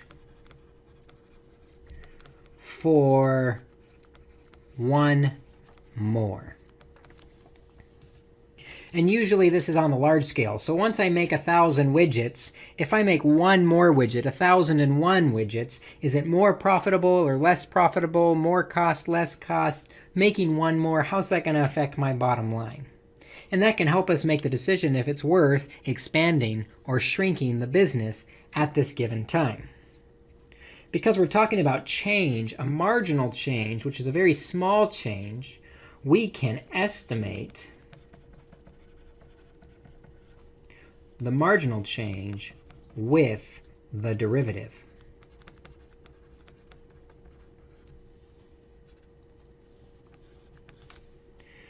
Let's break down some of these business terms. We've got cost, which we normally represent with C of x. And we've got marginal cost.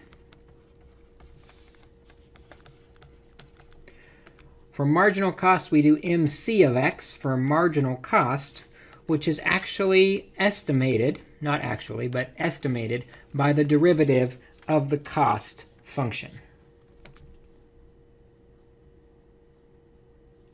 We've also got revenue. Revenue, we usually use R of x for revenue. And often we have to find that because what we actually have is some price function that needs to be multiplied by the number of things that we sell. So if the price is $5 and we sell 7, 5 times 7, we've made $21 in revenue. This price function, the price per item, is often a function, because the price is going to be dependent on various variables. So we've got the revenue, and we've also got marginal revenue. And as you might expect, we use MR for marginal revenue of x, which can be estimated using the derivative of the revenue. And finally, what we're always interested in business is the profit. The profit is P of x, which is simply calculated by taking the revenue, or the amount of money we took in, and subtracting the cost that it took to bring in that money. And we also have a marginal profit, or how much more money do we make for selling one more. So marginal profit of x, as you might expect, is equal to the derivative of the profit at x. So those are kind of the parts of the profit function. Let's take a look at some examples and see if we can wrap our head around what is this marginal profit, marginal cost, and marginal revenue. First, the cost to develop a product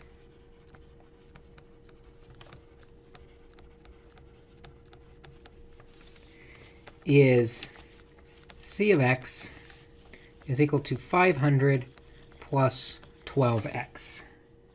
Startup cost of 500, and then each one cost $12. We want to know what is the marginal cost of the 100 first item.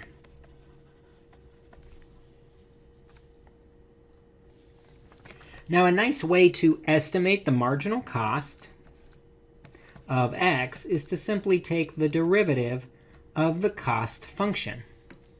Well, this is really nice because the derivative of 500 plus 12x is just 12.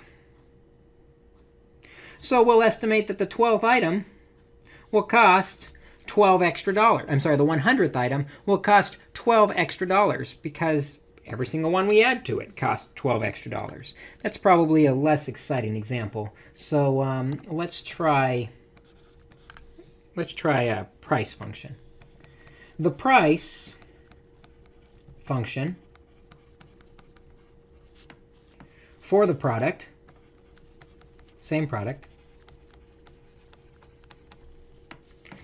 is P equals 126 minus 0.15,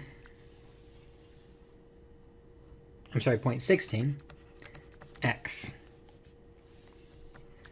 We want to know what is the marginal revenue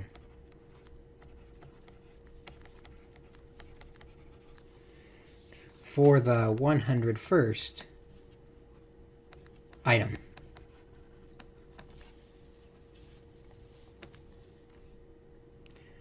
So first we need to know what is the revenue equation or expression, function. Remember, revenue is always x times the price function. The number of things we sell times the price for each one of those. So that's 126 minus 0.16x. And if I distribute to make the derivative easier, 126x minus 0.16x squared. So then the marginal revenue of x is pretty darn close to the derivative of the revenue. So that's 126 minus 0.32x. And we want to know the marginal revenue of the 101st item. So we can plug 101 into this function to estimate it. 126 minus 0.32 times 101. And quickly typing that in my calculator, we'll get $93.68. Which means after I've sold 100 items, the 101st item is going to make me another $93.68. Or so. How accurate is that estimate? Because remember, I did say it is an estimate. Let's find out. Note the actual.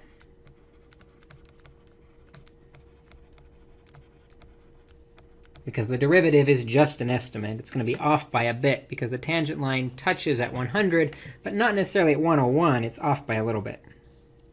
So we could calculate the revenue at 100. How much revenue we've already made at 100. So the revenue equation was 126 times 100 minus 0.16 times 100 squared.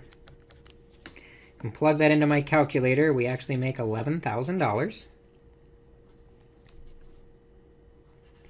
The revenue at 101 is 126 times 101 minus 0.16 times 101 squared. We make $11,093.84. And so if we want the marginal revenue, that's how much more we made for the 101st item. We subtract these. 11,093.84 minus 11,000. We actually get $93.84 is the actual marginal revenue. The 101st item actually brings us in $93.84. But much quicker with the derivative, we estimated $93.68, which is pretty darn close and probably good enough for this business to make a decision based on. We're not going to care about less than about 15 cents, 16 cents. Of a difference when we're trying to make decisions on our product, whether to expand or contract. So that's why it's always better to use the derivative, because it's quicker, it's easier, it's clearer to understand. The actuals just take too long to calculate and really don't make much of a difference. So we've done cost and we've done revenue. Let's add one more, though. What's the marginal profit?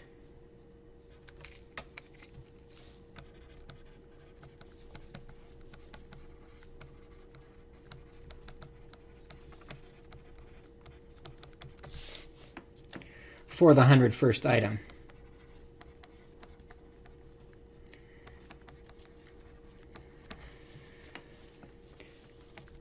Well, remember, P of x, the profit, is equal to the revenue function minus the cost function. And the revenue function, we've got it up here above on part B. It's 126x minus 0.16x squared minus the cost function, which was given to us up here in part A, 500 plus 12x.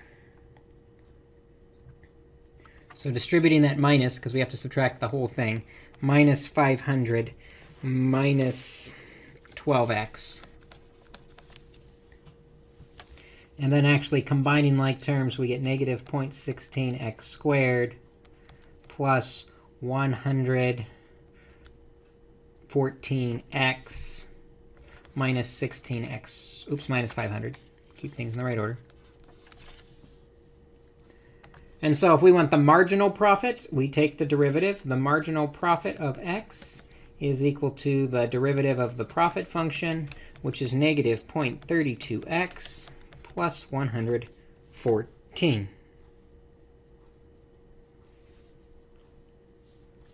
And we want the marginal profit of the 100 first item. So plugging 101 in there, negative 0.32 times 101 plus 114. If we were to make one more item, we would make an additional $81.68. Our marginal profit.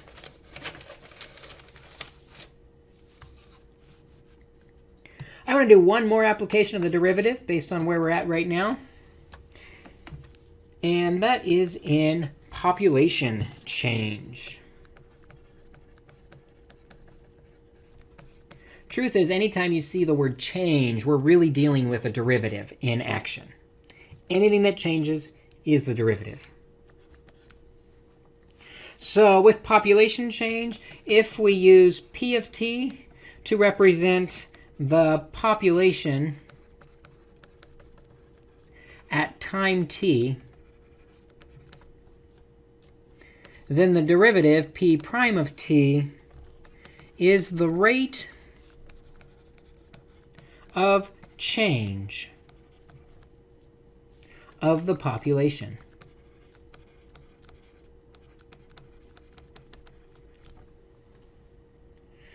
So for example, if I have a bacteria population that is growing according to the function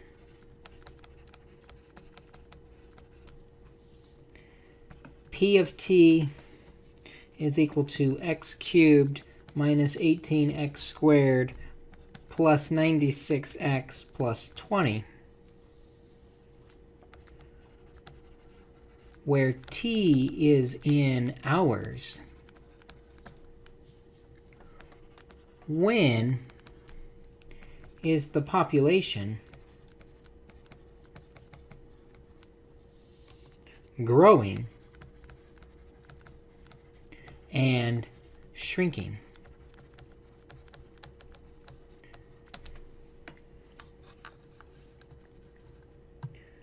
We want to know when it's growing and shrinking. We're talking about the derivative. We're talking about the change.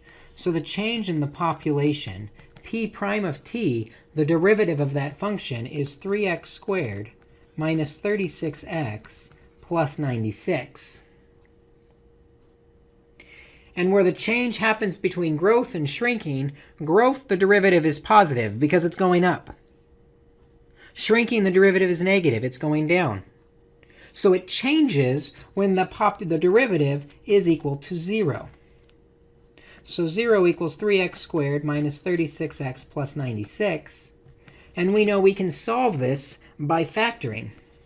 Factor out the GCF of 3 times x squared minus 12x plus 32. 0 equals 3 times x minus 8 and x minus 4. I probably should have t's, not x's, because it's P of t. I'll change to P of x, then it works. P of x.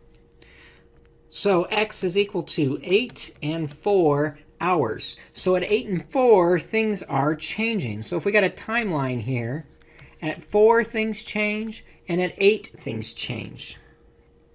What is happening with P prime of x? What is happening to the derivative? Are we increasing or decreasing? Is the derivative positive or negative? So again, we'll go to our calculator, hit y equals, clear out these other formulas. And our population is changing according to 3x squared minus 36x plus 96. And if we hit second table, we can try out a few values for time and see if the derivative is positive or negative. If it's positive, it's increasing. If it's negative, it's decreasing. Between 0 and 4, we'll try 2. We see it's positive. Between 4 and 8, we'll try 5. Negative. Bigger than 8, 9. It's positive. So it goes positive, negative, positive. Positive, negative, positive. So what that means is the population is growing wherever the derivative is positive. Between 0 and 4 hours, union. And then from 8 to infinite hours, it's never going to stop growing. And it's shrinking in between 4 and 8 hours because the derivative is negative. So we're talking about population, business, and physics with velocity and acceleration, a couple key applications of the derivative. We'll talk about more as the course develops, but that's enough to get you going for now. We will see you in class to dive into these a little bit deeper. Up until now, we've avoided really talking about trigonometric functions and the derivatives. So today we're going to attempt to answer the question of what are the derivatives of the trig functions, sine, cosine, tangent, and also the less used ones of cosecant, secant, and cotangent. And to begin setting this up, we're going to look at the graph of f of x equals sine x. And you'll remember from your days of trigonometry, it has a maximum of 1 and a minimum at -1. And then at pi over 2, pi, 3 pi over 2, and 2 pi, things get exciting.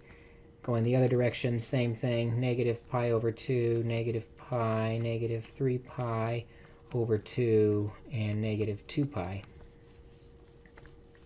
And if you remember, the sine of x starts at 0. It reaches a maximum at pi over 2, back to 0, minimum at 3 pi over 2, and back to 0, doing kind of the same exact thing in the opposite direction when we are on the other side. So the sine of x is this familiar graph. If that's the sine of x, then what I want to graph next to it is see if we can graph the derivative of the sine of x.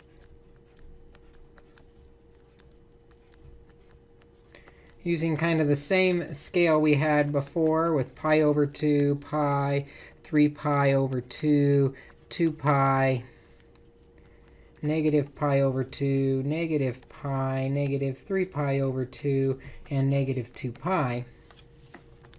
And what I want to notice as we graph the derivative, f prime of x, as we graph the derivative, I want to notice first off where the derivative is 0. Notice the derivative is 0 at negative 3 pi over 2. It's 0 at negative pi over 2. It's 0 at positive pi over 2. And it's 0 at 3 pi over 2. And also I want to notice it starts out increasing. It starts out increasing from the negative 2 pi up to the 0. So that means it's going to start positive down to our negative 3 pi over 2. Then it's decreasing, meaning our derivative is negative up until it reaches pi over 2. Then we're going uphill and we're positive again up until the graph equals pi over 2, then decreasing all the way until we equal 3 pi over 2, then increasing or positive all the way up to 2 pi. And so we end up with this derivative graph. And what's interesting is this derivative graph should look familiar to us. Notice at 0, it starts at 1, and it's got the same shape as our familiar cosine of x function. So in other words, what we've discovered here is that the derivative of sine appears, at least from the graph, to be the cosine of x. Well, let's take the derivative of this graph. It's a little too tall. I want to have room for a label. And doing the same thing now. Whoops. Let's try that again.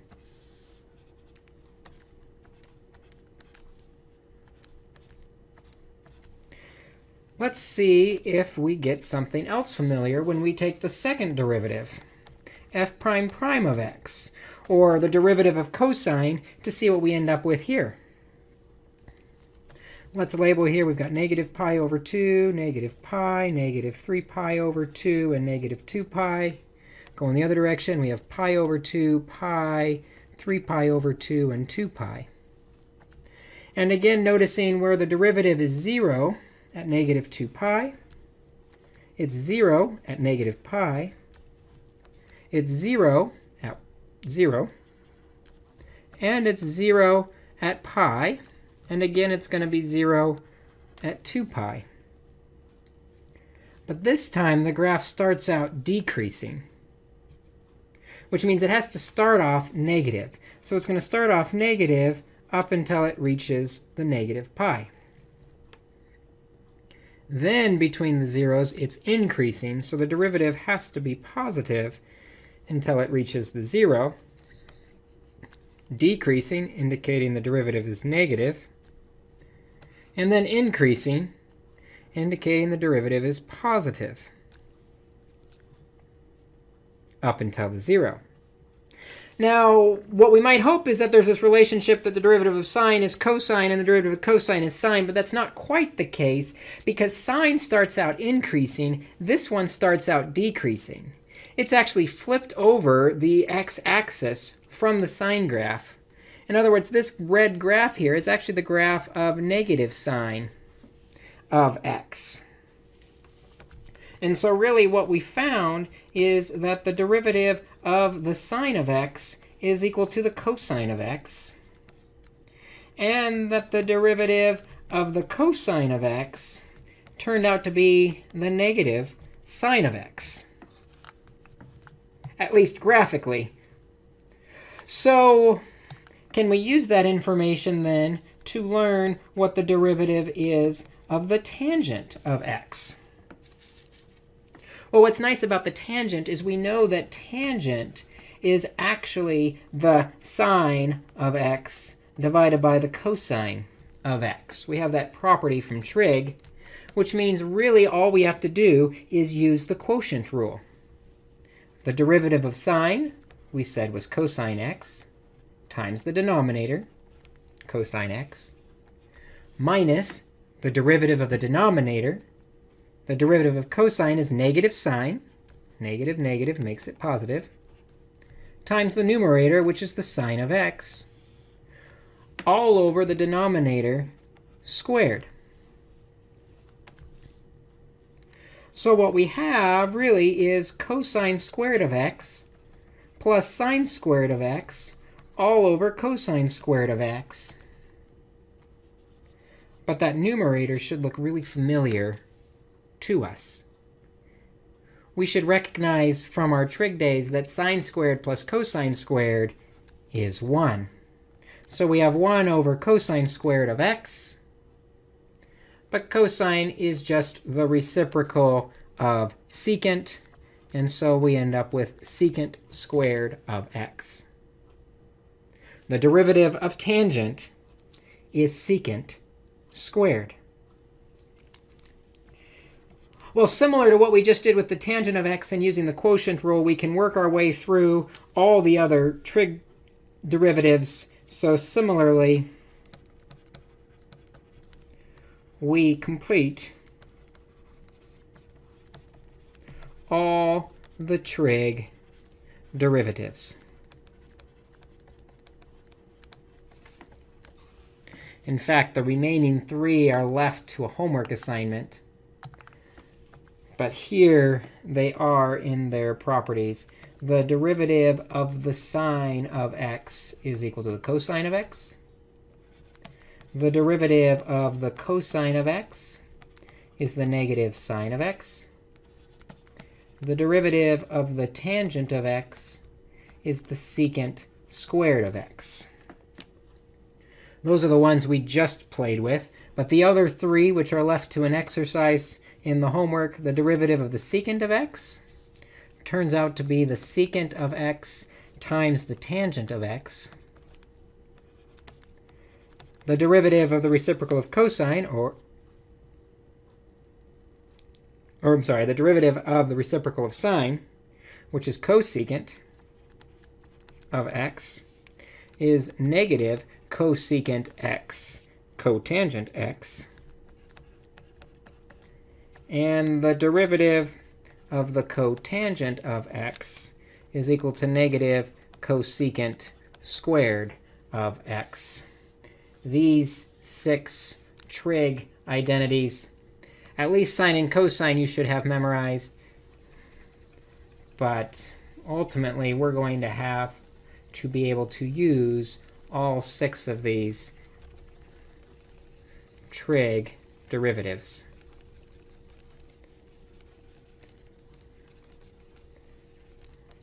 Six important formulas for us to learn. And that's what we're going to focus on today. Actually, that's all there is that's new. We can just combine all of this with things like our product rule, our quotient rule, our polynomial rules, and calculate a whole bunch of derivatives. So let's see if we can use these in a couple examples. First, we're going to look at f of x equals 3x to the 4th sine of x plus 7 over x. Now, one thing you might notice is that 7 over x we can rewrite. So let's rewrite it as 3x to the 4th sine x plus 7x to the negative 1, so we can use our polynomial formulas. And then we'll start calculating the derivative of x, of f of x. First thing I notice is we really have a product rule to start us off. We've got 3x to the 4th times the sine of x. So to do the product rule, we take the derivative of the first, which is 12x cubed, times the second, sine of x, plus the derivative of the second. The derivative of sine is cosine x, times the first. And I'll just put it in front to make it obvious that it's not inside the cosine. And then after the product rule, we still have to take care of the plus 7x to the negative 1. 7 times negative 1 is negative 7. X to the negative 2. And we've got our derivative. Let's try another one that might be a little more involved. Let's say f of x is equal to the cosine of x minus x to the 5th times the cotangent of x plus the secant of x. Now it should be clear here we're working with a product. 2 pieces multiplied together. So we have to do the product rule for f prime of x for the derivative. So we'll take the derivative of the first term, or the first factor. The derivative of cosine x is negative sine x minus x to the 5th becomes 5, x to the 4th, times the second, cotangent x plus secant of x, plus the derivative of the second. The derivative of cotangent is negative cosecant squared of x, plus the derivative of secant is secant x tangent x. And then we have to multiply by the first part, the cosine x minus x to the 5th. And we've got our derivative. One more for this video. F of x is equal to tangent of x minus 3x to the fourth over cosecant of x minus 7.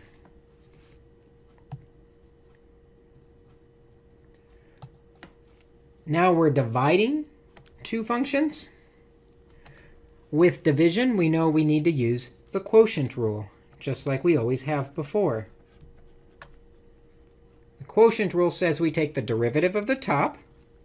The derivative of tangent, we now know, is secant squared of x minus 3 times 4 is 12, x cubed. The derivative of the top times the bottom, cosecant x minus 7, minus the derivative of the bottom. Well, the derivative of cosecant is negative cosecant. So a negative negative makes it positive. Cosecant x cotangent x times the denominator. Or I'm sorry, times the numerator, times the first part. Tangent x minus 3x to the fourth. And that's all over the denominator squared. Cosecant x minus 7 squared.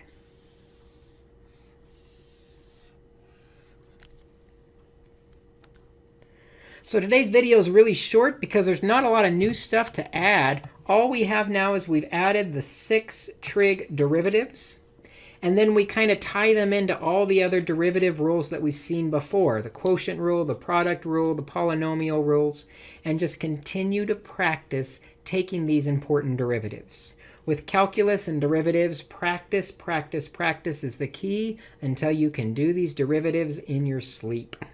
So go ahead and try some of these off the homework assignment. This video is shorter to give you more time to get into the practice, and we'll dive into these more in class. I'll look forward to seeing you then. Quite often when we're trying to find the derivative of a function, we find out we actually have a composite function, or a function inside a function. And so that's the question we're going to address today, is how do we take a derivative of a composite function?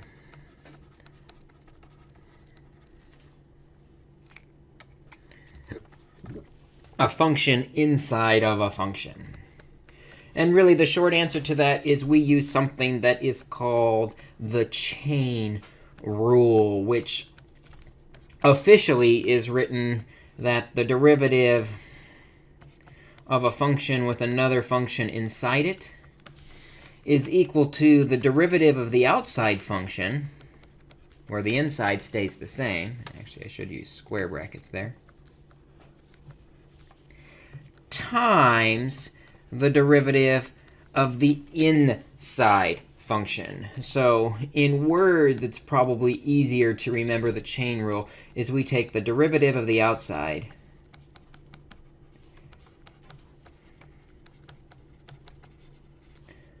times the derivative of the inside. And that's what we're going to take a look at today. I've got 7 examples where we basically do this process over and over again. We take the derivative of the outside times the derivative of the inside. But this chain rule is one that you should be very comfortable with completing, working through in order to take derivatives. So let's take a look at some examples.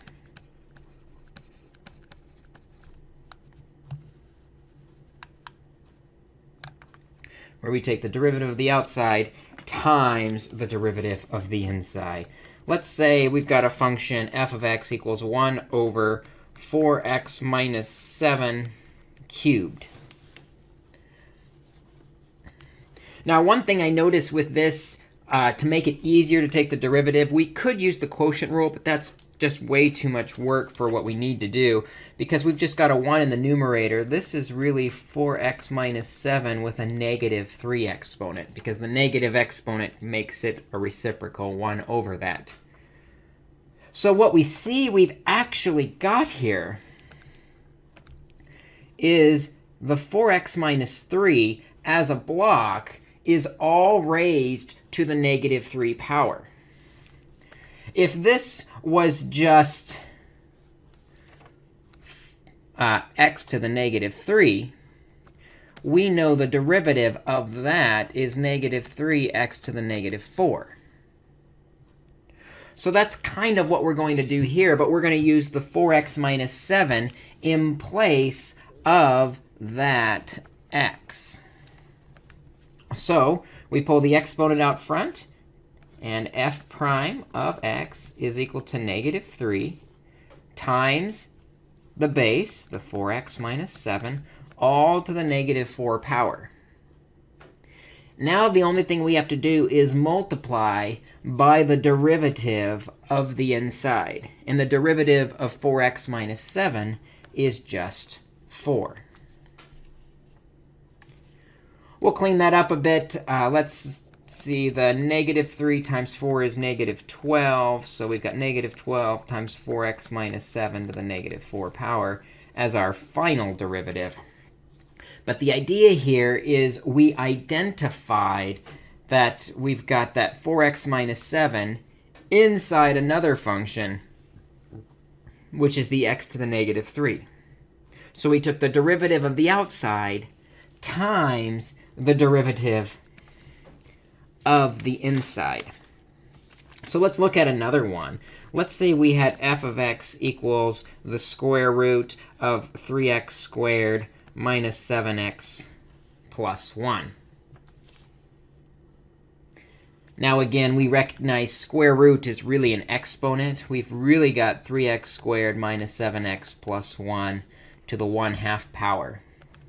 And so what we need to recognize here is we have a function inside of a function. What we really have is the 3x squared minus 7x plus 1, that function sitting inside a 1/2 power. In other words, this is kind of the same idea as if we had x to the 1/2 power. We know how to take the derivative of x to the 1/2 power. That's 1/2 x to the negative 1/2. Bringing the exponent out front and then reducing the exponent by 1. The only difference is instead of having an x, we're going to have the 3x squared minus 7x plus 1. So our derivative is, we pull the exponent out front. It's 1/2 times the stuff, 3x squared minus 7x plus 1. And then we reduce the exponent by 1, giving us negative 1/2. The only thing we have to do in addition is multiply by the derivative of what's inside. The derivative of 3x squared minus 7x plus 1 is 6x minus 7. And there we have our final answer. The only thing we might want to do is clean up a bit because we've got that negative exponent and a fraction going on. I'll leave the 6x minus 7 in the numerator. The 2 is in a denominator. And the 3x squared minus 7x plus 1 with the negative exponent moves down. That just cleans it up. It's not really a needed step, but it does make it a little prettier. But now we have our derivative.